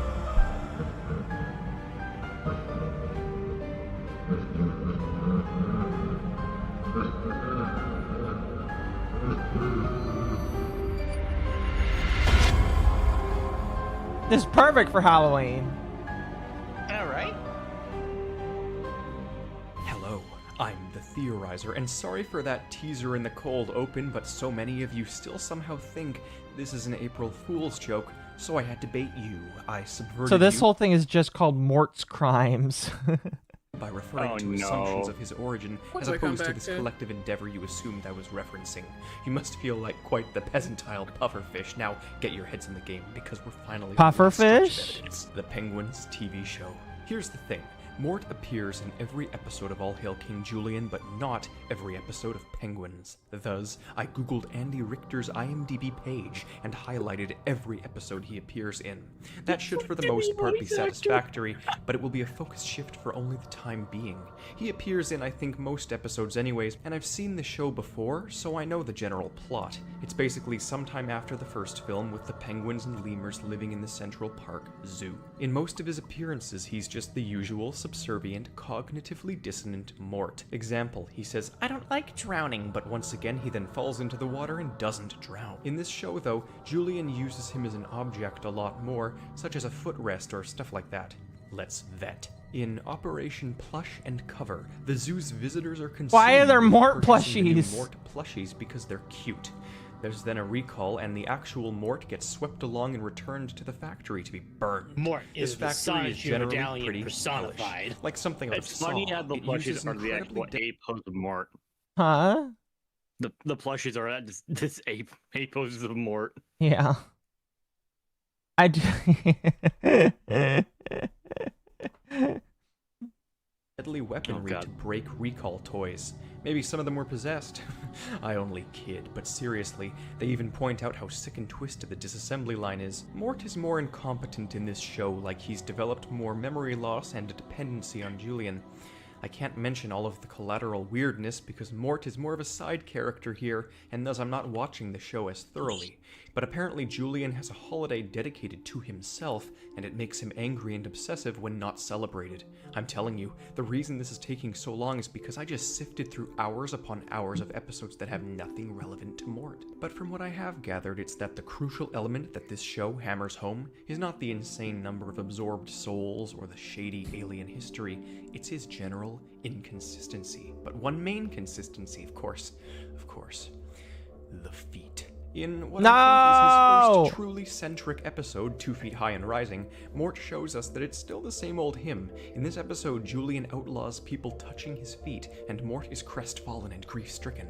He obsesses over them in his dreams, and he gravitates towards them during bouts of sleepwalking. He chains himself to a tree and wakes up finding that the tree has been ripped out of the ground and he's on the feet again. Julian exiles him, and he panics, drawing feet everywhere, short-circuiting. The penguins, bless their competent ass souls, try shocking him, putting him through therapy among other things, and every time they try conditioning Mort away from the feet, he starts malfunctioning. Private analyzes him and determines that Mort has associated feet with love. We know it's an addiction though, not love. We've seen the other show. They overload his senses with a completely disgusting boot, and it conditions him away from feet completely, to the point where he obsessively destroys them. This tells me that Mort's problem isn't with feet, but rather with an all-or-nothing sort of obsessive attitude. He develops a podophobia. He's also very, very strong in this show, somewhat similarly to All Hail King Julian. Long story short, the conditioning is quickly undone. Next time he gets the chance, he grapples onto Julian's feet and starts panting, vibrating, and shaking violently. He claims to like basically everything, but that positive mindset is not wholly conducive to sanity. He claims to be puffy and complicated. I'm skipping around a bit here, so by the end, if there's anything I've missed, you must comment it. I'll speedrun the analysis during the beginning of the theory segments, and there is, some consistency too, like how Mort recognizes characters and animals from the other show. In the episode Kingdom Come, Julian and Maurice eat bad lychee nuts and they lose their minds. They're cured later, and then the episode ends with Mort doing the exact same thing. Cut to black. I guarantee it doesn't even make a dent in the madness he already contains. In the next few episodes, we see some more oddities, such as Rico's Pocket Universe stomach. Funny enough, they send Mort in there to fix things. Another character with a Pocket Universe stomach. I must say there's an ounce of consistency in one way or another, as Julian says he was always picked last for sports in another episode, which parallels All Hail King Julian, where they explain he was always picked first, but only because he was Prince and people wanted popularity. Semi-continuity. Which parallels how I am once again starting to think that this is a parallel universe. Mort gets squished constantly in this show, like completely flattened. Then comes the most memorable episode of the show, Mort Unbound, his second centric episode. Mort gets super strength after accidentally landing in Kowalski's experiment, and he has the power to crush through steel. He's like mountain lemur-sized-ish. He steals food for Julian by beating up gorillas and elephants and kangaroos. When he is denied a mere banana, though, he turns what to the Julian fuck? for the first time in forever and rises up. Kowalski's science has either brought out one of the dormant spirits or it's transformed Mort into his idyllic state, a trans-dimensional titan. Trans-dimensional. He growls like a caveman and takes Julian's feet by force. Private enlarges himself to give Mort the antidote, and Mort is sad, revealing that it is just Mort and he's merely disgruntled, radicalized by years of servitude. He wants back his power. Private also starts to like the strength though too, so who knows? Well, I will when we get to the theory. Things start to get more specific from here on out. Less starring, more dedicated recurring. Mort freezes into a block of ice but is fine, obviously. Julian is medically confirmed to be stupid. Mort is used as a wrench and his head cranks something like 20 So he's retarded. degrees. The zookeeper He's Alice is literally suspicious just like of Penguin's me. intelligence, which is a presumably unimportant but collectively crucial factor. Mort apparently only needs one cherry in his whole food Imagine the supply doctor and saying claims to be ever confirmed terminal stupidity. I'm sorry. He's been diagnosed with terminal. retard. It's terminal. The more he talks, the more I believe. Exactly, chat. so bruised.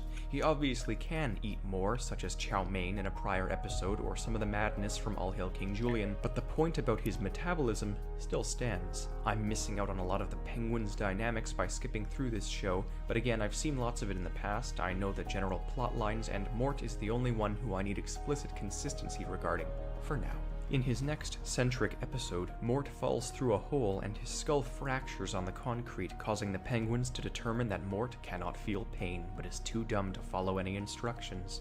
They study him, and thank God for that, because Kowalski discovers that Mort is invulnerable due to a halo of ignorance. He physically self-actualizes his ignorance, and it prevents him from being harmed. His will is the universe's will.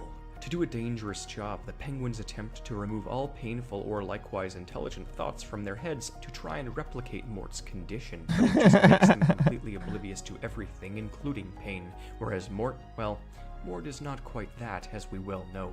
The penguins also fixate on the feet, upon this intellectual decrease, prompting Mort to vow vengeance and scream at the heavens, invoking lightning.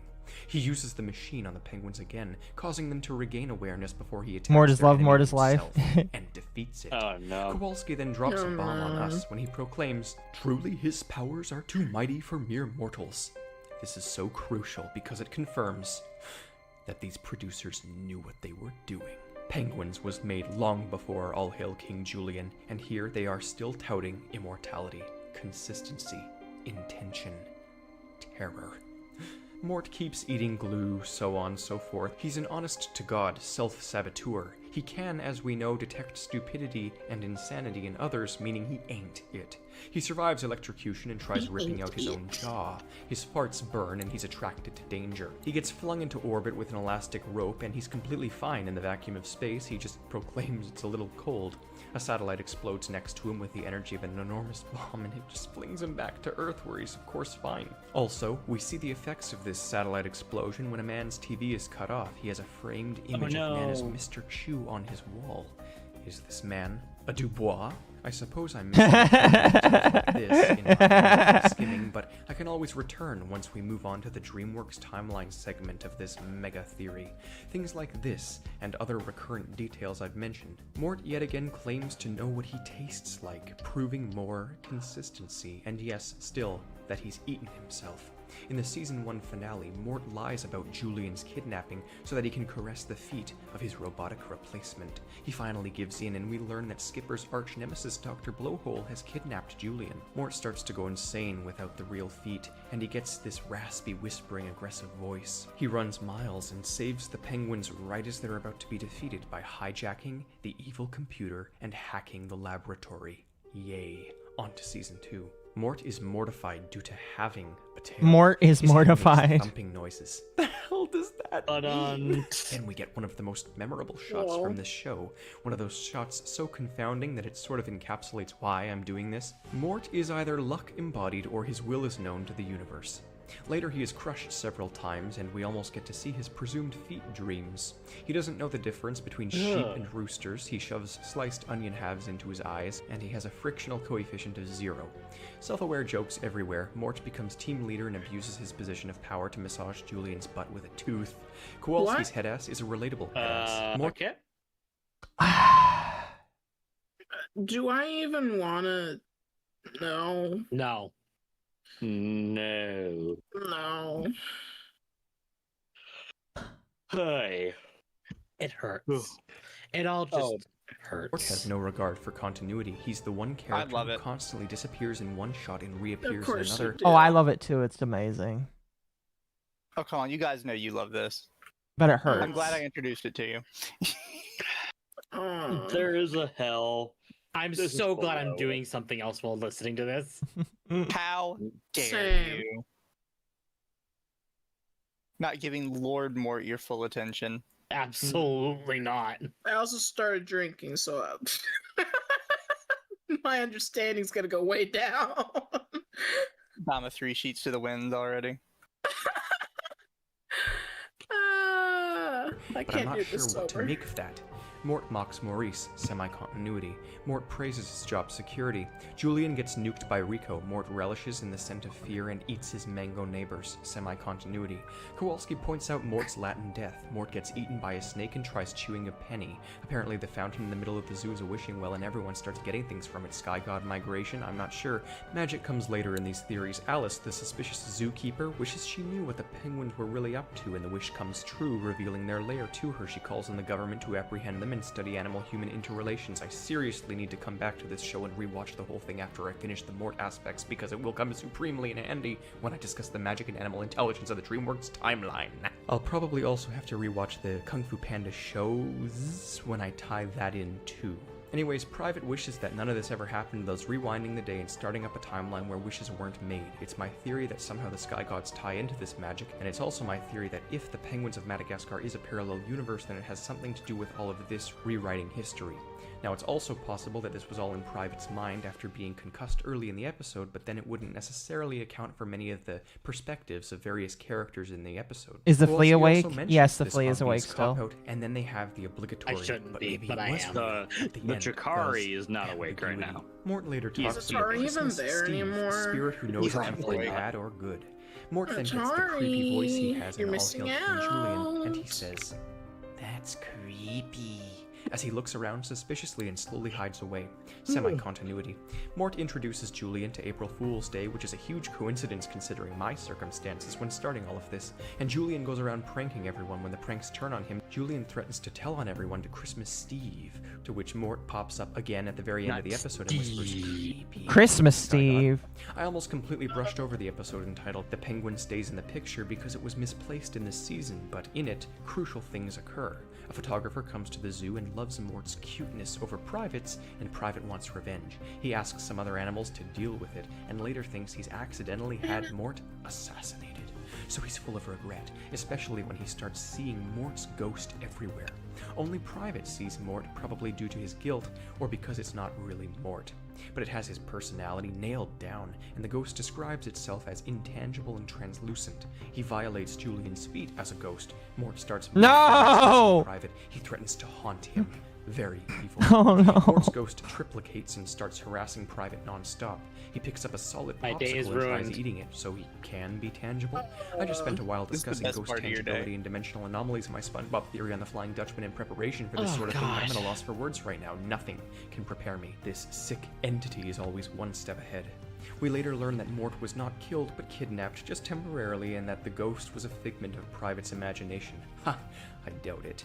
Mort is later seen drawing highly abstract art, as well as that fact that he picked up the popsicle as a ghost, and, well, we know how Mort operates. He has a multitude of spirits within his mind, and it's currently my running theory that he's an alien from a parallel universe, and perhaps that this is the said parallel universe, hence the timeline malfunction. But all of that recap and presentation will come in the theory segment. I believe the animation style difference is similar to the rationale had in the three-dimensional world behind the wardrobe during Exile, in that it, denotes a variable multiverse. It's possible Mort keeps absorbing and reliving lives in different manners, like this one at the zoo, and it once again supports my theory that the entire Madagascar, or DreamWorks even canon, is a multiverse of Mort's own imagination. Again, this is something I will try compartmentalizing into the theory videos, but these might be onto something. He's a haunted entity, a poltergeist of infinitely many malicious souls. His goal seems to be to dominate the world and be beloved by all, so he can rule unmatched. He is the star attraction of the Central Park Zoo in this show, being considered a third, nay, fourth, nay, fifth wheel by his peers, but the cutest and most compelling attraction by the humans. It is deeply disturbing that the consistency is maintained in this show, which is not nearly as upfront about being weird and was made before the Netflix show. Oh, there's so much going on here. He's sacrificial in this show too. He drinks 20 times his own body's volume in water. Pocket universe. He can hold in urine for days. Mort finds a small basic I don't need to know and that. never puts it down, obsessing you did. more No, than you the do. feet. That's Julian critical wants to Mort's know. attention back, so Kowalski steals the chip from the game as It's critical Aubrey to is Mort extremely lore. Advanced. This devastates Mort, so he gets a cell phone instead. This episode wasn't showing up at first, and I don't know why. I can't miss anything here.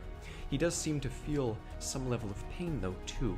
In another episode, he prays to the sky gods for forgiveness for doing something he can't remember doing. He asks if it was because he did something to Maurice's oatmeal.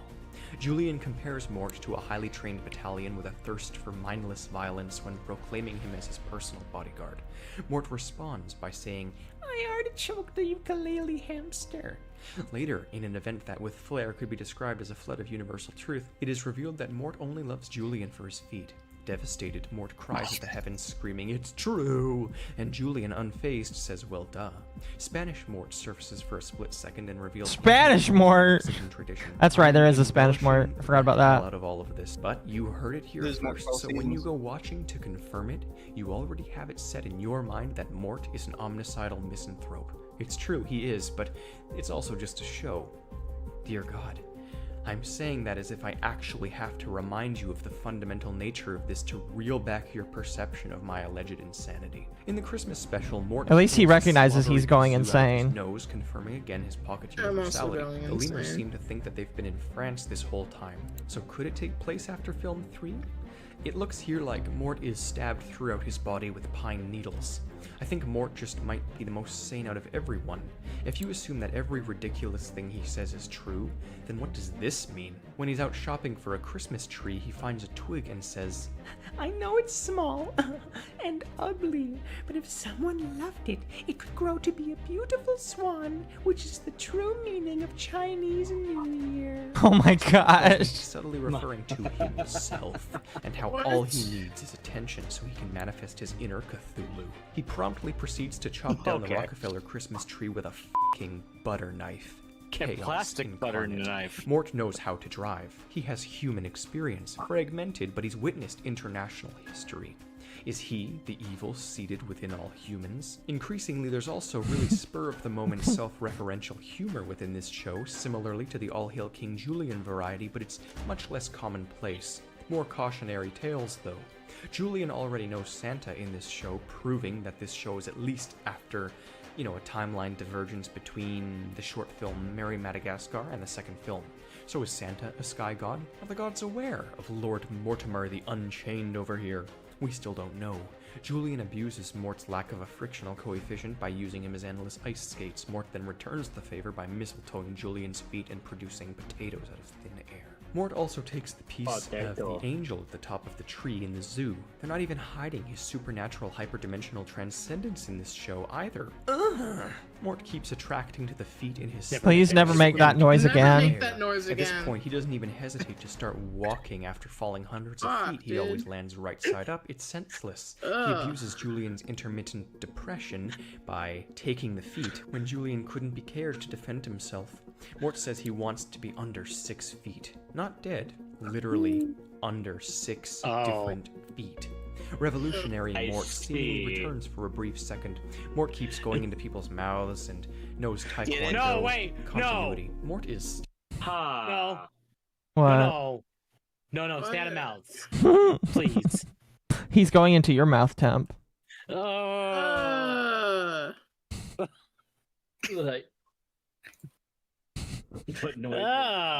Don't say that again either. He just wants to be under 6 feet. And that includes your feet. Just make it all loomies. Arches. No, Arch doesn't like feet. That's Lumi. That's specifically just Lumi, alright? Oh, fuck. We're now no innocent mess, and we're not. Alright. Stellar offense. We also see continuity when we witness We're over wearing halfway. a blonde wig and a coconut bra, an outfit very similar to the sorts he wears in the show that shall not be named. A new lemur named Clemson, sounds sort of like Crimson, is placed in the zoo, and immediately he starts kissing Mort's feet upon assuming Mort is a king. Mort gets deeply unsettled by this. Clemson realizes Julian is king and soon replaces the job of Mort and Maurice. Mort whispers with a sinister growl, "He's evil." Mort seems more aware of omniversal damnation since All Hail King Julian, and he can sense the wrongness ever since his internal reawakening. Turns out he's right.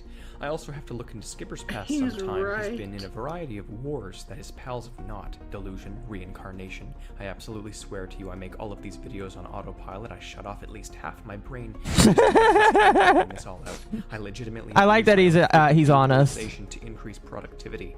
You're welcome. We see the sky That'd be a gods great not fully point for working like outside an the ad Asgardian. deal for The lemurs coffee. engage in superstitious behavior. Julian says, "Yes, Mort, kick me harder." Mort flattens like a squeaky toy and tries crawling through the ventilation system to Don't see ever where the make air that lives. face again. Private goes on a Shakespearean tirade and calls the lemurs little leather-jerking, crystal button, Oh, agate ring, God. puke-stalking, caddis garter Spanish I hate pouches. this. Private doesn't know what that means, and Mort screams that it's true and then says, "I think." They fire him from a cannon. Mort's tail has a mind of its own, and it's named Rodney. Has he banished one of the souls there? The penguins need him to infiltrate a rat colony, so they shave his tail and tell him to be a rat. He suddenly you want to be completely part of acts Mort's like one, Paw indicating Patrol? perhaps he's had the role of other sorts of animals in his lifetime, a multi-faced god. He has a huge red line on the skin of his tail, and he's about to explain it, but Julian cuts him off with jealousy over what he thinks is a birthmark. Later, the rats ask about it, and he gets cut off again. They kidnap Mort when he's discovered, and then he rises the ranks past even the mutated giant rat and becomes their evil king. Apparently the red mark is sacred and legendary among the rats. Julian loses it and demands he be seen as the original ringtail. Something clicked in Mort after the penguins sent him in, and he's been stuck brainwashed as a rat ever since. He accidentally forces the rats to invade the zoo when they otherwise would not have. I believe years ago he absorbed the legendary god of rats into his mind.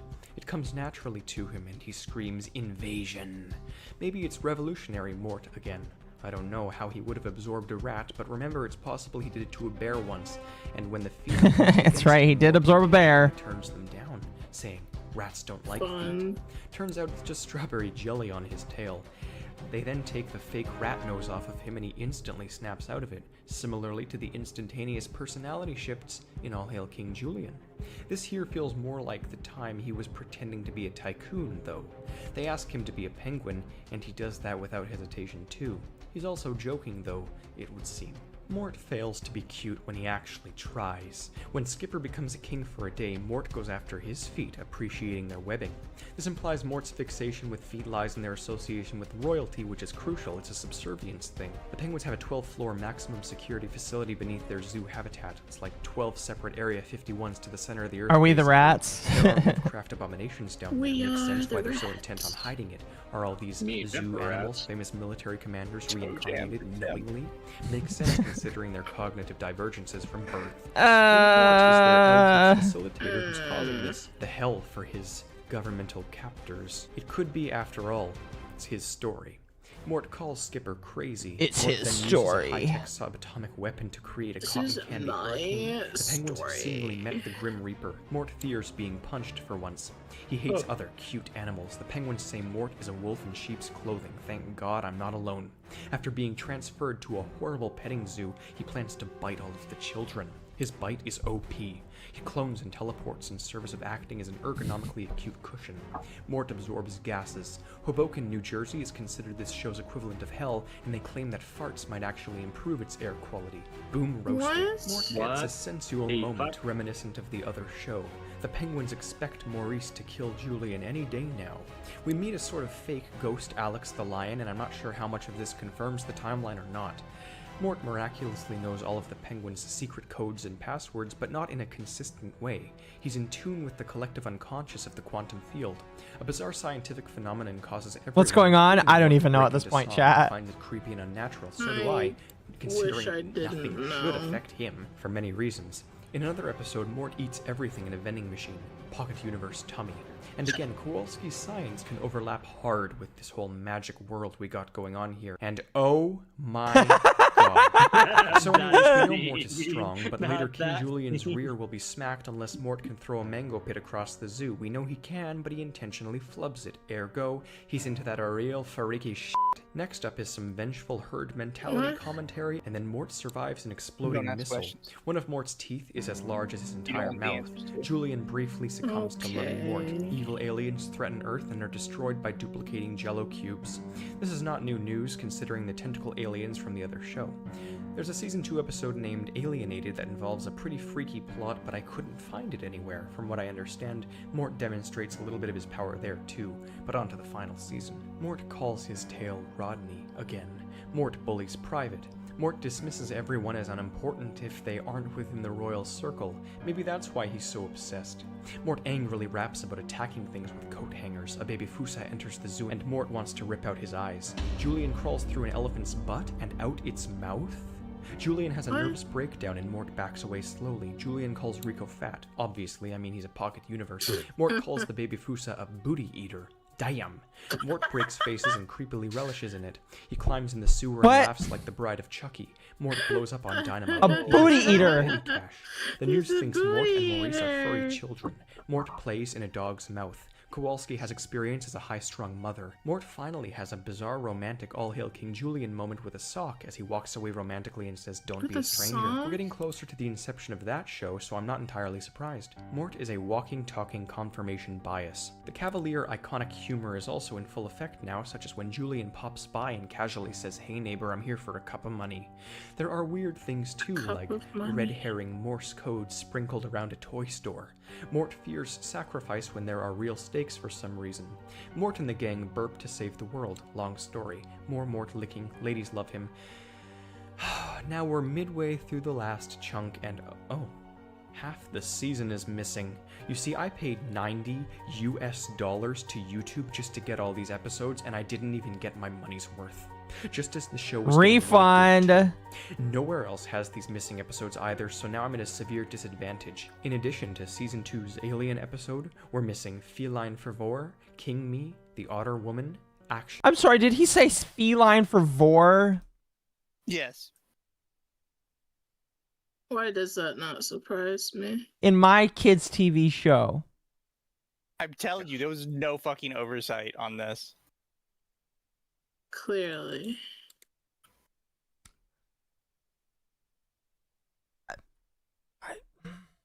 Are you surprised at this point?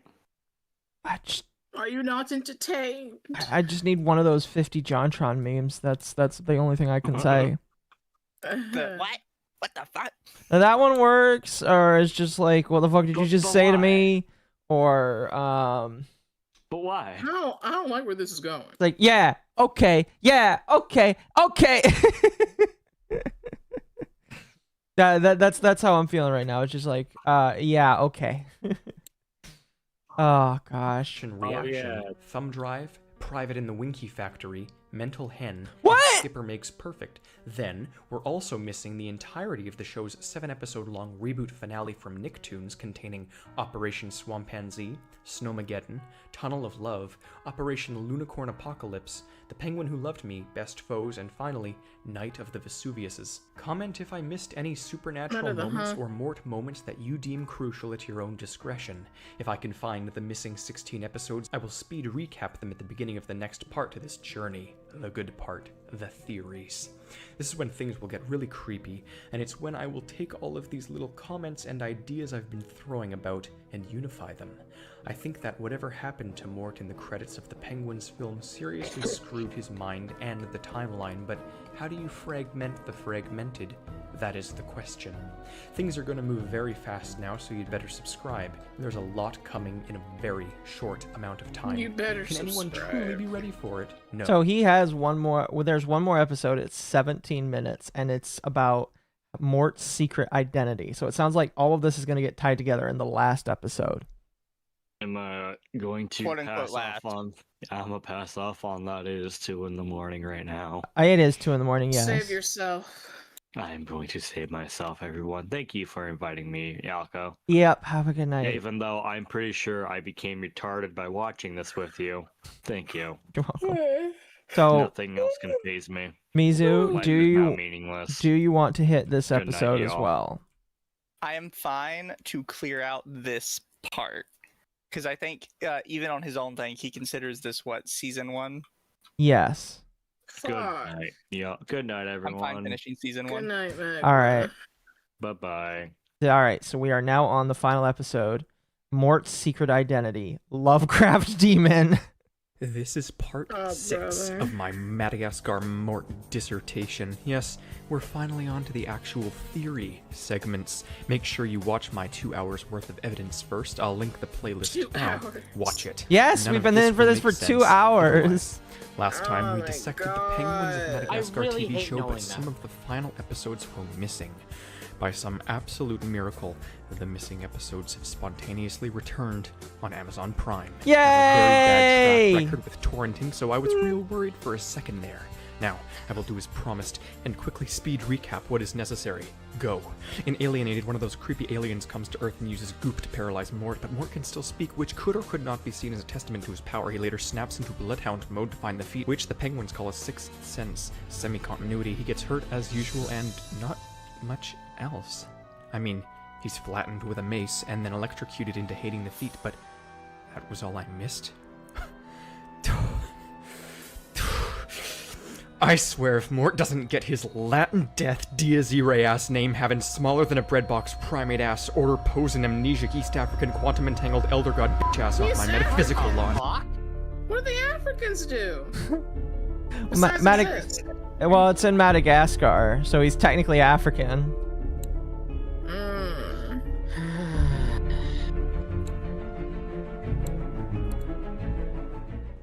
Hello, I'm the theorizer and I've solved Mort.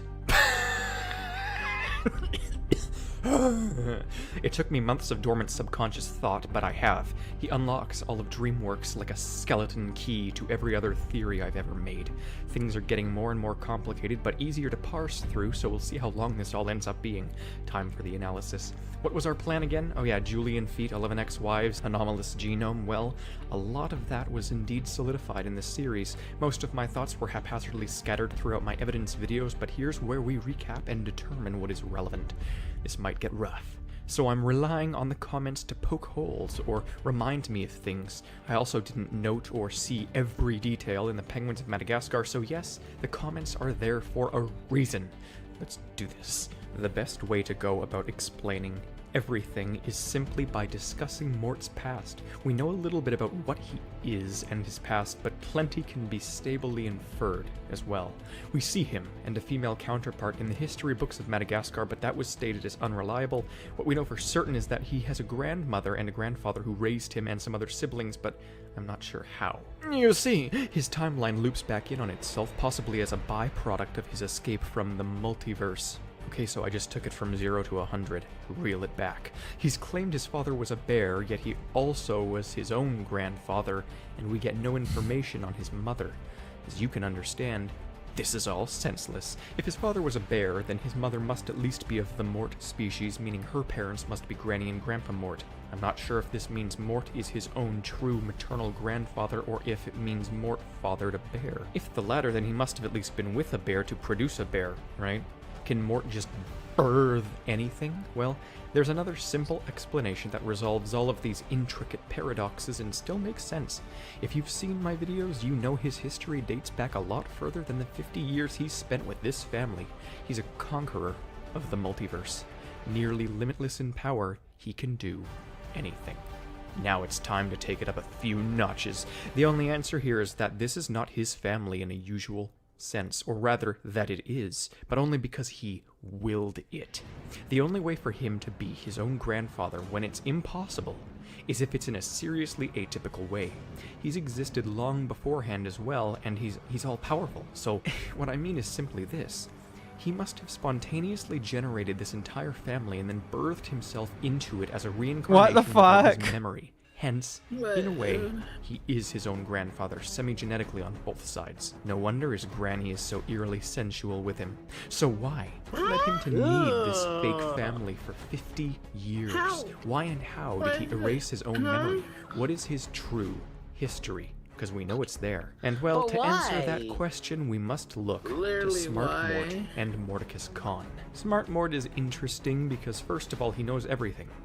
Most notably, he knows the heavenly fruits, the presumed sky gods. He is highly acquainted with Mort and has been with him for a very long time, and in essence, he functions as the preservation of Mort's true memory. He is a separate soul in the show, but perhaps he could be the original Mort, like the one who decided to reincarnate himself, there seems to be signs that Mordicus knew Mort from before, such as when he claims he's been waiting eons for him or something, when it had only been like 1 season since they'd last seen each other. I'm my own grandpa. Smart Mort be the one Mordicus is familiar with? When confronted with Mordicus, Smart Mort dips out immediately. As for our usual Mort, post-rebirth, he sort of acts like a blank slate. He was wiped clean, and with time, has gained his own soul. A personality built from the family that surrounded him, mixed with the subtle echoes of everyone he's absorbed. Smart Mort is the one who remembers. He has the knowledge of humanity, of the universe, of the fringes of reality and beyond. How is any of this power possible? What even is Mort? They say Mort is a species, but that's not true. Mort does not follow the laws of any sort of species. He's just a sort of entity with varying forms. A multi-faced god. Remember when I said he was Kirby? The entire inner world where he keeps his absorbed brethren isn't even inside of his head necessarily, it's just him. Remember all of the evidence for him having a pocket universe inside of himself? That things enter his stomach and they just keep going. My tummy is speaking to me. Told you. Even the films are undeniable. He's a formless entity that looks like a mouse lemur. We've seen inconsistent x-rays, completely abstract genealogy, everything. At some point, maybe to evade suspicion, he took that form. So if Morts are not a species with any sort of consistency, then how the hell does that universe full of Morts, the Mortverse, even exist? Who are they? There's no female Morts there, and yet we saw the female Mort in the Adam and Eve. It's like, not a species. And notice something odd. They're not like the other Morts. They are all perfect clones of one another. They are not variable here. They are all identical. They all come from the same origin. A similar thing occurs for all Morts everywhere else too, but it's all their appearance. All the Morts have the same base model. Mouse lemurs have varying shapes and sizes, but every single Mort we see in this show is the exact same. Parallel universe variations can sometimes act different, but they all look the same still. The bizarre part, though, is that all of the Mortverse Morts act identical too, like they originated from a controlled single entity. All Morts function as if they came from a single entity, but the Mort horde even more so. It's almost like everything originated from a single Mort, but then offshoots like Smart Mort and Mordicus function as individuals, and when someone like Mordicus tries splitting himself deeper, he just gets mindless drones. It's absolutely insane, but it's actually a lot more stable to assume all of these Morts just have some origin that is the same than to try and comprehend the logistics and inconsistencies of Granny Mort and Grandpa Mort not being from a parallel universe, or Mordicus having brainwashed thousands of beings of equal intellect.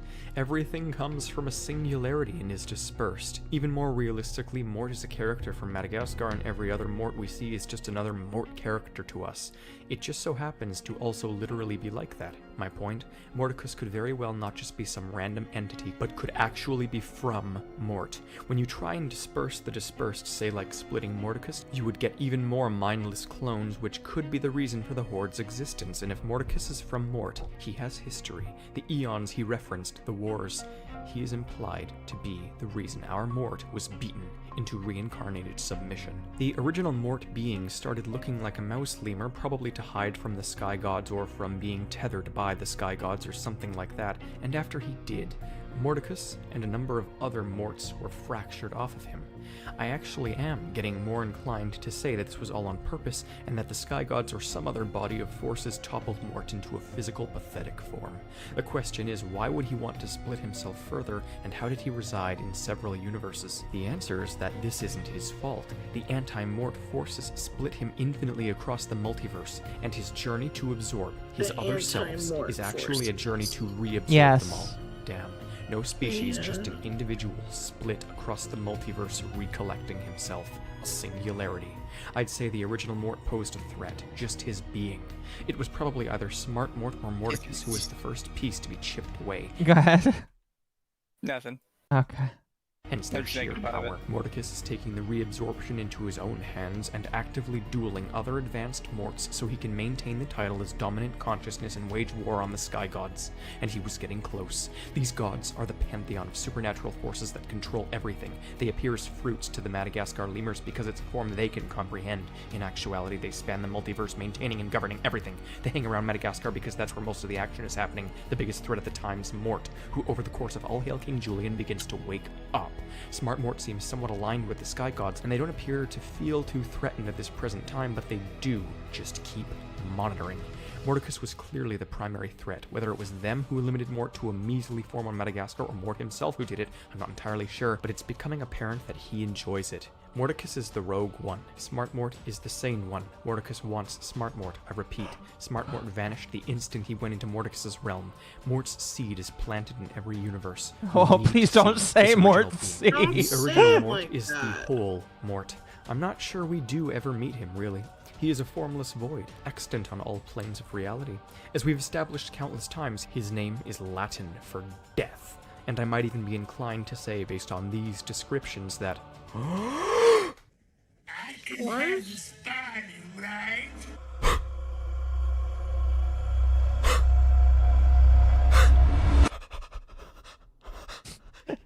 He is death. He's death. He has a thing for zombies because they are the ones that got away. He's death.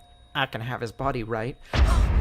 He's death. He's death. He's death. He's death. His name is Death, for he is Mort the Lemur.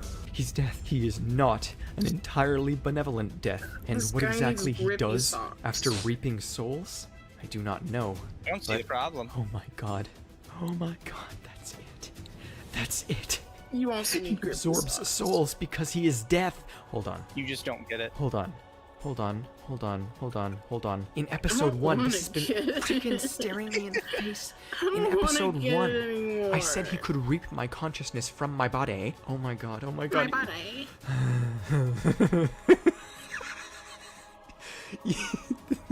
Oh my god, I just realized that. I was literally even using the same word choices back then, and I didn't even know what I was talking about. He literally is reaping.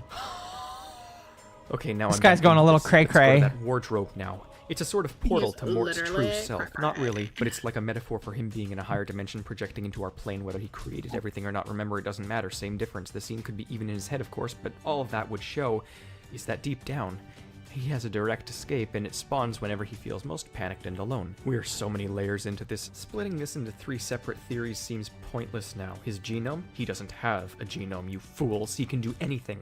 What about the feet, then? Is it really a servitude-based obsession? He claims his home is a foot constellation known as Footicus Majora, so does he love feet because they remind him of home, or does he choose to live there because it was shaped like a foot? We did discuss his subservience being the cause before, as opposed to the feet themselves. He's a 14-billion-year-old elder god who can enter nightmares and has lived the life of every possible kind of person, but the feet, it must have to do with his tethering limitations. No extant being would be Maybe he's like tethered this. through the Perhaps feet. Such a small animal is just destined to be at the feet of everyone around him, and the sky gods know this. It's why Mordicus said he had to break from the feet. This was before everything. They all split from the same being who has a foot obsession. The trauma from such a blow, losing all of his power, is also his weakness. The feet make him weak, as he sings, literally. And he's somehow finding peace in servitude, giving his life meaning after an infinite existence of having everything. I need to know more about the sky gods or whomever else tethered Mort. He is known by humanity too, you see. The scientists, they want him, they study him, he is a target. He claims they've been unable to classify him, but that's where these grand theories are headed. That's not crucial to where we are right now. Mort has spanned everything. His inner world is an evil mansion. His more abrasive personalities show how vengeful and wrathful he can be in times of war, much to my horror. Todd has similar reactions when placed in attack mode, almost like there's a similar supernatural hypnosis in place to subdue Mort. He steals life so he can rebirth it into himself. He defaults to villainy every time, and many sides of him are at peace when sacrifices are sent his way. He has legions of followers who devour his Illumi fate. he wants. You are all the goldfish beneath the angler's lamp. You have fallen victim to a true power, one who is not limited by the psychology of personality and is everything. Fragmentation can't stop this. In short, Mort is an omnipotent Lovecraftian demon that has existed since the beginning of time. His malicious presence was a threat to existence, so he was bound to a limited form and scattered across the multiverse by the gods. Factions of his mind have since begun the process of resorbing themselves, resulting in beings such as Mordicus Khan and whatever our Mort was before his reincarnation. A few thousand years ago, he was destined to face off against Mordicus Khan in a battle for the controlling mind, and as a last-ditch effort to preserve his knowledge, yes, he erased his superficial memory and birthed himself into a family of clones 50 years old. Wow. Since then, he has now absorbed Mordicus, and the gods are watching, waiting, for the day they'll have to intervene. Mort doesn't seem too agitated at his current position, though. He's learned to find meaning in mundanity. But the gods aren't the only ones keeping tabs. There's that consistent thread through all of these theories that I've only ever hinted to, and surprisingly, we don't need those other 2 theory videos for Mort. I did it all here. Or at least everything I could recall. It is so insane, but it's still straightforward, and now the next step for all of you is to watch the theories I've always said will come next. Mort ties into a number of other films, and I have already uploaded these theories. They touch upon areas that he will eventually tie into. They may seem unrelated, but I assure you, they are not. They are all even more sound than this one. So following this video in the playlist, I will have the next several theories. I'll link it in the outro, or click the eye in the top corner again. They're honestly awesome to watch even outside of the necessity they assert for the next phase of Mort theories, wherein we will transition this situation into the ultimate purpose of this dissertation, a purpose that will become abundantly clear after viewing the Shrek and Over the Hedge theories, a DreamWorks timeline. If I missed any other supernatural or relevant factors, comment them below. I might still fill that extra video slot in the event that I forgot major factors at play. If I can be reminded of more important things in the comments below, please do it. Also subscribe, of course, hit the bell too. It's important before we move on to this ultimatum. Mort is crazy. Mort is amazing. Everything is his will. His subconscious is multi-dimensional. Everything he desires comes true because he is. Because it is, in fact, forever the case that no matter what it is he's believing, Mort's dream works. It's just beautiful. And yeah. What the fuck? Yeah, that's season 1 of Mort Theory.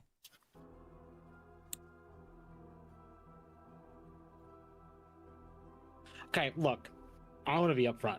I had a gummy several hours ago. When I have to say what the fuck after having the fun stuff, something's wrong. Yeah. And chat, you paid for four streams of this. Christ.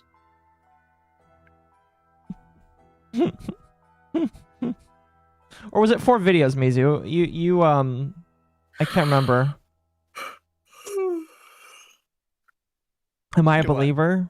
I'm always a believer. I've always been a believer, chat. What could you not remember?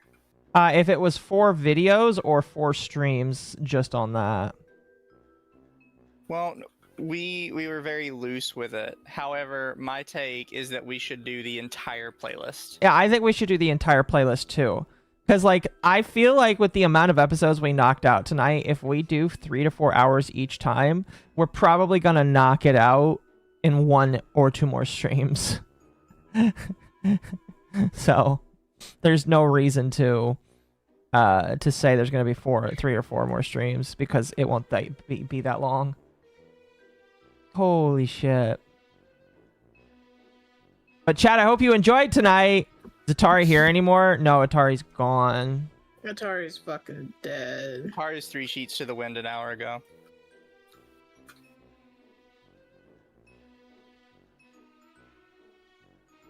Just kind of how he...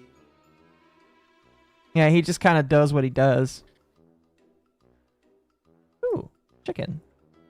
He falls asleep all the time. It's okay. We don't blame him for it. I blame him. I had a fun little NBT tag in Minecraft. So during Halloween, some skeletons can spawn with jack-o'-lanterns on their head, and one did. And I don't want to kill him, because, like... What? Lead him home, put a little tag or whatever on him. Sorry, I'm... Why can I climb chains? Inside chat. There must be a mod that allows you to climb chains, because I'm climbing chains right now. No, I think hold you on. need to take a shower after all that. Why did that do? In season 1, yes, chat. That is season 1 of 4 to 5 of the Mortverse. Guy has way too much time on his hands. You guys need to understand. This is very important. Look inside chat. What happened?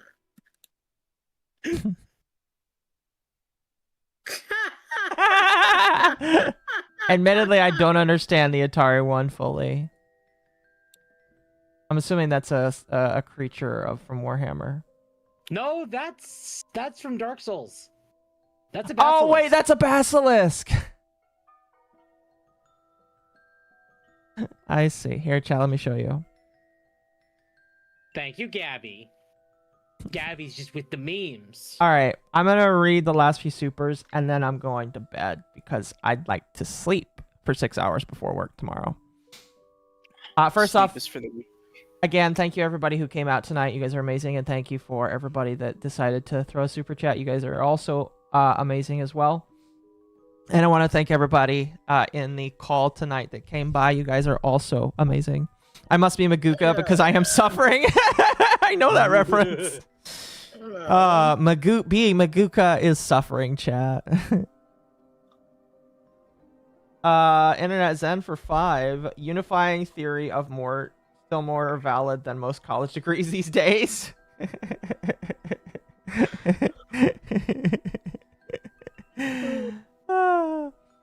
And Internet Zen again. Producing potatoes out of thin air. What the Irish famine fact. Mercenary. Unfortunately for me, I'm understanding every word. And then again for Mercenary. Wait, does that make the annoying orange the devil? Yes. And then annoying orange. Mercenary again for one more. Wait, did Mort invade the Filthy Frank universe? Yes. Yes, he did. Anyway, chat, that is all for tonight. Tomorrow, gonna be very fun because Mizu and I are gonna get educated by Atari and Saturn and one or two other people on Warhammer. I've decided that me and Mizu are gonna become tainted by Warhammer. We're gonna learn. We're gonna learn. Get tainted by chaos. Well, so tomorrow is a general overview of the entire thing. And then after that, we'll start like going into the different factions and the different lores and stuff. And so I'm basically going to be doing a thing where we learn about everything. And after I learn enough, I will get art. Probably. I kind of already know where I want to go, but one stream is not enough. No, it's going to be a multiple streams. It won't be very often, though. Probably like once a month. We'll see. Good night, everybody. Yeah, good night, everybody. And happy November. Now it is on to Turkey Month. I'm going to... Happy No Nut November. As of today, none of you can fap anymore. Dude, try Exactly. me. All right, chat. I'm send you guys away. You have a good one, chat.